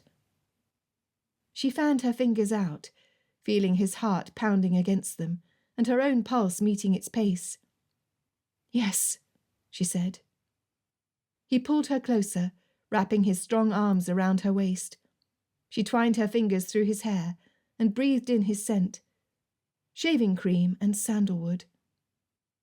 Mother burst into the room. She always did have horrible timing. "Oh, Lizzie, I am the happiest mother in the world today. 2 daughters engaged to marry rich men with town houses and estates." William stood, but he did not release Elizabeth's hand. Just as quickly as she had interrupted their tender scene, Mother left, no doubt to disturb an equally romantic moment in the dining-room where Jane and Mr. Bingley were. "Are you certain you want to marry me, William? Not all of the members of my family will change. Even Kitty and Lydia may be beyond reform," she said. He would never have asked her if he was not willing to cope with her family, but she knew that they would often test his forbearance to the limit. "Fate chooses our relatives. I choose you as my friend and my wife. I would not be worthy of you if I let such a trifle come between us." "It is hardly a trifle. I appreciate that the distance between Pemberley and Longbourn will assist us in our pursuit of peaceful relations with the more volatile members of my family. But what will you do when they come to visit?" "It will not be easy, and there will be occasions when we will not agree on matters concerning our families. I am confident that we will rise above the storm together. Do not forget that my own little sister attempted to elope with an officer, and you have yet to meet my aunt, Lady Catherine de Bourgh." Intriguing. What will she think of your marrying me?" she asked, passing over his reference to Georgiana delicately. Mother appeared again, her face red from scurrying between the drawing and dining rooms. She tapped her fan in her hands. "What a dilemma I face! 3 daughters to marry. Can you not imagine Lady Lucas's face if the rector reads the banns for all 3 of my daughters? On the other hand, how delightful to have 2 of you married by special licence. She would be so jealous." "But, Mother, Charlotte is marrying an earl," Elizabeth reminded her. The fan-tapping ceased. True, she mumbled to herself. Then, coming to a decision which she emphasised by raising her fan triumphantly in the air, she said, "I will have to ensure that Kitty or Lydia marry a duke." With that settled, she left the room again. William pulled out a small box, tied up with a tiny satin bow. "I had best give you this before Mrs. Bennet intrudes again." She took the box, holding it on her open palm to measure its weight, and then shook it. It jingled like something delicate. "You open presents just like Georgiana. I'm always tempted to tear through the wrapping for her," William teased. "I cannot undo this perfectly done miniature bow." Elizabeth stretched the satin over the sides of the box and slid it off. "The ribbon is just the size of a bracelet, if I can squeeze my hand through it." William watched in fascination as she manoeuvred the ribbon onto her wrist without undoing the bow. She held it up for him to admire. "It is quite an accomplishment to turn the packaging of a gift into a present. I will never look at a bow the same again." Elizabeth smiled at him and opened the box. Inside Resting against a bed of velvet were her teardrop earrings. He heard her breath catch, and she wiped at her eyes.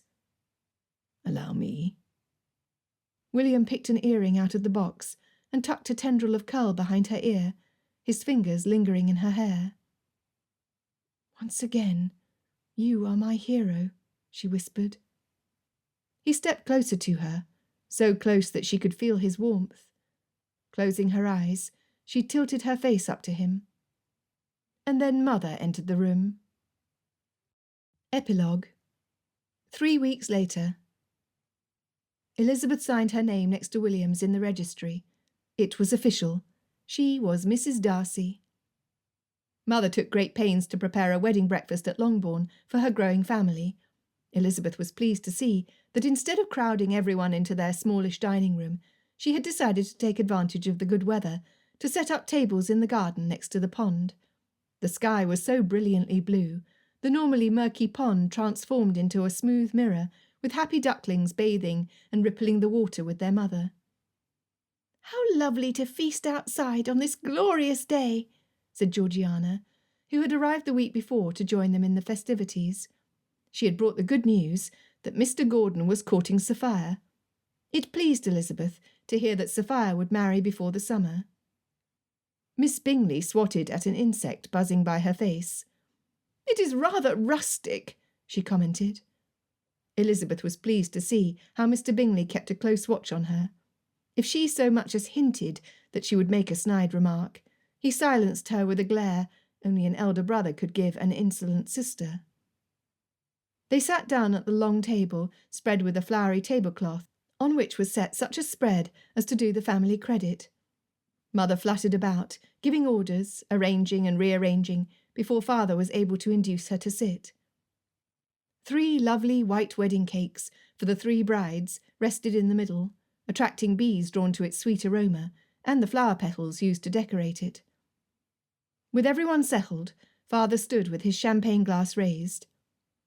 To my daughters, Jane, Lizzie, and Mary, who took a gamble and won. May you live long, happy lives with the gentleman you've chosen.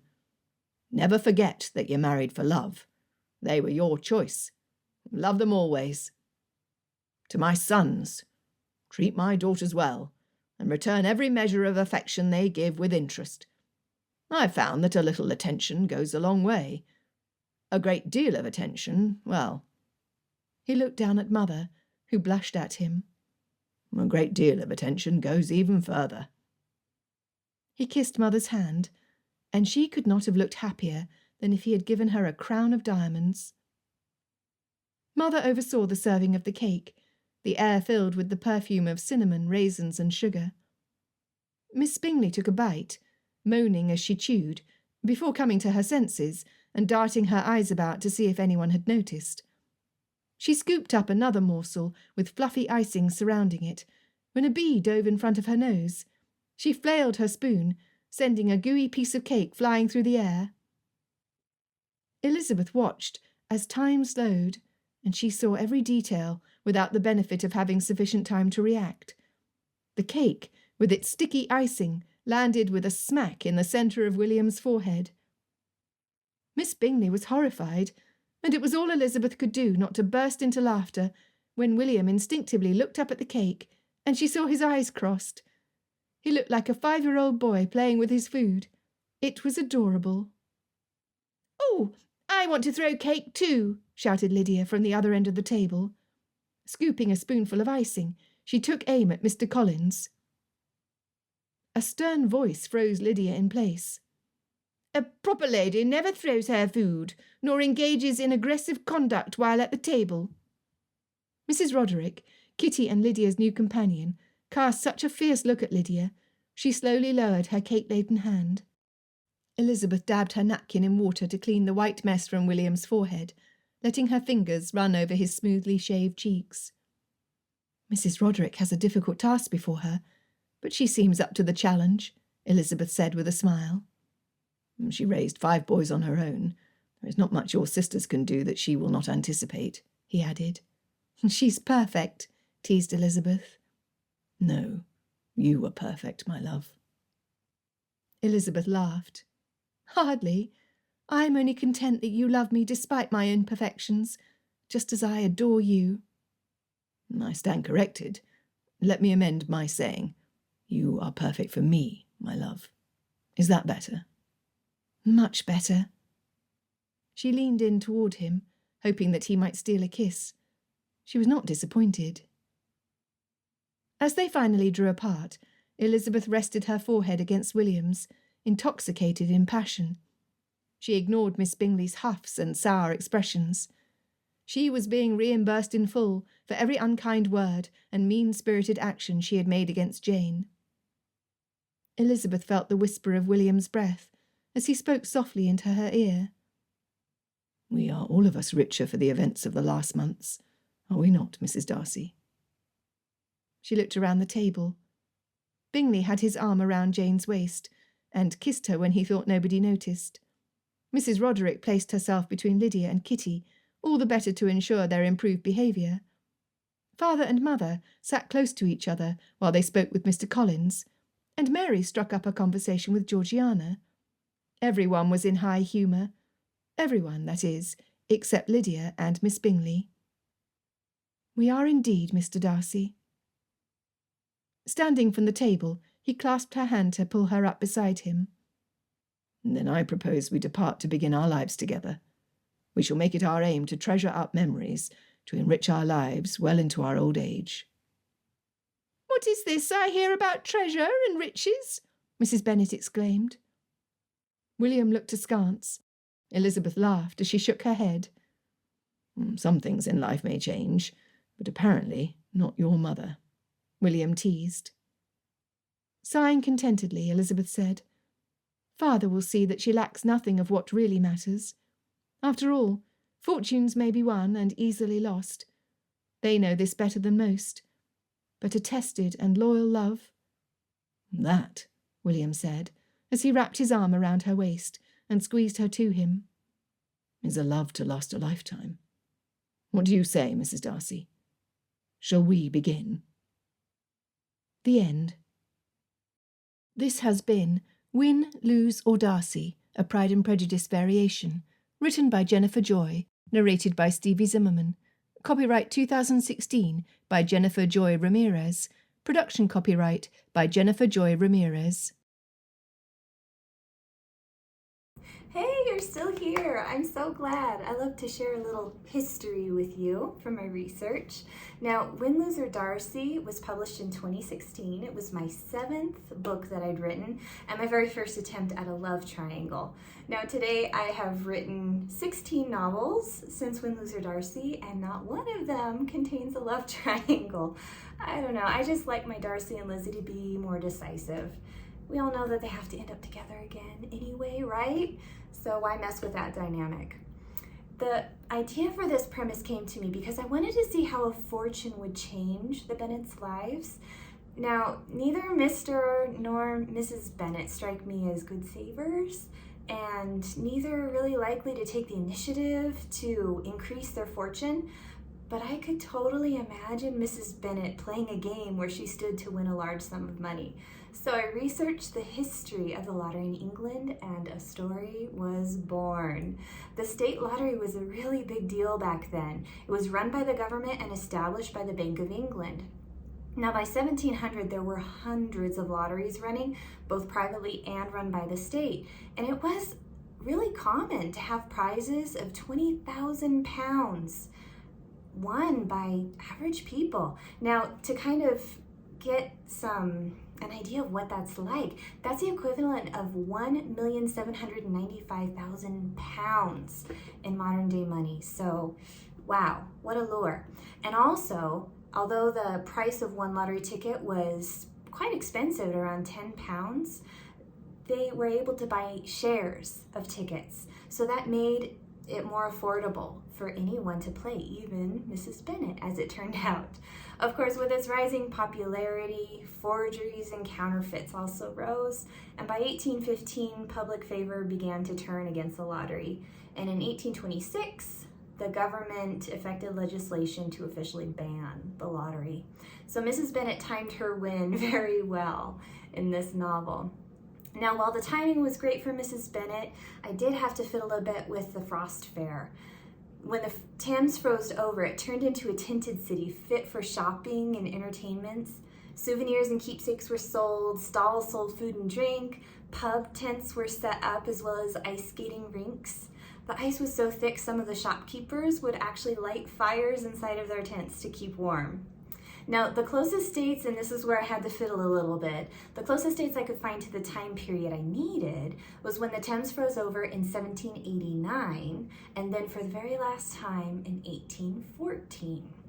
Now, I love research, and I do try my best to keep things as accurate as I can, but I'm also a fiction writer, so I let the Bennets enjoy a frost fair on the dates that I needed. So I hope you enjoyed Win, Lose, or Darcy. If you did, please subscribe below to my channel and like this video. And I'd love to know what your favorite was. I was doing so good.